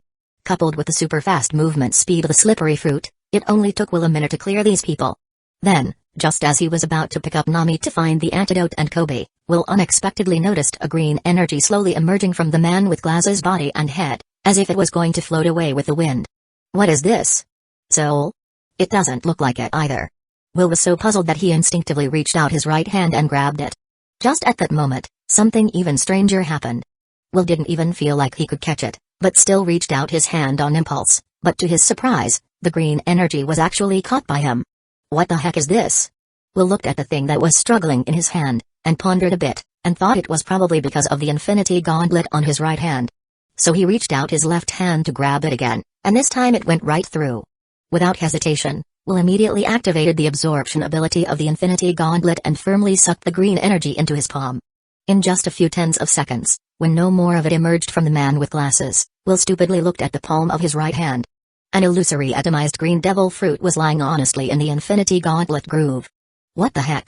Will was instantly shocked. Then what? What then? Obviously, this state of the devil's fruit is very unusual, because it has no substance, only energy. Entities. Will, who thought of something at once, immediately took out a fruit and brought this illusory demonic fruit close to it. Then a miracle happened. The two blend together perfectly. That ordinary fruit was directly transformed by the green energy and turned into a devil fruit with green spiral stripes. This transformation made Will understand something at once. While he was somewhat stunned, Nami suddenly moaned, harmoniously, in pain, bringing him back to reality. Now is not the time to study this. Will quickly collected the new devil fruit and the valuable head of the man with glasses into his inventory, then picked up Nami and arrived at the man with glasses ship in a few landings. It had only been a couple of minutes since the man with glasses had screamed. So when Will came to the glasses man ship through the constant drizzle, the guys were laughing as they counted the treasure they had stolen from Will's boat. And Kobe was tied to the mast and mocked by the crowd. Will immediately became furious when he saw it.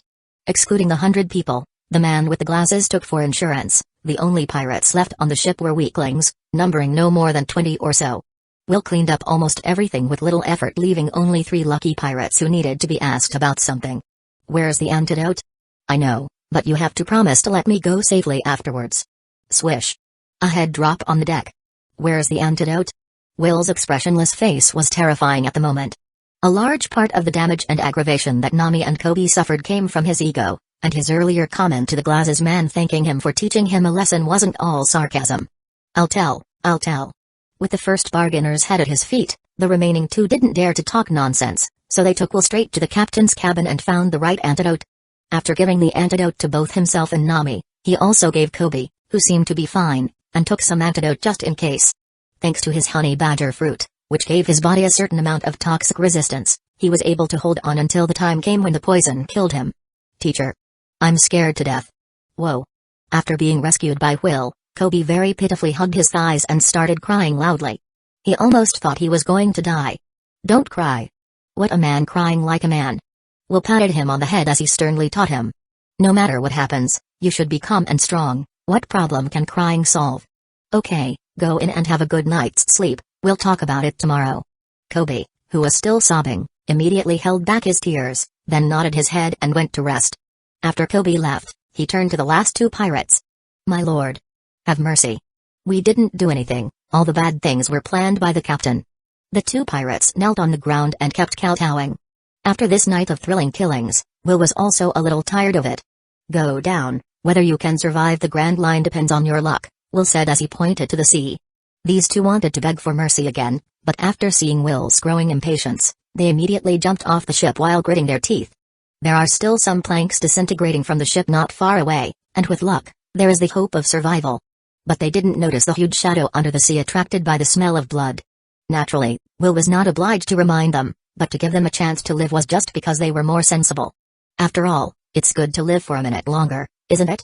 The huge shadow revealed itself as a hideous horror on the surface of the sea, and after a flash, the sea returned to being calm. The sea beasts that had eaten the snack gradually dispersed. They could only blame themselves for following the wrong person. Will turned around and entered the cabin. The corpses on the deck had just been used to feed the sea beasts, and as for the bloodstains on the deck, he believes that after the rain, it can be cleaned very well. And tomorrow there was Kobe, so he didn't need to do anything himself. It was their pirate flag that was burned along with Arlong's ship that needed to be repainted. Chapter 42, Day full of energy. The overnight rain had drowned out all traces of last night's battle, and only the faint smell of blood on the deck remained to testify to last night's unrest. The next morning's sun was exceptionally bright. Nami opened her eyes after a lazy stretch. Then, ah! A shriek from the group announces the start of another energetic day for the faceless pirates. Bam, bam, bam, bam. Tables and chairs fly around the room. No. Nami, listen to my explanation. Will, who was kicked out of the room, looked depressed, followed by a big yawn. Last night, he didn't worry about Nami, so he stayed by the bedside, taking care of her while studying the devil fruit with a very special history and the new ability of the Infinity Gauntlet. Then he fell asleep because he was so sleepy and tired. But he doesn't know what happened. Maybe it was because it was too cold, but when he fell asleep, Will crawled into Nami's bed, and they embraced each other and had a good sleep. And so there was the scene where Nami just stormed him off. Half an hour later, Nami, who was sitting around having breakfast together, after listening to Will's story, plus the credential from Kobe, and the ship that is the ironclad evidence at her feet, she finally recalled the scene last night when she was inexplicably knocked unconscious. The reason why Nami reacted so strongly before is probably because she thought Will was the bastard who knocked her out. How could Nami not be outraged at the thought that she might have been knocked unconscious by that man and Danzō? The good news is that it was just a misunderstanding. There was also a plausible explanation as to why she woke up to see Will sleeping in her bed as well. For the sake of the fact that he had saved herself once again and had taken care of her for the night, Nami chose not to worry about what happened earlier. Where's the treasure? My treasure won't go down with the shipwright. Nami, who suddenly thought of something, directly grabbed Will's collar and started shaking it violently. That's obviously my treasure.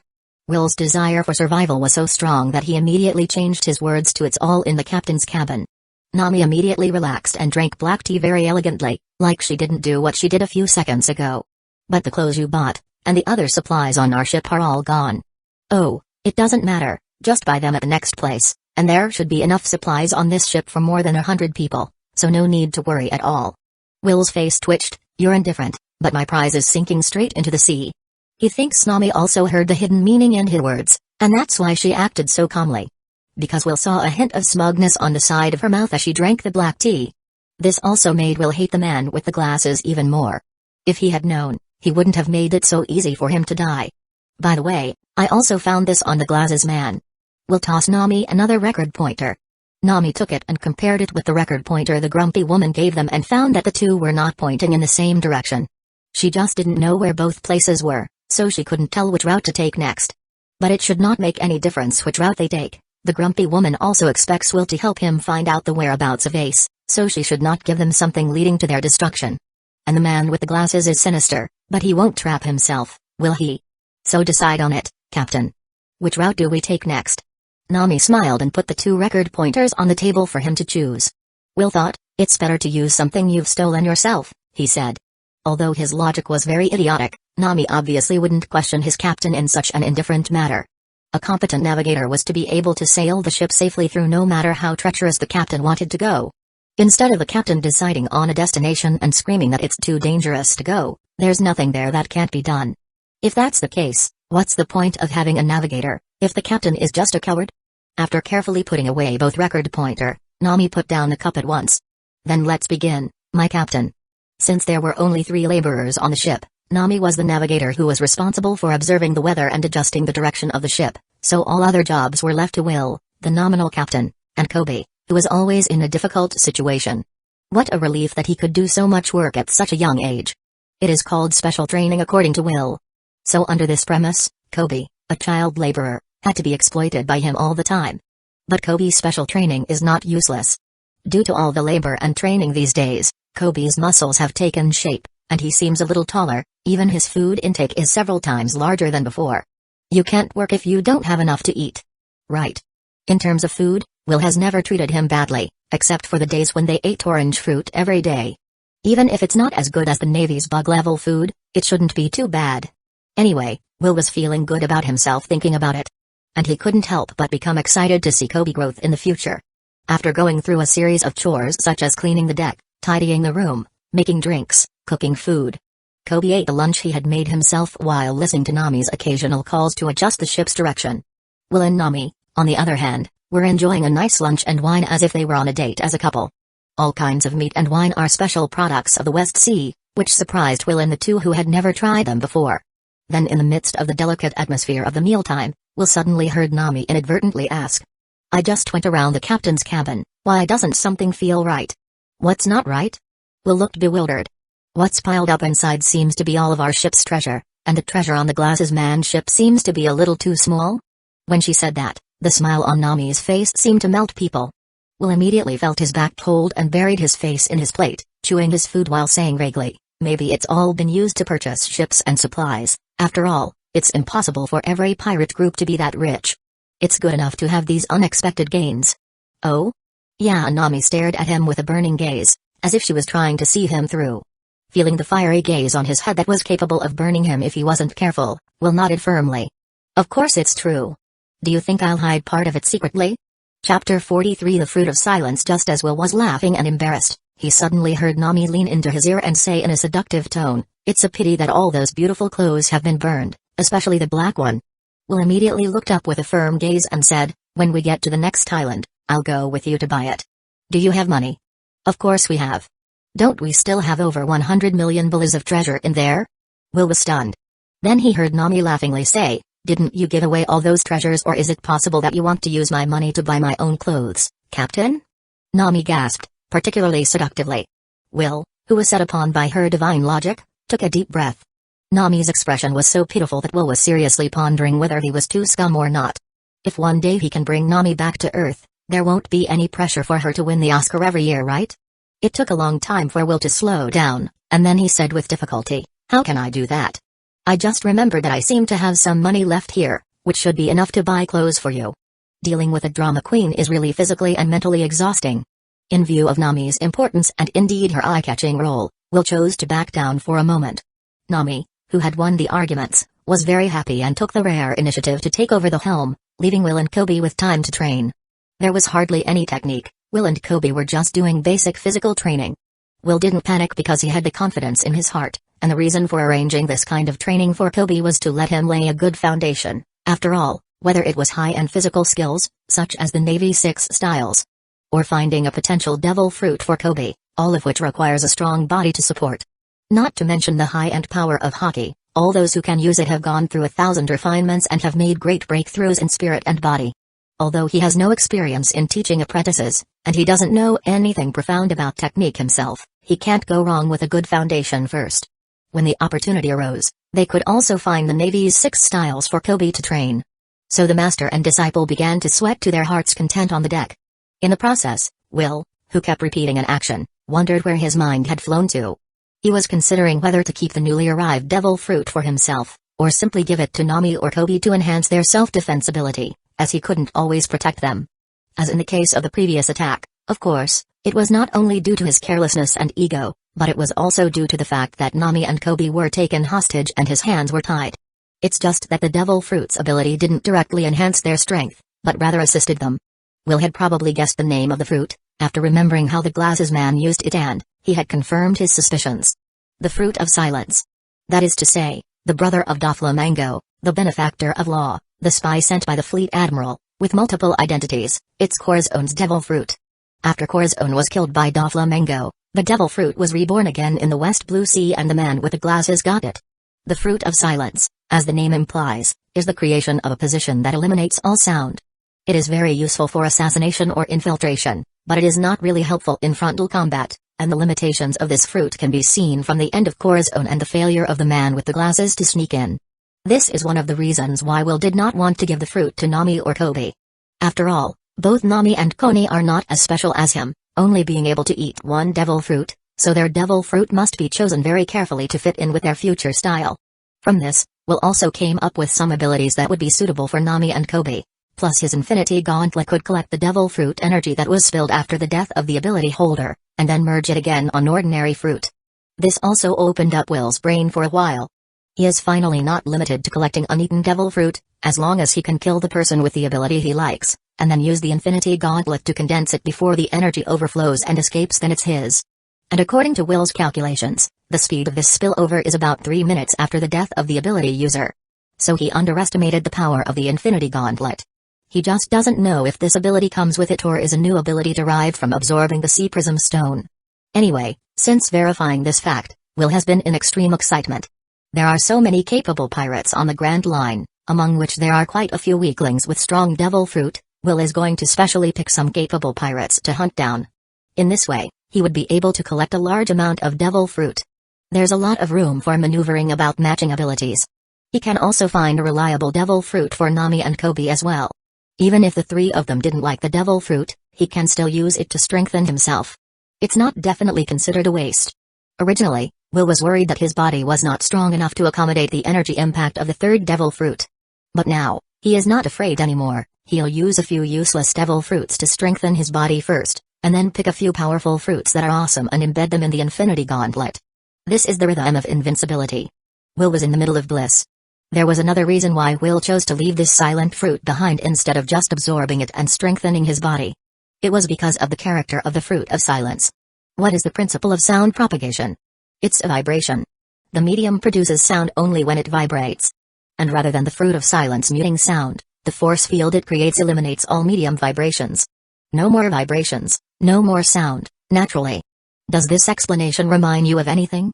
Yes, it is possible that the fruit of the earthquake, which is said to have the ability to destroy the world, will be overcome by the fruit of the silence, which looks like a chicken. Once the holder triggers the vibrations, the other can cancel them. A relationship of natural restraint. Will kept it not because he has any idea about Whitebeard. In fact, even if Whitebeard is now long sick and old, and his combat power has been reduced by an unknown amount. But it is not something that Will can challenge at this time, even with the restraint of the silent fruit. It is not so much the fruit of the quake that has made Whitebeard what he is today, but rather the fact that the fruit has grown into astonishing brilliance in the hands of the already powerful Whitebeard. Chapter 44 Sinful Bloodline Whitebeard's power is not just in the fruit of the earthquake. Think of that idiot called Whitebeard too, who was so strong just by having the physical qualities of Whitebeard's youthful strength that even Admiral Zephyr had his arm cut off. And think of Whitebeard, an old man who defeated all of them in the War of the Tops. Dragging a broken body with a punch that spiked the red dog, beating Blackbeard to his knees crying and begging for mercy. It makes the blood of millions of viewers boil. If it weren't for the fact that Whitebeard was tired of living and wanted to pass on his will to his sons, to put an end to the decadence that was his. If Whitebeard wanted to get out of there, who could stop him? Will, who has read the comic before, is well aware of the horror of Whitebeard's life force. Unlike the animated version, which was harmonized, in the original manga, Whitebeard's head was cut in half, and he was still standing tall to meet the onslaught of the Navy's attack. There was a time called Whitebeard. The final scene of Whitebeard's death in battle brought tears to the eyes of many One Piece fans. Will is no exception. So he kept the fruit not to fight Whitebeard, but to fight Blackbeard, who might still take the fruit of tremor away from Whitebeard later.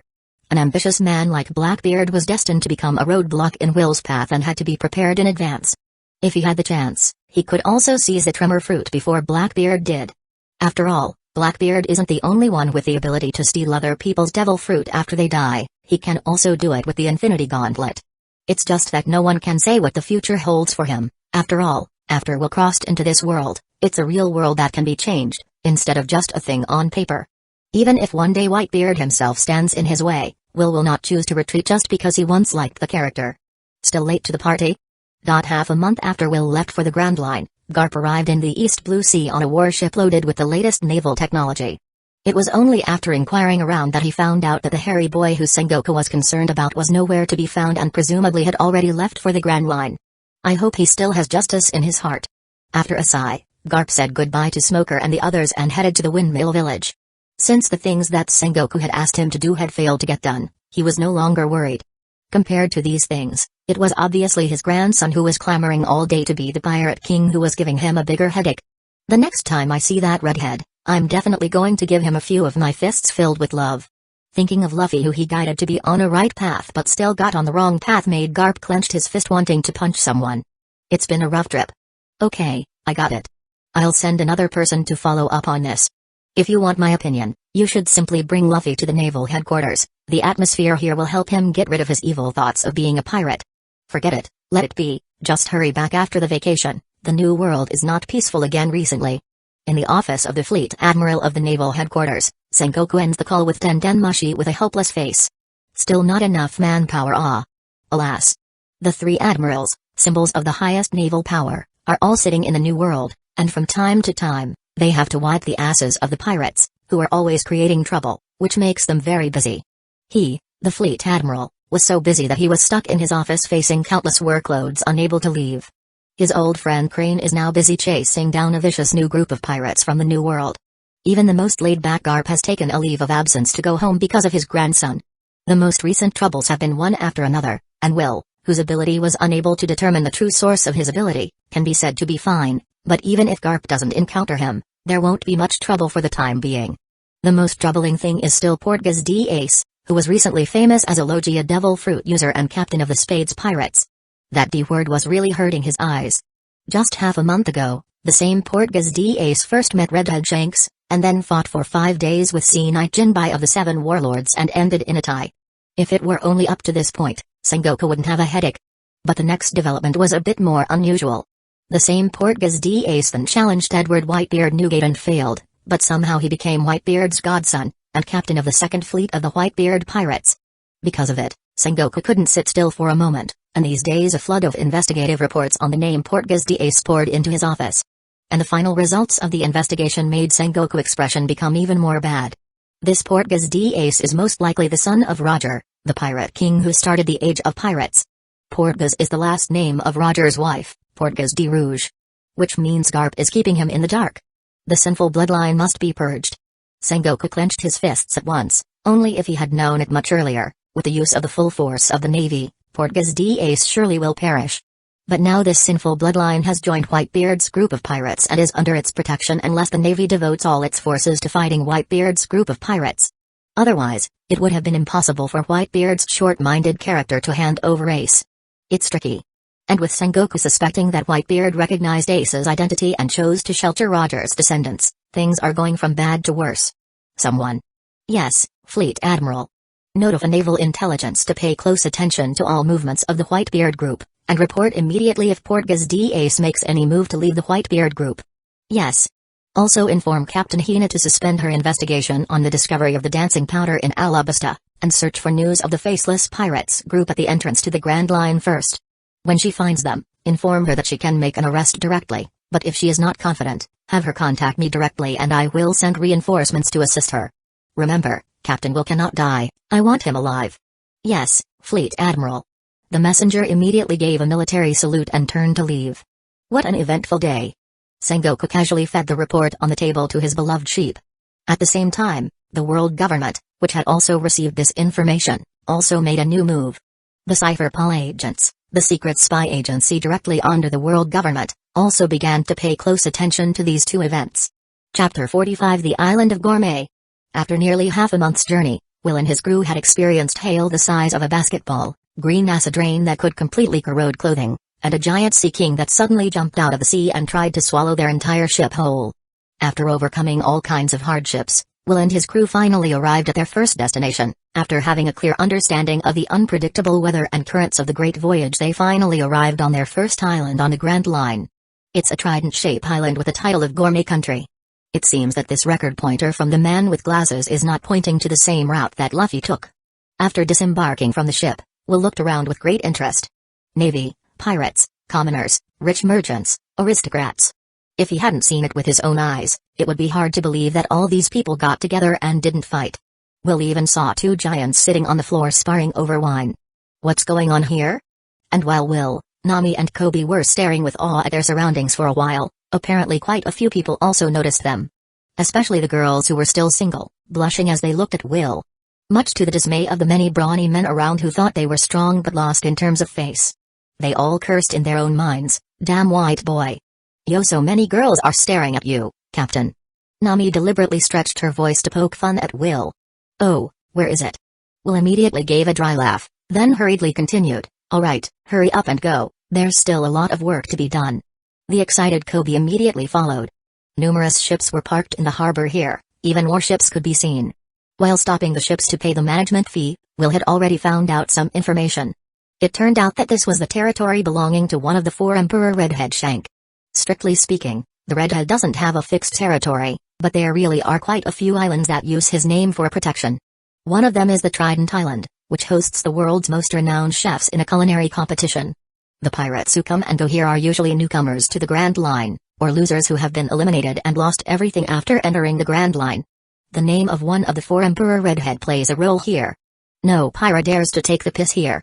And because it is home to some of the most famous chefs in the world, It attracts many wealthy merchants and aristocrats who come here to enjoy the food. Even the navy stationed in the neighborhood frequented the place.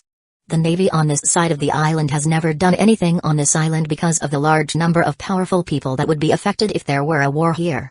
As for what would happen after going to sea, it is hard to say. It is because of this tacit understanding that this island has been extraordinarily prosperous. After paying enough management fees for their ship, naturally they had someone to take care of it, so there wouldn't be any problems. After casually finding a nymphomaniac woman to ask about this information, Will led a dashing departure, leaving behind only a red-faced looking husband stone in place. So there is still an advantage to being handsome no matter where you go. It's a pity that the handsome degree doesn't make you an artist star, because it's obvious that you can rely on your face for a living, but you have to be strong for their respect and fear. It smells good. Nami took a deep breath. Walking down the street there is a drool-inducing aroma everywhere. If a choice phobic were to come here, they would probably blow themselves up and die immediately. Which one do we eat first? Nami asked. Will was also aroused by this charming mixture of fragrances. That one, let's go. Oh yeah. Kobe and Nami jumped up and down with excitement, knowing that in order to force Will to spill his hidden money, Nami wouldn't allow him to take a penny of the ship's money before dismounting from the ship. In other words, Will pay for everything on this island himself. It's a good thing that the man with the glasses was quite rich, and the amount of treasure Will secretly hid wasn't at all what Nami had imagined. Since it's like a drop in the lake even if he brought all the food here. With the connivance of Will, a legend about a big appetite king suddenly appeared on this street. Yummy. Nami, you try this, it's so tender you can swallow your tongue? Boss. Here's another 10 pieces of tender duck tongue with shallots. Alright. The second. The FTH. The 10th. Since coming to this world and becoming stronger and stronger, Will has long since said goodbye to being an ordinary person. In the world of pirates, those who can eat are not the necessarily strong, but the stronger they are, the more food they eat. Otherwise it wouldn't be able to support that strong body. And Will's honey badger fruit is also known as an unwavering animal on Earth, so under this influence, what started as a competition of 3 people eventually evolved into a one-man show for Will. Nami and Kobe, a woman and a child, are no match for him. As they walked into the 11th restaurant, Nami and Kobe held onto the wall, holding back the feeling of vomiting, and blurted out, No more. I can't eat anymore. Me too. You're going to throw up if you don't stop eating. Will sniffed and touched his stomach, feeling that he could actually eat more, but these 2 invalids. You guys are embarrassing me. We agreed to eat the whole street. And we're still less than a third of the way there, and there's no telling how many top-notch dishes await us back there. Although he said that, looking at Nami and Kobe's posture of needing to hold on to the wall to move their body, Will had no choice but to stop thinking about it. The first attrition of the faceless pirate group couldn't be due to being propped up. That's a little too funny. However, just as Will was about to take them back, a man suddenly walked out of the store where the 3 of them just finished eating. Excuse me for disturbing you, customer. There are 2 4-star chefs about to compete in a trident duel. Can I ask the 3 of you to be the judges? Of course, it will not be without compensation for the 3 of you, as I will give each of you a meal voucher worth 100,000 berries as compensation. Cooking duel? Hearing it, Will's eyes lit up. Interesting. He was wondering if the eclipse of this island of food and the eclipse in that spirit of the aphrodisiac he'd seen were the same thing, and he caught such a good show. And it's a 4-star chef. This has to be agreed. Chapter 46 The Little Lolita Chef? The star duel on Trident-shaped island is the most sacred form of communication between chefs. On this island, the chef assessment, after passing, you can get a star medal, which means to become a certified 1-star chef of Trident Island. Then the chefs with the same number of star medals will fight again in star duel, and the winner will receive the star medal of the opponent to become a higher star chief, while the loser is demoted. The judging criteria is an odd number of randomly selected visitors after the duel is established, with a minimum of 3 and a maximum of 5 judges. Also because of this rule, in the first period of time, they let some people exploit the loophole, hire people to paint stars, pay off the judges, or simply find a bunch of their own people wandering in the vicinity of the Trident duel site. But then the founders of Trident Island closed these loopholes. First of all chefs who get 3 stars or more certification must undergo the official evaluation of the island, which is used to prove their strength. If it is found that their own cooking skills and chef level does not match, they were directly stripped of all their star medals, and permanently listed on the Trident Island blacklist. If a chef was on this blacklist, hardly any upscale restaurant would still use that chef. This instantly eliminates the vast majority of people who are just trying to make a living and exploit loopholes in the rules. The second is that the judges must be randomly selected by the official from Trident Island unless someone can put their people in the Trident Island who have a tourist population of hundreds of thousands every day, otherwise, it will be difficult to find their people to become a judge. Because it is a temporary selection of tourists before the Star Duel, so there is no chance and this time to pay off the judges. Even if they really happen to find the judges as their own acquaintance, Trident Island official assessment is not a vegetarian. The more star medals you have, the harder things are to assess. After reading the rules of the Star Duel presented by the man who brought them in, Will and those with him were increasingly curious about the next Star Duel. It seems that even though the form is different, the content follows the same philosophy. This is a head-to-head fight between chefs. And because even the judges are randomly selected on a whim, and everyone's taste focus is not the same, some like to eat sweet, some like to eat spicy, it is also more to examine the chef's observation skills and the ability to improvise. Of course, there is a certain amount of luck involved.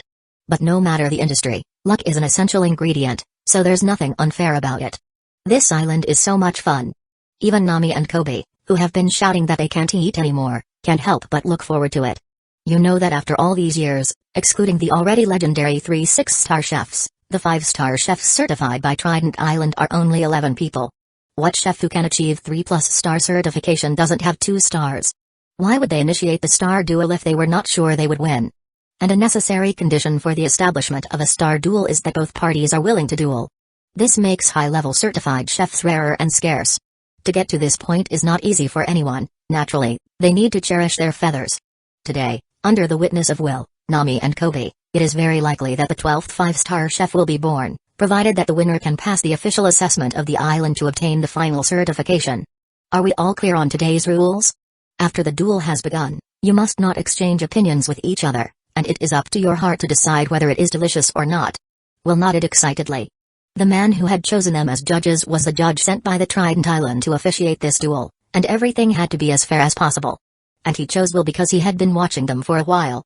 The difficulty of the dish is definitely in line with the theme of today's showdown between 2 4-star chefs, a young man who eats a lot, and a woman and child.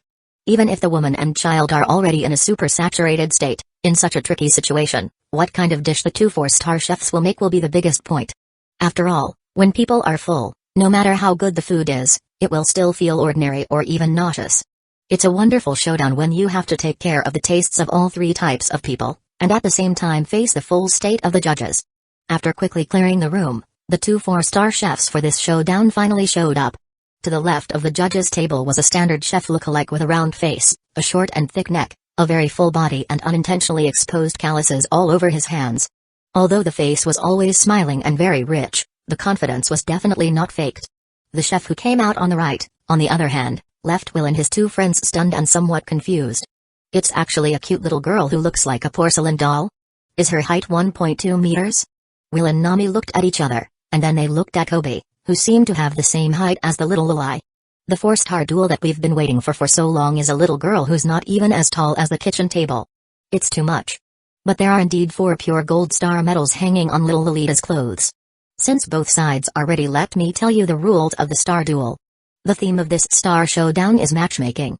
Both chefs use ingredients provided by Trident Island, a total of 12 different types of ingredients, at least 8 of which must be used in the cooking process in order to obtain the qualification of the judges' tasting. It is up to the 2 chefs to find out how to handle the ingredients with conflicting or even opposing properties perfectly and then match them together.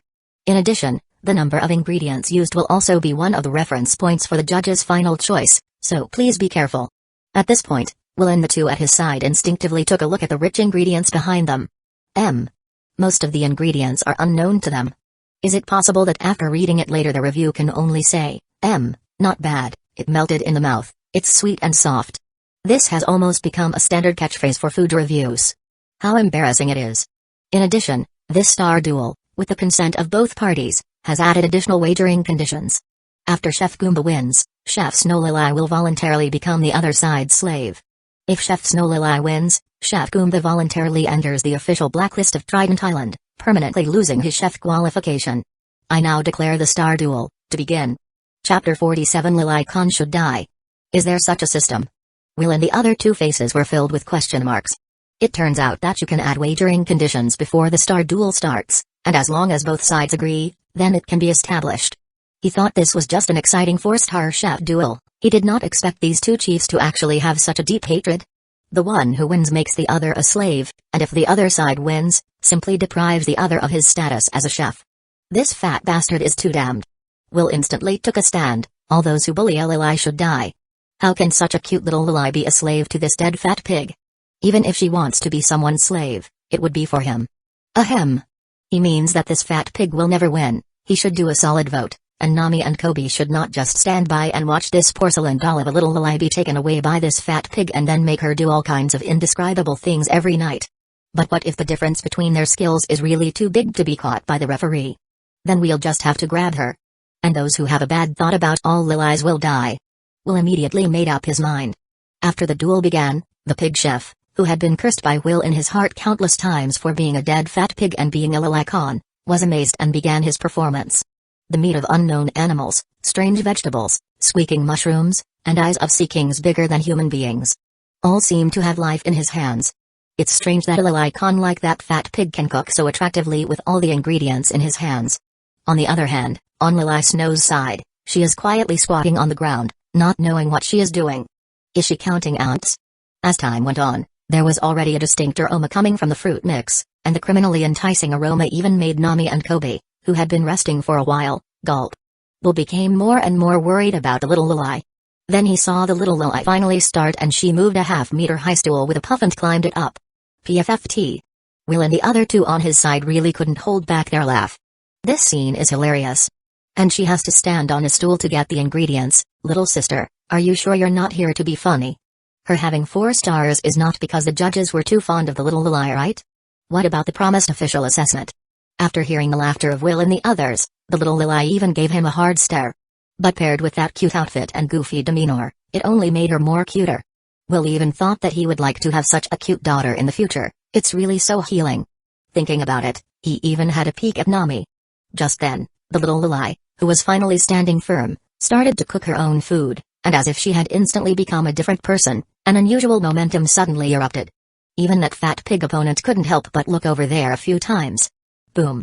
Little Snow lifted up an iron skillet bigger than her entire body and started flipping fast. The flames rose up into the sky. Will and his 2 friends immediately looked dumbfounded. Just these little arms and legs, where did they get the strength? But judging by the momentum, it seems that she really won the 4 stars with her strength. The wait was over an hour because there were so many ingredients to deal with.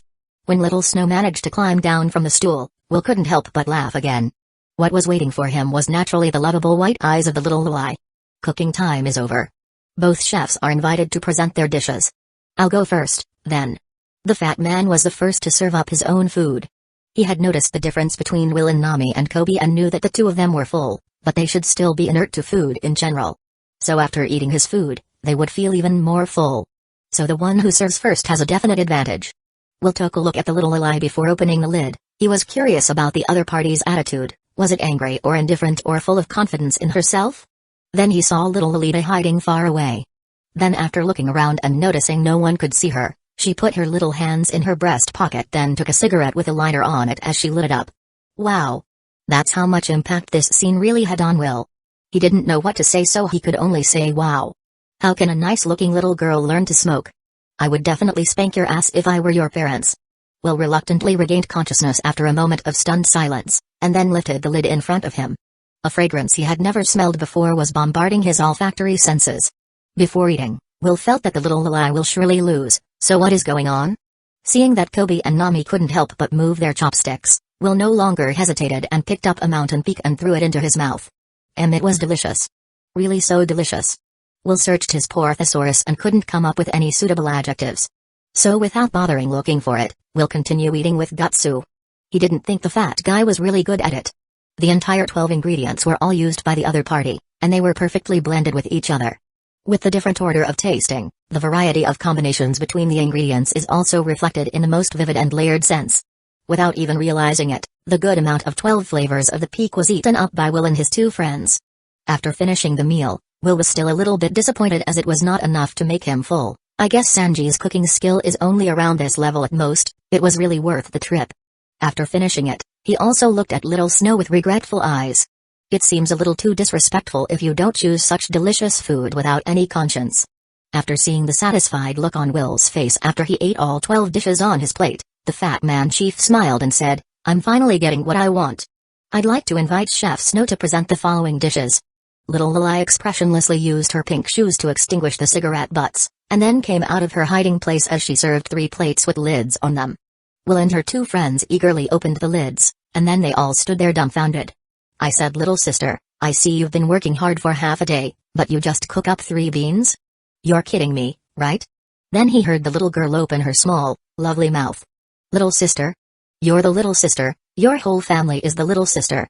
I'm a 25 years old woman. The surrounding was silent after hearing her curses that made her voice echoed in everyone's ears. Chapter 48 Abducting Little Lily to Right. That's it.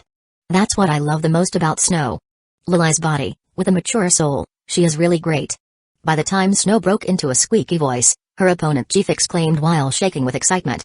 As for Will, the 3 of them reluctantly retreated from their petrified state, and then it was with an odd look on their faces that they began to once again look at the cute Lily in front of them. What are you looking at? You had a good laugh just now. My cooking is this bean, eat it or not, I won't serve it. After saying that, little Snow blankly took out the cigarette case from her bare pocket, and immediately clutched it into a ball and threw it at her feet when she realized it was already empty. Will dazedly took out a box of specialty cigarettes and handed them over. Then he saw the little Lily eyes shine brightly and readily took it over. You're smart. Hurry up and eat, it's guaranteed to be the best you've ever tasted. After saying that, the little Lolita hid herself away and took a deep breath after lighting it, and then exhaled as a cloud made of smoke formed. Then, let's eat and see. Will directly picked up this plain green bin and threw it into his mouth. Nami and Kobe also followed suit. Even if that dish just made them go into a satiated state again, what's a green bin that can't be eaten? But the moment the green bins were bitten open with their teeth, a never-changing fragrance explodes in a flash. Everyone kept chewing on the green bins with a look like they had seen a ghost. Why so many different flavors in this one little bin?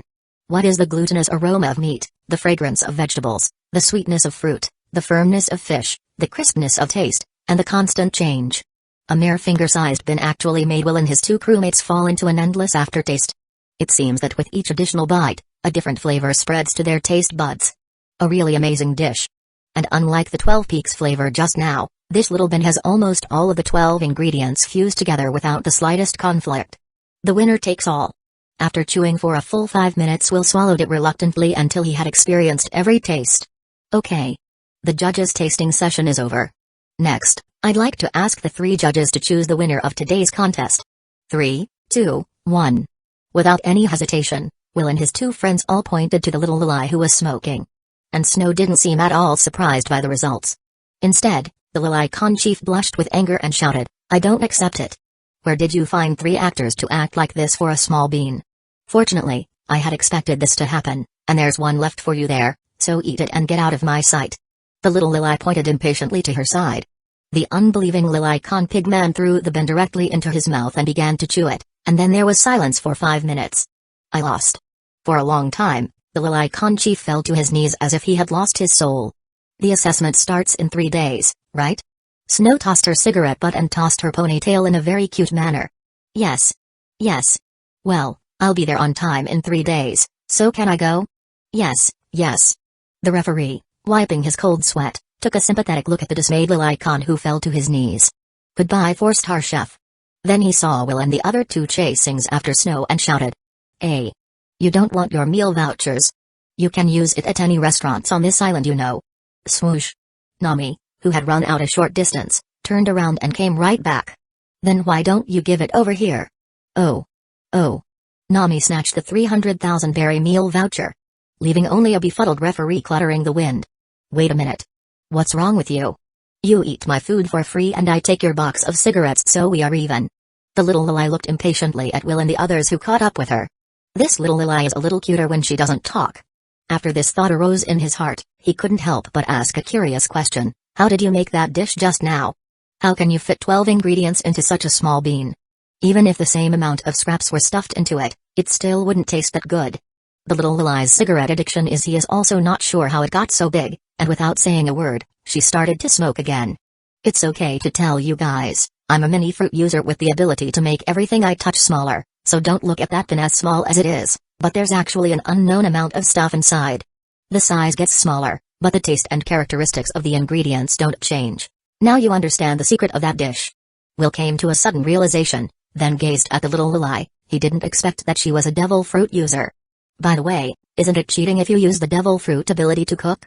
Snow immediately looked at him like he was an idiot. Could it be that when you are fighting with someone, if the other party doesn't let you use your devil fruit, you won't use it?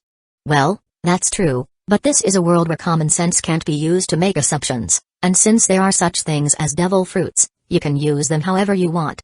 If you don't use it because they don't have it, how stupid is that? That fat pig fuck lost. Is there anything else? I have to get back to my business. Then she heard Will say very seriously, come with me to the sea. I still need the best cook in the world on my ship.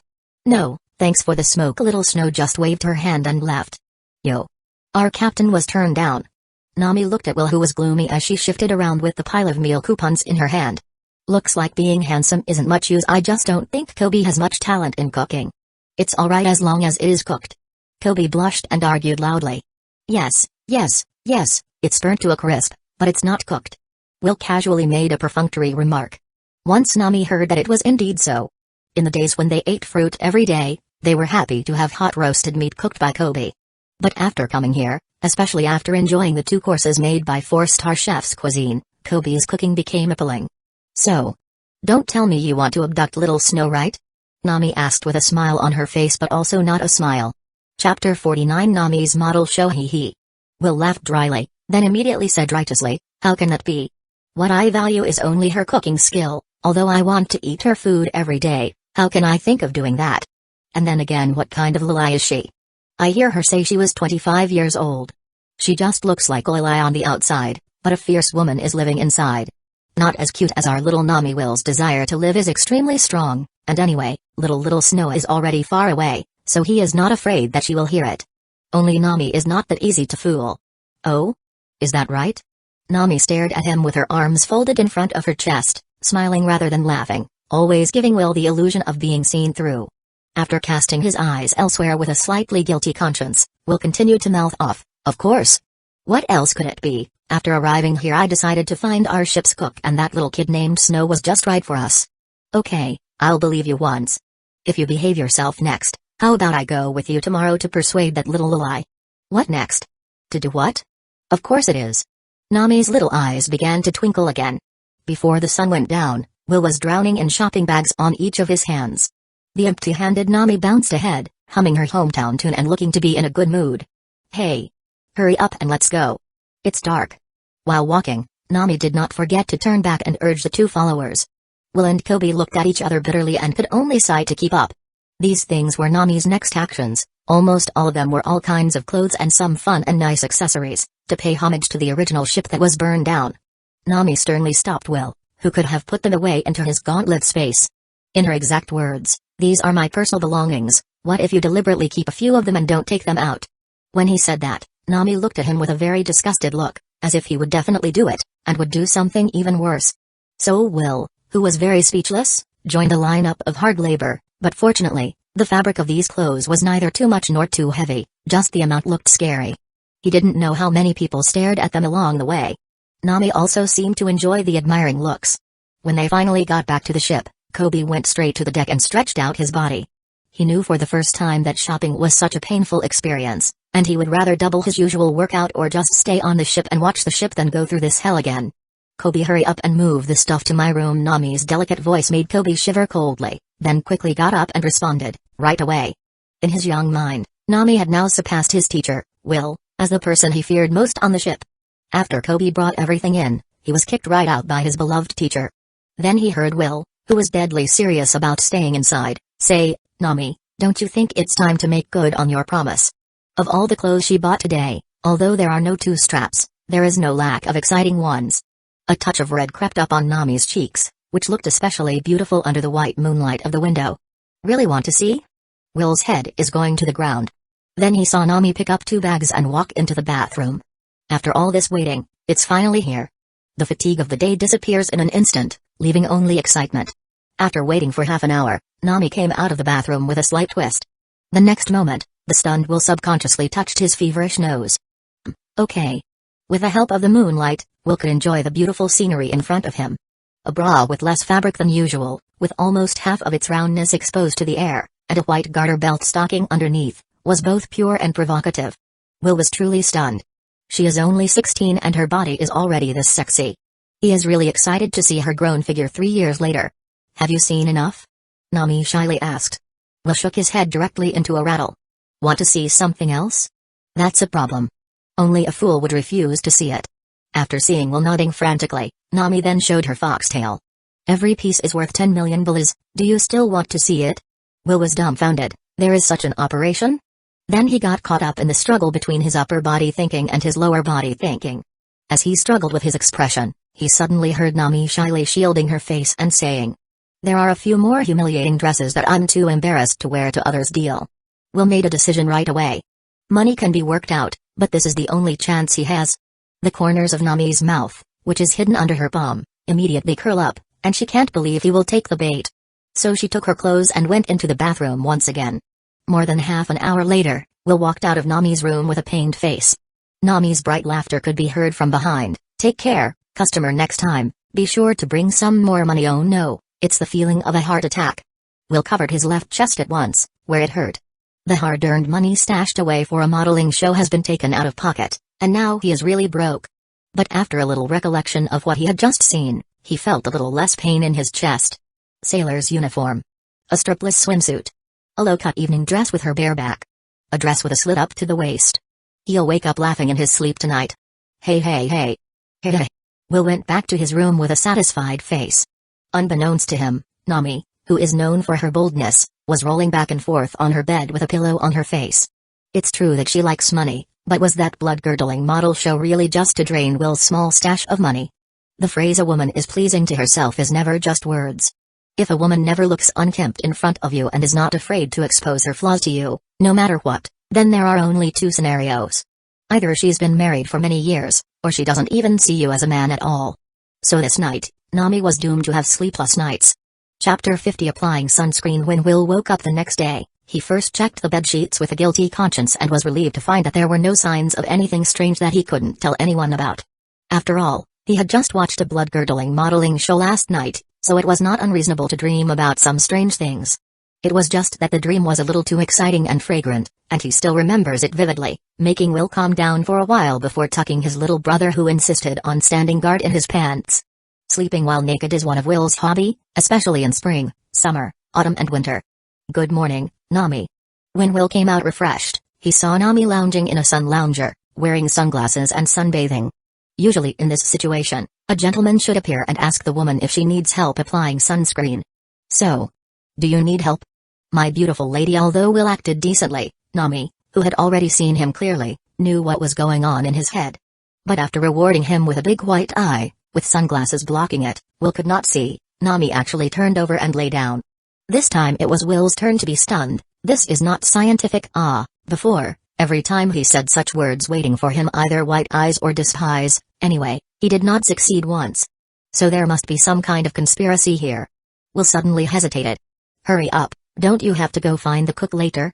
Nami's tone was no different than usual, but where Will couldn't see her, Nami was biting her lip and panicking. She doesn't know what's wrong with her, but she's just getting used to being with Will. It's very relaxed and pleasant, without all that mess, and without having to live in worry and stress every day. Although this guy was quite lustful, he never hid anything, never forced her to do anything she didn't want, and even said that in a sense Will respected her very much. This is exactly the kind of life she wants to live without having to force herself, isn't it? She has freedom and treasure, beautiful clothes to wear, wine to drink freely, delicious food to eat. Huh? Why hasn't this guy made a move? He's obviously been given such a good chance. Nami, caught in some kind of thought, looked back strangely. Then she heard him say, that. I really don't have any more money, I swear. Nami's heart was so angry. This bastard. Am I the kind of woman who wants money every time? Will, if not, then give me back the over 100 million treasure you took from me last night. So Nami, with a bad face, shouted, hurry up and put it on for me. Looking at Nami's smooth back, Will quietly swallowed a bit, but he still didn't feel comfortable, so he added, first of all, I really don't have any money. Nami was so angry that she wanted to get up and hit him. However, at this time, Will had already reached out to undo the straps behind her bra. Nami, who was almost naked, screamed and then quickly fell back down. Bastard. You want to die. Misunderstanding, a misunderstanding. After a bit of noise, Will's hand was finally placed on Nami's skin, and they both trembled at the same time, showing the uneasiness in their respective hearts. Nami's skin can be described as radiant and bulletproof. He really doesn't understand how she has maintained it since she started going to sea at such a young age, but he can't see any traces of wind and sun exposure. In the end, Will can only classify it as special in the pirate world. Perhaps this is the privilege of beautiful women. 10 minutes later, Will was a bit reluctant to take his hand as he said, "It's done." Nami only whispered a little, her whole face buried in the crook of her arm, not daring to look up. As Will was applying the sunscreen, there was an electric current running through her body, and her heart was beating frighteningly fast. Even without looking in the mirror, Nami knew that her face was absolutely red. Why was that? Nami has asked herself this question for the umpteenth time. She doesn't know when, but Will also came down on the sun lounger next to her. It was such a beautiful day, and the two of them were sunbathing together calmly and cozily, mixed with some pink scent that each of them couldn't talk about, which was really enviable and beautiful. Kobe, who was mopping the floor, looked like he was about to cry. "I'm not envious at all." The beautiful morning was spent in lazy sunbathing. When the three of them came back to the island, everyone was back to normal. From what I've been able to find out, we'll have to wait until the record pointer is full of magnetic energy before we can set sail again. But the two we have are permanent pointers, we still need to buy new ones. Nami didn't forget her duty. Will also nodded his head. He knew more basic information about the Grand Line than Nami, but naturally, he had to leave the professional aspect to Nami. He didn't want to follow this route to the next island, but rather than exploring and adventuring, the priority now was to strengthen his own strength, so that he could deal with various crises that might arise in the future. As long as he has enough strength, he can go anywhere in this world. So at this point, Will already had his first target. The record pointer needs to be bought, but we are not going to the next island that it points to. Instead, we're going to Alabasta. Alabasta. Nami was stunned. Yes, I need to improve my strength as fast as possible, that's why our next stop is Alabasta. Will's tone is firm. What's in Alabasta? There's the desert, there's the dancing powder, there's the revolutionary army, there's the sand crocodiles of the Seven Warlord, there's Robin. Did Will go for Robin? He does not deny that he has the idea of abducting Robin aboard the ship. After all, he has traveled to the world of One Piece. If he does not take Robin aboard, the readers will definitely explode in place. The first time he saw One Piece on Earth, he saw a bunch of people shouting, "No Robin, no One Piece," and some even counted Robin's virtues, and it seemed there was no one more suitable than Robin as a wife. Will admitted that he liked Nami and Robin very much, but he was not sure if he could turn Robin onto the ship. After all, Crocodile's strength was definitely not as bad as it was when he fought against Luffy. On his desert home turf, Crocodile, who had long been a Seven Warlords of the Sea because of his great strength, only lost to Luffy because of his opponent's plot armor. So in fact, the main reason why Will had to go to Alabasta was to keep an eye on those devil fruit users under Crocodile. Chapter 51 Dual Personality. A little spoiler, their next destination is Alabasta and it's going to be full of action, so you can expect good thing for the upcoming chapter. If you're thinking the main character is following Luffy's route, then you're wrong. Although in Will's memory, he couldn't remember who was in the Baroque Orc agency created by Crocodile, he probably had more memories of those few. But the only thing he could be sure of was that all of the senior agents in the Baroque Orc agency were all devil fruit user. And now Will is in desperate need of a large amount of devil fruit to enhance his abilities. Add to that the fact that the Baroque Orc agency's group of high-ranking operative abilities were all within his reach, and there was no better training place than that. If he can even kill Crocodile together with them, then that sand fruit will most likely become the first Logia devil fruit that Will comes to have in the pirate world. And then abducting Robin into the ship as well. Thinking about it, Will almost drooled. I really don't know why we have to go there, but since the captain has spoken. Nami looked cute with a little pride. Since the captain and the navigator had both decided, Kobe, who acted as a handyman, naturally didn't have any opinions, or if he did, no one would listen, who let him get into such an irresponsible teacher's shoes. Then let's hurry up and get down to business first, take care of the cook first and then start asking about Alabasta, preferably get a permanent pointer to Alabasta. Is little Lilai that good? Nami spat at him with slanted eyes. Will just ignored it. What, Lilai or not Lilai, he is that kind of person. Next, Will and the two began to sneak around while inquiring about little Lilai Snow's news. The first thing they need to know is how to get to know her family.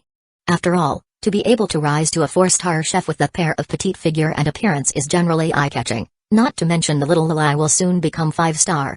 So, after Will used his sex appeal a bit, in the eyes of a group of little girls full of little stars, they finally found out the location of the little Lilai's store. 10 minutes later. Is this the place? If what she says is true, I can't figure out why she's so immersed in her loli persona. Maybe she has a special fetish? Will, Nami muttered, and then took Kobe into the dessert store, which was full of childish style. It's hard to imagine that a 25-year-old foul-mouthed and smoke-loving old woman living inside would insist on dressing up as a little loli, and open a desserts shop that children love very much. Is it a split personality? Welcome. As soon as they entered the door, they heard the laughter of the children and the deadly cute voice of the little loli. Is this still the voice of that little loli? Will and the two immediately looked at her with strange faces. What are you doing here?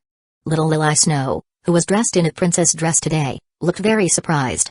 Then just as Will was about to open his mouth, he got interrupted. Outside. This is not the place to talk, so come with me kids. Sister Snow is going to prepare some delicious snacks for everyone, so be good. With a stupefied face, Will followed Snow to the back of the room with the other two. Will, who had a tough stomach, want to vomit since he felt uncomfortable as if he eats a fly. Tell me, what do you want from me? If you're still here because you want me to sail with you guys, then there's no need to mention it. As soon as she left the children's sight, little Snow recovered her nature, and she took out a pack of cigarettes from her body with great skill, and then lit it with delight. So where did she hide the cigarettes in this princess dress that doesn't even have pockets? Will subconsciously swept over the pair of A's in front of the little loli. You don't want your eyeballs, aren't you? Little Snow said as she felt Will stare, as she is sensitive about it herself. I mean, don't tell me you have a split personality? Will looked at her with an odd expression. You mean those little kids outside? Snow took a deep breath on her cigarette and plopped down in her chair, looking like a ghost with no life left in her. I thought you were acting so differently because you like kids, but now it looks like I misunderstood. There are 3 types of things that I hate the most, and that includes kids and desserts. The 3 were even more surprised by this. But if you hate it, why would you open this dessert store here and deal exclusively with children? Nami was very puzzled. Yes, why? Maybe it's the obsession. Snow forgot to smoke until the flickering cigarette burned her fingers. She suddenly woke up. I'd love to, but why do you care? You. Nami is so angry. Such a little loli is really unappealing. Isn't there another thing you hate? What is it? Will had a feeling that maybe the reason she hated kids and desserts and had to rise to the occasion was because of this annoying third thing. Okay, I'm done smoking, so if you guys are done, just get out of here. There's no way I'm going out to sea with you. So you're just going to stay on this island forever? A lifetime of dealing with things you hate? To punish yourself? What do you know? What do you know about me? I've seen too many self-righteous guys like you. Is the 50 million bounties great? I don't know how many pirates with over 100 million bounties come to eat on this island every day. I've seen the Rear Admiral no less than 10 times. Who do you think you are? Will was just asking a probing question, not expecting the little Lili's reaction to being so great. But when he listened to what Snow said, he laughed instead. You specifically investigated me? Faceless Will, a bounty of 50 million belly, from the East Blue Sea. Investigation? Just look at the reward order. You don't think that the small island with so many pirates every day will not attract the attention of the Naval Intelligence Department? I don't know how many pirates who came here and were all caught by the ambushing navy after they left this island. I think you should leave here as soon as possible. The words "only caught alive" are rare enough. Which Navy high-level illegitimate child are you? Or which powerhouse did you run out? In the face of Snow unforgiving taunts, Nami and Kobe were very nervous, but instead, Will suddenly laughed. Do you need a powerful force to protect you? Or do you need someone help to solve a very powerful enemy for you? Powerful enough to even scare the Rear Admiral when he hears it. And make any pirates who came to this island afraid of them like Red Hair Shanks, one of the 4 emperors? Is someone like that what you are waiting for? Waiting here day by day and year by year just to meet someone like that? Chapter 52, Will's Declaration.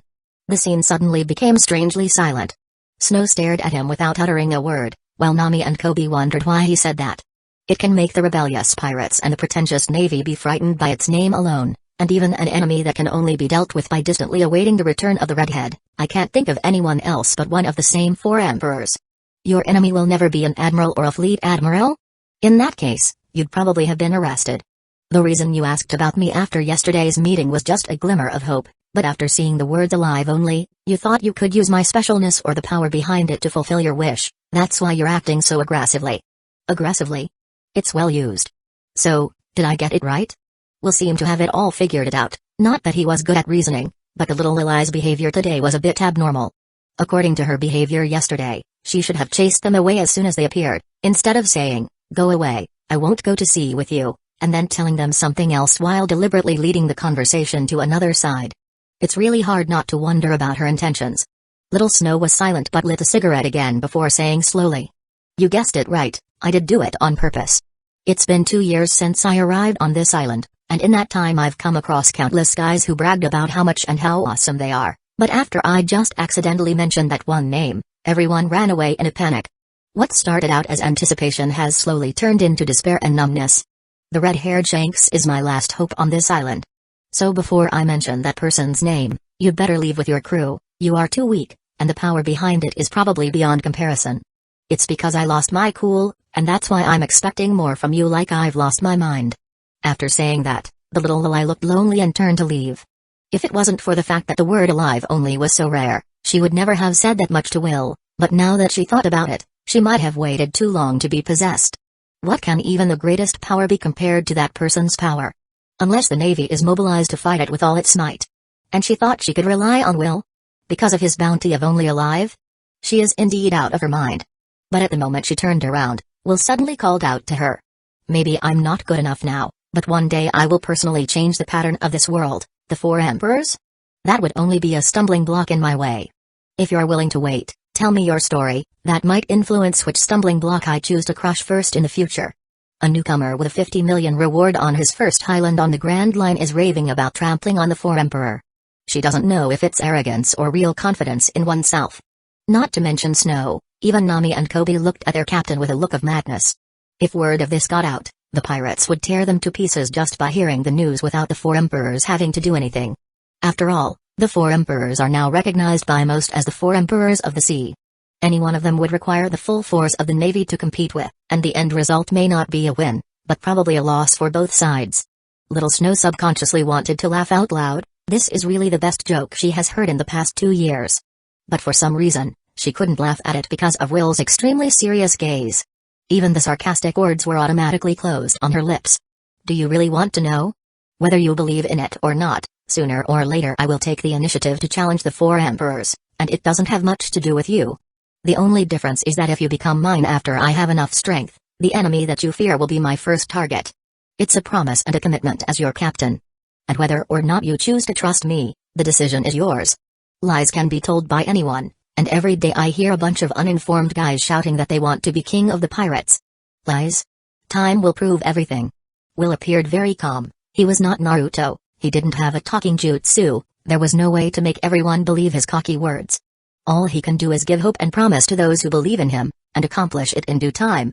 At least I'm the only one you've met who isn't scared off by the name of the 4 emperors. Besides, I think it would be futile for you to continue to wait, let alone wait until the redhead arrives, and even if you do see him, what can you do? Is it possible that you still have this confidence that red-haired Shanks, who is also one of the 4 emperors, will start this kind of war that could affect the whole world just because of you? Don't think of yourself as too important, only now at this stage I will give you my word. Only I can give you this chance, even if in the end you and I may die on the road to challenging the 4 emperors, you at least tried. With that said, think about it. I'll stay here for 3 more days, after which I'll find a cook to go out to sea with. After saying that, Will left with a bewildered Nami and Kobe. And Little Snow was irritated and lit another cigarette. I'm really crazy, but an upstart pirate with a bounty of 50 million belly has a lot of guts. So is he just talking a lot or does he really have something to fall back on? What should I do? As Will said, even if she waits for red hair Shanks, what can she do? What leverage does she have to impress Shanks? What revenge? It seems to be all for naught in the end. On the other hand, Nami and Kobe, who had left from here, were still in a dizzy state. Does that fake Lilai have a grudge against the 4 emperors? I guess so. The specific situation will have to be decided after hearing her story. Nami's hesitation was seen by Will, who immediately smiled and said, "What do you want to say? Are we really going to go up against the 4 emperors? All because of a fake Lilai? Helping her is only incidental, the 4 emperors we will be up against sooner or later, it's a matter of time." Will appeared to have this confidence. If you can't even get past this hurdle of the 4th emperor, what's the point of conquering this world? Well, with such a self-confident captain, what can Nami and Kibi say? Chapter 53 Snowball Past. Do you think she'll really come? With those few empty words, you verbalize? Nami, who had found a random restaurant and started to enjoy the food, asked suspiciously. As Will gorged himself, he said mysteriously, "Actually, all the drowning person needs is just a hope. Who else on this island would dare to make this promise to her except for him, an open-minded time traveler who dared to boast of helping her? Shanks does have the power, but he just can't help with his philosophy. Expecting Shanks, who is determined to maintain the world as it is and seek some sort of peace, to take revenge on a young girl he doesn't know, to initiate war with another 4 emperors. Not even 10,000 years of April Fool's Day combined will he help her. So Will behaves calmly. It doesn't matter anyway. If she chose to believe him, he will then help her to avenge her revenge. If she doesn't believe him, it's normal. Anyway, she doesn't have to. Seeing him so confident, Nami and Kobe stopped thinking about it and plunged into a sea of food. Will thought Little Snow would make up her mind after a few days, but when they returned to the ship at night, they saw a tiny figure waiting there with a cigarette in her little hand. Looking at the densely packed cigarette butts on the floor, it was obvious that she was in a very anxious mood. Making a decision so soon? Get on board first, this is not the place to talk. Nami gave Will a meaningful look as if she was accusing some little icon who finally got what he wanted. Could he admit it? Of course, he won't. The night had fallen before he knew it, and Kobe went to cut up some fruit and bring it up, then was sent off to train. The look in Kobe's eyes as he left was so sad, he was curious too, after all. Since you'll find your way here, you should be making a decision, right? My enemy is one of the 4 emperors, Big Mom. Now are you sure you want to help me? Little Snow didn't know how many cigarettes she had smoked, and her voice was a little hoarse. Will hearing laughed. Still, even without you, I would still challenge the 4 emperors, and with you, it's just helping me set my first goal, so don't take yourself too seriously. After hearing Will's words, Little Snow nodded her head after a slight silence. Although very reluctant, she admitted that Will was right. In front of an enemy like the 4 emperors, no one would go to their death because of her. Tell me your story. First, I need to determine if you are worthy of my help. Also, you have to be prepared to keep waiting. I won't go and die in vain until I'm sure. Snow had probably figured it out or had no other choice. And so the story of Little Snow began under the beautiful starry sky. Little Snow, whose full name is Snowball, became what she is today after eating a devil fruit when she was very young, but she also has the ability to make everything smaller. Her family was originally residents of a part of Cake Island where their parents owned a dessert store and became famous. But one day, 5 years ago, Big Mom suddenly went bulimic and fell into a frenzy. At that time Big Mom demanded millefeuille desserts. But millefeuille was particularly difficult to make, the tricky part being that there had to be a million layers of puff pastry and that it had to match the huge size of Big Mom. The sons and daughters of Big Mom have rounded up almost every chef on the island who can make this dessert. But just before it was finished, Big Mom, who had waited too long, had gone completely insane. She first killed the 2 kids who were in her way, then went to the place where the millefeuille was made and ate the unfinished millefeuille, along with several cooks. And among them are her parents. Even so, although he ate the unfinished millefeuille, she still went on her killing spree for a while, and it was only when a finished millefeuille was sent from another location that she finally recovered her composure. But by then, half of Cake Island had already been destroyed by her. Snow parents also passed away forever, and the painful experience of being eaten as a dessert by the out-of-control Big Mom. Ever since then Snow has been on a rampage, hating desserts, hating Big Mom, and hating herself. She had been caught up in self-pity that if she had gone with her parents, she could have finished the dessert at the last minute. She hated her childlike body and later hated children as well. But her parents always loved her little girl look, who never grew up. The love of dessert was also profoundly influenced by her parents. So after coming to this Trident Island from the New World after several twists and turns, she fell into a deep conflict. On one hand, she was extremely disgusted by herself, and on the other hand, she was unwilling to give up the love of her parents, forcing herself to dress up as a little Lily every day. Making desserts and dealing with children every day. This is the whole story of Snow. After listening to her story, Will, Nami and Kobe, who was working out and sticking his ears out, felt sympathy for her. How do you escape from a disaster like this? Every time Big Mom has her hunger pangs, a large number of people die and half of the island is destroyed, and it's only because her sons and daughters were able to deliver the dessert she wanted in time, otherwise, the consequences would have been unimaginable. He doesn't know how all those people on the Cake Island survived. So, from now on you're the cook on my ship. Will suddenly smiled and stretched out his right hand. He didn't go to say any bullshit comforting words, nor did he say any bullshit that he would definitely kill the Big Mom. Just a simple gesture, a simple smile indicated his position. When he finished, he also looked at Nami and Kobe, and he hoped that both of them would also accept her. Nami turned her head away, but at some point, she put her hand out. Kobe also trotted over laughingly and put his hand on it. Finally, all eyes were on Little Snow. Ugh. I'm really crazy. I can't believe I believed you. Even though she said so, she gritted her teeth and put her hand on it. At least Will is the first guy who gave her a clear promise, and even if she dies on the road to revenge, she has no regrets. Haha. Kobe, go and bring out all the wine, let's celebrate today and have a good time. Where is the kitchen? I'll go get some food to go with the wine, so don't eat your tongue later. Ha ha ha. It's party time. Chapter 54, An Extravagant Gift. Although the kitchen equipment on Will's ship was not on par with what the pseudo-ally Snow used, she still made a very sumptuous meal with her superb skills. Will and the others directly forgot to drink alcohol, and at the end of the sumptuous party, they couldn't even walk. Is it true that you are already 25 years old? After the meal, Will asked curiously while lying down. How many times have I told you? That's a nickname only my parents can call me big sister, asshole. The pseudo-ally Snow is enjoying a cigarette after dinner while cursing in displeasure. When she didn't speak, she was quite cute, and the moment she opened her mouth, her angel image was completely shuttered in people's minds. By the way, you said you stayed like this after eating that devil fruit by mistake and never grew up again? And all the things that you made smaller with your power can't be changed back? Nami also asked curiously. We are companions on the same ship, so we should get to know each other better. Snow nodded her head depressedly, then shook her head.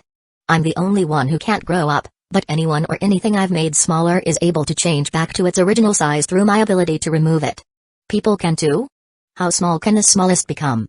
The pseudo-ally Snow suddenly smiled evilly. If you're curious, then feel it yourself. She said and reached out her hand to touch him. Will was really curious and didn't choose to dodge. In the next second, Will disappeared from everyone's view. And in Will's field of vision, it was like a giant's transition, which is amazing. Where is he? Nami and Kobe carefully searched for a long time before they found Will, who only has the size of an ant in his original location. Will felt the strength and speed in his body and even summoned his Infinity Gauntlet. And discovered that despite becoming this small, all of his physical qualities and the abilities on the Infinity Gauntlet could be used without the slightest effect. Doesn't this mean that I didn't need the black technology version of Ant-Man? Will was a little shocked. As long as he used Little Snow ability, he could create an army of Ant-Man in a minute, although they might not be as flexible as the original version, and could become as big or as small as he wanted. With a swish, Little Snow cancelled her ability, and Will changed back to his original size once again. Excellent ability. Will was unstinting in his praise. Even Nami and Kobe looked like they were eager to try it out, and seeing how much they wanted to experience it, Snow had no choice but to launch her ability again. She herself didn't seem to realize how powerful her ability was. Yes, this ability has always been used by her for cooking, but it is also normal for fighting. After 10 minutes, Will and the others started to drink in the moonlight. During this time, the pseudo-ally Snow also got to know each other to a certain extent. For example, the white captain who is always lying, the 16-year-old navigator whose eyes shine when she mentions money and treasure, and a little kid who is now drunk and acting crazy after being forcefully drunk by Will. His identity seems to be a handyman. Little Snow is getting less and less optimistic about her choice, and it seems that the 5-year-long wait has driven her completely insane. Otherwise, why would she put her hope on such a strange group of people? By the way, since I've already chosen to join you, I won't need this chip, so here you go. As she said that, Little Snow pulled out another folded cloth from somewhere. It was thrown to Will. So where exactly did she hide these things? Is there an interdimensional pocket hidden just under her skirt, too? After receiving it, Will casually asked as he opened it to check, "What is this? Is it a love letter?" "It doesn't look like it." Snow ignored his jokes and said, "Have you heard the text of history?" Nami and Kobe were foggy and obviously didn't know anything, while Will looked serious. "Don't tell me this was topped off from some piece of history text?" "Correct, but you won't get prizes. This is the text of the history of one of the 4 road poneglyph that I secretly copied from Big Mom Place, which is said to lead to Laugh Tale." Nami and Kobe completely don't have a clue about what she was talking about, but Will knows how powerful this gift is. Roger, who had not yet become the Pirate King, forcefully copied this historic text from Big Mom and finally reached the last highland, and he called it Laugh Tale, completing his legend as the Pirate King. In other words, only by collecting the 4 red poneglyphs will he have the key to reach the treasure called One Piece. Will knew what the other 3 were, except for the one that was unaccounted for. Big Mom and Kaido each have 1 red poneglyph, while the 3rd piece is on the island where the mink tribe lives called. It's still difficult for him to get hold of it, but he didn't expect that the pseudo-ally that boarded his ship would bring him such a great gift. "Is this the bargaining chip you want to use to convince Shanks for your revenge?" Snow nodded. "After the death of my parents, I thought about it a lot and realized that the only people who can deal with one of the 4 emperors other than the Navy headquarters are those big names who are also one of the 4 emperors. But in order to convince one of the 4 emperors to take action, you necessarily need to have enough leverage. So I infiltrated Big Mom place after making myself small to find out some secrets about Big Mom, and I didn't expect to learn the history, the secrets and functions of the text. So I quietly brought in a small piece of cloth every day, and little by little, I topped up the whole stone red poneglyph as my last weapon to escape. Since I chose to put the chip on you, it's useless to me. It wasn't that she hadn't thought of going directly to the other 3-4 emperor to deliver the chips, but Kaido, who was erratic and had close ties to the Big Mom, was the first to be ruled out, and she did hear a lot of secrets about the Big Mom during her time in hiding, including the fact that she and Kaido had both been in the same pirate group. And Whitebeard was old and had given up on sea domination long after Roger's death, and her bargaining chip would have been worse than a piece of toilet paper for Whitebeard. The last remaining was Redhead, Shanks. He had no fixed location and was scurrying around the New World. It wasn't that she hadn't tried to find the Redhead, but after a couple of narrow escapes from death, she had given up on that chance and come here instead. Chapter 55. I really want to see it again. Will was silent for a moment. Is this thing important? Of course, it's important. But his dream is not to be a pirate king, so the so-called One Piece and the truth of the world, the hidden history, is really not that important to him.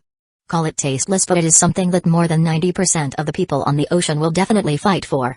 No matter what, this gift is worth a fortune, and even if he doesn't use it, he can still use it as a bargaining chip to get what he wants, so it's a sure thing. Thank you, I'll take it. If one day I renege on my promise, you can tell the world that I have the copy of this road poneglyph. Nami frowned and looked at Snow with some displeasure. Little Snow, on the other hand, did not make any remarks, because she had already made a plan when she handed over this chip. If Will didn't keep her promise, she would choose to leave and then spread the news, and then, not to mention whether the news was true or not, both the furious Big Mom and the pirates and even the Navy who wanted to get their hands on the road poneglyphs would flock to him. That's why she's not leaving any stone unturned. But she didn't expect that Will would say it. In the end, the party ended unhappily, and Nami returned to her room angrily, while Snow was unable to explain herself because of her own calculations. Only Will shook his head, thinking it didn't matter. You can't expect someone to give their heart and soul after only 3 meetings, that's too fairy tale. If Snow had really taken something out without any preparation, he would have to doubt her himself. There is nothing wrong with asking for something, the most feared is the inability to see through the hearts of the people. The most important thing is that he can't read people's minds. Not to mention the fact that Will did receive this big gift, so he won't be angry at being calculated, otherwise he would not accept it. There are still long days ahead of them, and time will smooth out these small cracks. The night was silent, and the next day everyone woke up to a very strong aroma.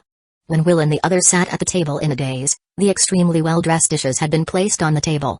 No need to think about it to know that it must be Little Snow who had already chosen to stay behind yesterday to make it. It's ready, so eat. Yo-ho, getting into character very quickly, Will couldn't help but tease the pseudo-ally who brought the last soup. It's because I don't want you to be shot to death by Big Mom due to your lack of nutrients. Little Snow was really not cute when she opened her poisonous tongue. The 4 of them enjoyed a delicious breakfast, but the atmosphere was not very harmonious, and Nami never gave Snow a good look throughout, apparently because she didn't like what she did yesterday. Let's leave after we finish eating, buy what we need to buy, and then we still have to find a permanent pointer to Alabasta. After the meal, Will looked cozy drinking black tea and was in enviable spirits. Kitchenware. What? There is nothing worth using in the kitchen, so you should also include the kitchenware for my use. Little Snow made her request while smoking a cigarette. Right, the ship's kitchen is really a bit crude, so, what you need, just tell us, we'll buy it later. It seems that we have to go to the capital of 7 Waters if we have a chance. This ship looks a bit depreciated. Whatever, but you can go to my place first, there are a lot of things that are readily available, whatever is missing will be bought at that time. There was no objection, so Will and his party once again came to the storefront of Pseudo-Elita Snow, but they didn't know when they would come back this time. By the way, don't you still have to do the 5-star chef certification? After putting everything into the Infinity Gauntlet in one go, Will asked under Little Snow's amazed eyes.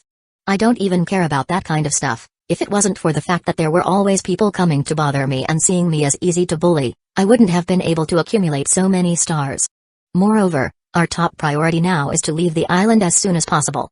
If the words only caught alive are the result of the big forces behind you, it may be fine, but if it is you or something on your body that has been noticed by the Navy, when you arrive, you have to leave as soon as possible. The Navy's warships are definitely already heading here. Little Snowball gave Will a meaningful glance, causing Will to frown deep in thought. According to her statement, the most likely possibility is that he has been targeted. Also, he is not afraid of the sea and sea prism stones, and also has more than one kind of devil fruit ability. If he doesn't attract the attention of the Navy, then he really suspects that the world's Navy is going idiotic. So it was his special characteristics that attracted the Navy's attention? So a warrant was issued with the idea of capturing him alive. Everything seemed to make sense. Nami and Kobe will get the permanent pointer done as soon as possible, and Snow and I will get the supplies and meet you at the ship by 3 p.m. Hearing him put himself in a group with Lilai, Nami slanted her eyes on him suspiciously. I don't know why you're going to Alabasta, but I know where we can buy a permanent pointer to get there. Where? Will was a little surprised. As expected, a snake in the ground is still useful. There's a store called Desert Style on the next street. The owner is from Alabasta. He must have a pointer to it. Just give my name when you get there. Little Alita showed her elder sister's domineering look, but due to her appearance, she only made her look cuter and funny at the same time. Nami curled her lips and was about to leave, but was immediately stopped by Will. What are you doing again? Well, give me some money, Nami. I need money to buy things. Will was very embarrassed, especially in front of the new crew. If he had known this would happen, he wouldn't think with his lower body instead. Will felt so regretful. At his embarrassment, Nami finally smiled. Damn. I just borrowed 2 million, and the daily interest is 10,000. After separating from Nami, Will spat out in frustration. And I'm the captain. I earned all that money, too. Why did it end up like this? And didn't I buy this stuff for all your convenience? After Will said that while walking, Little Snow finally couldn't help but ask, you're too useless. If it was really your money, why don't you dare ask for it back? Will froze at once. What could he say? Is he going to say that he spent all his money on the model show last night? And it's a sky-high price of 10 million for viewings. But I really want to see it again.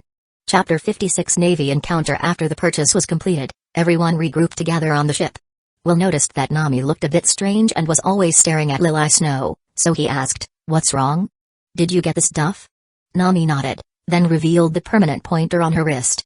The other person didn't want to sell it, but after I mentioned her name, the owner immediately gave it to me like he'd seen a ghost and didn't even take the money. What exactly did you do to that person? This was the first time Nami had spoken to Snow since that episode yesterday. It's nothing, it's what's most important when you have it, isn't it? Sure enough, I still can't like her. Nami rolled her eyes and turned to leave. Hurry up and store all your stuff and get ready to go. At the same time, Captain Tina, who was supposed to be in Alabasta and was investigating the matter of the dancing powder, turned her course because of an order from the fleet admiral himself. Is the message confirmed? A Navy woman with long pink hair and a red suit on the inside and an admiral's standard cloak of justice on the outside stood at the bow of the ship and sternly asked. It has been confirmed. The faceless pirate group arrived at Trident Island 3 days ago, and they did not cover their tracks. Good. Full speed ahead, be sure to wipe out the faceless pirates. Report. The latest news from Trident Island is that Nami, the navigator of the suspected faceless pirate group, has just purchased the permanent pointer of Alabasta and seems to be preparing to sail. Hina's eyebrows furrowed, not expecting that her 2 missions this time actually had the tendency to converge. Have the intelligence officers over there continue to keep an eye on the movements of the faceless pirate groups and report at any time? Yes. Adjust course, slow down, lookouts keep an eye on the surroundings, and alert as soon as you see a suspicious vessel. Yes. Bring me the intelligence information of the faceless pirate group again. Soon all the information about Will's group arrived in Hina's hands, and although it was not the first time she read it, it still made Hina angry and unable to understand it. She was naturally aware of the corruption and decadence of a part of the Navy but did not expect it to have reached such a blatant level. But what she couldn't understand was how a small pirate with a bounty of only 50 million would let the fleet admiral personally intervene. And the order was given to capture him alive. Although she didn't know what secrets this man named Will had that made the fleet admiral value him, but since she had already received her orders, she would never let anyone go. In this regard, she is not the same as smokers who got defeated by this nameless man. In other words, it is really a shame that a Logia user was robbed of his weapon by a newbie pirate who came from the East Blue and was also knocked into the sea. The next time she sees Smoker, she'll have to laugh at his face for his miserable defeat. As for applying for support, Hina laughed a little. A day later, Will, Nami and the new chef Lily Snow were lying side by side in the sun loungers, enjoying the bright sunshine. This degraded life was really pleasant. Except for some kid at the helm who has tears running down his spine. Kobe, bring out 3 more glasses of juice, and put ice in them. Yes, teacher. Kobe seems to have gotten used to this kind of life. He follows the training plan Will made for him every day, and in his spare time, he cleans and acts as a waiter. Are you really pirates? You didn't kidnap Kobe, Did you? Lily Snow is content to enjoy the pace of life she has right now. I saved Kobe from a group of extremely vicious pirates in the East Blue Sea, and I saw that he was a good student, so I took him on as a disciple. Will, who lies without changing his expression, said. The bounty of the said vicious pirates is only 5 million belly, and he actually said they are vicious? If Alvida heard him say that, she would probably hunt him with her soul alone. Are you sure you're not just looking for an obedient, hard-working and inexpensive handyman? Nami and Snow spat this out in their minds at the same time. Then they heard a pop. Turns out it was Kobe who dropped the glass with juice in it. What do you want me to say about you? It seems that you still don't have the right training, you can't even serve the plate smoothly. Will murmured a few words silently, but he wouldn't be angry about this trivial matter. What are you waiting for? Hurry up and clean it up, then go prepare 3 glasses of juice and come over. Navy. Kobe was so scared that he stumbled over his words, and to say that he is really timid, he must find a way to give him some training. Will, who was thinking this, got up and looked into the distance. Sure enough, at some unknown time, a very powerful warship was coming straight at them, very fast. That's just too bad. Although Will was frowning, he was not afraid. The Navy would also be divided into different ranks. As long as those who are not too powerful appear, he really doesn't think he will lose. Nami. Can we still get away from the Navy at this distance? Will asked aloud. Nami compared the speed and respective heading of both sides and directly shook her head. Can't avoid it. The other side obviously spotted us in advance and came straight for us. Even if we turn around now, we're at an absolute disadvantage in terms of speed, and it's only a matter of time before we're overtaken. This ship is still too garbage. In terms of firepower, speed, and size, there is no advantage at all. This disadvantage is magnified 1,000 times, especially when they are still facing the naval headquarters black technology warships. It was hard to run away once they were spotted. So Will made a decisive decision. Nami adjusts course and charges up. Since we can't get away, we'll just have to fight. Nami bites the bullet and runs to the helm. Kobe. Go inside and hide, and don't come out no matter what happens later unless I call you. Teacher, I can fight too. Kobe said stutteringly, but with his shivering face and legs, he really wasn't convincing at all. Come on, hurry inside, it's too early for you to join the battle. Kobe was very reluctant, but what could he do? Staying outside will only drag his teacher. Can you do it like this? After he saw Kobe leaving, Will whispered to Snow again. Are you sure you want to do this? Don't worry, I never joke about such things. That's when he heard Nami shout, here they come. Looking at the dozen or so shells that came flying in, Will cursed shamelessly and then got up directly to greet them. Chapter 57 Instant Transmission. The Navy's standard attack method is like this, relying on the long range and fast speed of the warships under their feet, and firing a few rounds before approaching. As long as they were hit, even if the pirates in it were fine, the ship was finished. Without a ship, where can a downed pirate run in the middle of the ocean? If not, how Will could not have cursed the Navy for its shamelessness. We can fight, but you can't destroy the ship. Don't tell me you want us to swim until we reach Alabasta. The good news is that the first round of artillery fire was just a test shot, and there was only one truly threatening shell. Will immediately activated the ability of the slippery fruit to jump into the air to actively meet the shell. Whoosh! The moment the cannonball made contact with Will's body, the trajectory of the cannonball deviated to an unknown location and flew away in a direct slide.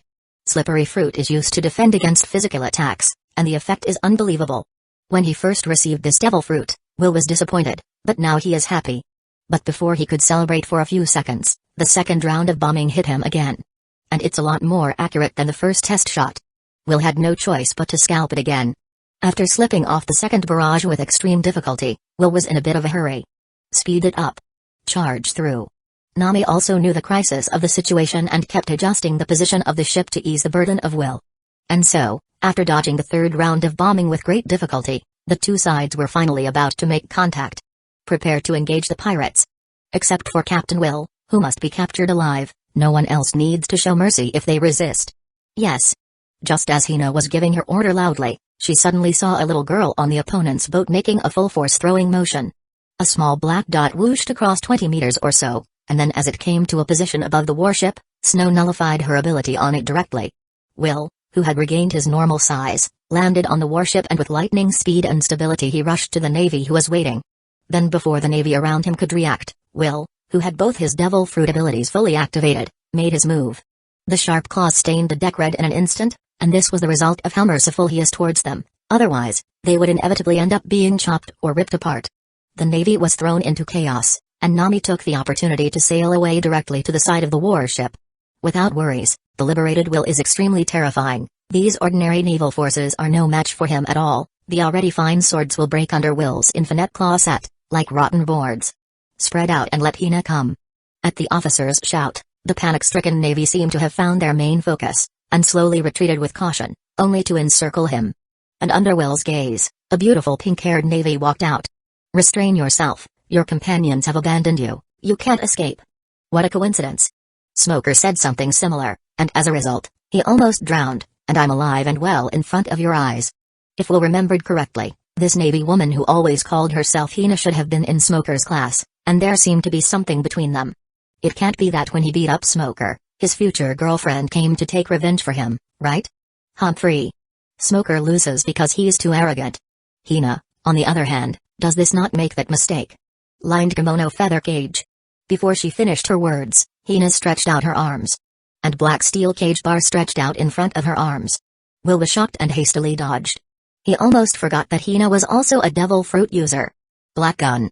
A long black spear was aimed at Will, who was gliding at high speed, and threw it. Will once again used his high movement speed to dodge this powerful strike. Boom. The 2 to 3 meter long black spear plunged directly into the deck, which is very powerful. It's useless, no matter how powerful your move is, it's useless if it can't hit anyone. Although there was limited space on the ship to dodge, Hina's attack couldn't catch him. Hina suddenly stopped attacking and said to the surrounding navy, "You all get in the water, you're in the way." Without uttering a word. Like dumplings, the navies on the ship jumped into the sea, leaving the ship's battle space to their beautiful captain. Your biggest mistake was that you shouldn't have fought Hina in such a limited space. Cage of the Iron Threshold. A huge black iron cage was fastened to the deck, and Hina and Will, who were in the cage, were like fighting animals being watched, unable to escape but fighting desperately to stay alive. You'll never get away with this. It doesn't seem to be any different from before, is it? As soon as Will finished speaking, he felt a vibration. This steel cage is actually slowly shrinking inward. Don't you surrender yet? Hina has already won and no one can escape from this cage. Then she saw Will frowned and walked to the front of the threshold bar and waved his right claw. It's no use, Tina is a cage user, and these bars are stronger than steel? Eh? It doesn't seem that hard? Will said mockingly, and then with 2 more swishes, a large piece of the cage fence was cut down by his infinite claw set, as simple as slicing through a bamboo forest. Hina is a bit dumbfounded. It's impossible. How could the cage bar generated by Hina's ability be cut off so easily? Will is also helpless, his infinity gauntlet is so awesome, so what can he do? Are we fighting or not? I'm leaving if you don't. Black Spear Ray. Hina panicked and kept generating black spears from her hands as she attacked Will with it. Will on the other hand behaved as leisurely as if he were walking in his courtyard, dodging what he could and sliding away with the slippery fruit if he could not. After spraying the black spears for 5 minutes straight, Hina herself was tired and panting, obviously depleting her physical strength. Will, on the other hand, was doing just fine as even a single hair of his was not damaged at all. But instead, the warship was smashed and had 1,000 holes, and was probably not going to last. But just as Will shook his head and was about to go after Nami and the others, a violent wind sound came, and he subconsciously dodged to the right, but he still got hit. Instant transmission. Hina used a half-baked 6-style instant transmission to pass through Will's body at once. Yes, and her cage ability finally hit him through instead of slipping away. Will looked down at the cage bar where the left half of his body was securely trapped, and his eyes were somewhat gloomy. Chapter 58 Another Navy captain falls on his hands. One of the characteristics of the cage devil fruit is that the user itself can pass through the human body, and then leave only the cage bar behind. At the moment the ability is launched, the cage fruit ability itself will appear in an illusory state. And this state just happens to restrain Will's slippery fruit. Since there's no contact between them, just slipping away. The abilities of the devil fruit are really strange and contradictory. Discovering that the left half of his trapped body actually couldn't get out of the trap with the slippery fruit, which seemed to be directly connected to his skin, Will's relaxed look all along was gone. Isn't it good to just admit your defeat there honestly? Hina will absolutely capture you. Seeing that this trick finally had an effect on Will, Hina mobilized the last stamina in her body, and bit her teeth to use instant transmission again. Gotcha. Seeing that Will did not choose to dodge this time, but directly extended his right hand as if to grab her, Hina's face showed joy. But the next second, along with the horror on her face, she was strangled by Will and smashed heavily into the deck. Impossible. Spa. Hina spit up a mouthful of blood. Feeling the unprecedented weakness in her body and the ability to find that her devil's fruit didn't work anymore, Hina panicked. Although she had been on the lookout for the sea prism stone weapon that Will might have taken from Smoker, she was sure that the man had never taken it out all along. But what's this about? Shocked? Can't figure it out outright? Too bad I'm not obligated to explain it to you. Go back and tell the naval brass who sent you that while I don't know what they want from me, they'd better not hit on me again. Next time I won't show mercy. After speaking with a cold face, Will raised his left hand and punched Hina's abdomen with a heavy punch. And then another punch. Another punch. Only after Hina passed out, vomiting blood and rolling her eyes, did Will let go of his right hand that was strangling her neck. As Hina lost consciousness, the black bars on the ship and the left half of Will's body disappeared. If he can pass through the Infinity Gauntlet with the power of the Sea Prism Stone, I'll fucking admit it. After looking at the Navy, who was trying to crawl towards the ship, shouting and screaming to avenge their captain, Will looked at them with disdain and jumped into the sea to leave. The ability to free surf is quite useful. Soon after, Will, who was enjoying the pleasure of surfing, caught up with Nami and others who were waiting for him in the sea ahead. It's the teacher is back. Kobe shouted excitedly. Lily Snow, on the other hand, was quietly relieved seeing him coming back without injuries, to be alone against a naval ship with a captain sitting on it and returned safely, so it seems this guy really has two things going for him. Only Nami chose to believe him from start to finish. When he jumped on the ship, he directly stepped forward and gave her a hug, and when Will felt that this wave should be steady, Nami's roar pulled him back to reality. Hurry up and fix the cabin. What took you so long? Kobe, hurry up and get ready to set sail. Why isn't someone cooking? What time is it? They dodged 3 waves of bombing, but it was inevitable that they got one shot. Fortunately, there was no leak, otherwise, they might really have to swim to Alabasta. Really?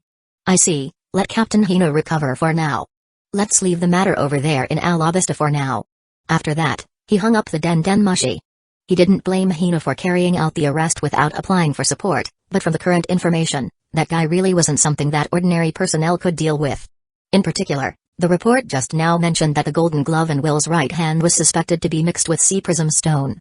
It's hard not to be concerned about this, he mumbled. A devil fruit user with no weaknesses, and possibly an ability user of more than one devil fruit, how will the world change if he is allowed to continue to grow? Especially if the other side doesn't have any affection for the Navy. The words Will said before beating Hina half to death were also reported by the newly awakened Hina. Obviously, the other side had sensed something, and had also reached the limit of tolerance for the Navy's repeated provocations. The next time they faced each other, it would probably be a do-or-die situation. By the way, the other side has already shown mercy more than once, first to Smokers, and then to Hina, who became the unlucky one. From these 2 incidents, he can also see that the other party doesn't seem to want to have hatred with them, otherwise, grass would have grown on the graves of Smoker and Hina after their battle. In the end, Hina was severely injured, because Hina's sneak attack worked, which angered the opponent. So, it seems that there is still a little chance of recruiting him for the position of 7 Warlords of the Sea? We'll see. Alabasta is a territory of one of the 7 Warlords of the Sea named Crocodile, so what will happen next is really hard to predict. After hesitating, Sengoku did not send high-level naval forces to capture Will. In fact, the admirals were too busy in the New World. Who has the time to make a special trip for a small pirate who has a bounty of 50 million? That's why Hina was the best personnel he could have sent, but she was still beaten half to death. I'll have to let it go for a while. So Sengoku got someone to keep a close eye on the faceless pirate group and regularly collate information to him, and then went off to work on other things. As for raising Will's bounty? Impossible. Unless Sengoku is sure that Will's secret is not what he thinks it is, or Will has done something big that he can't keep down, then you want to raise your bounty? In your dreams. At the same time, Will, who was still on his way to Alabasta, didn't know that the bounty he had that was supposed to raise was once again being suppressed by the fleet admiral himself. He simply thought, I've beaten another Navy captain half to death, so my bounty should go up. After all, who doesn't want their bounty to be high? After all, when declaring your name to your enemies, just announcing your bounty can make them scared. 998.999.1000. Teacher, I'm finally done. Don't play dead. 1 more hour of push-up. If you don't finish it, you won't have dinner tonight. Kobe, lying on the deck, wanted to cry but couldn't because no tears were coming. Chapter 59. Beit Alabasta is an established kingdom with a long history. It is located on Sandy Island, roughly halfway through the first part of the Grand Line. Sandy Island is a summer island containing several cities, towns and a massive river. It is an exotic country full of desert atmosphere. Not long ago, It stopped raining everywhere except for the capital city of Alubarna, which made the place an oasis for a desert country. The drought was thought to be caused by the king's private use of dance powder, and was reported to the navy. And the seeds of civil war were planted at that moment. It's really hot. After disembarking from the ship at the rapeseed flower port, Will and his group got on the camel and started their journey to the desert. In this case, the 100 cubic meters of space in the Infinity Gauntlet was a great advantage, allowing them to travel light, with plenty of food and water stored in it, so they didn't have to worry about dying of thirst. Are we there yet? This is horrible weather. Blessed by the hot weather, Nami was wearing a three-point style swimsuit inside and a light scarf outside, like an exotic dancer. I see it should be up ahead. After hearing this, several people cheered up and headed straight to the oasis ahead. This should be the rain base. After entering the city, Will said under his breath as he took in the surrounding scenery. There was no rain anywhere in Alabasta, and as the new Dream City here, the home base of Crocodile, the kingdom's largest casino, the City of Dream, was located here. What's next? Will can't just hit Croc doorstep and ask for a fight, he's not so awesome.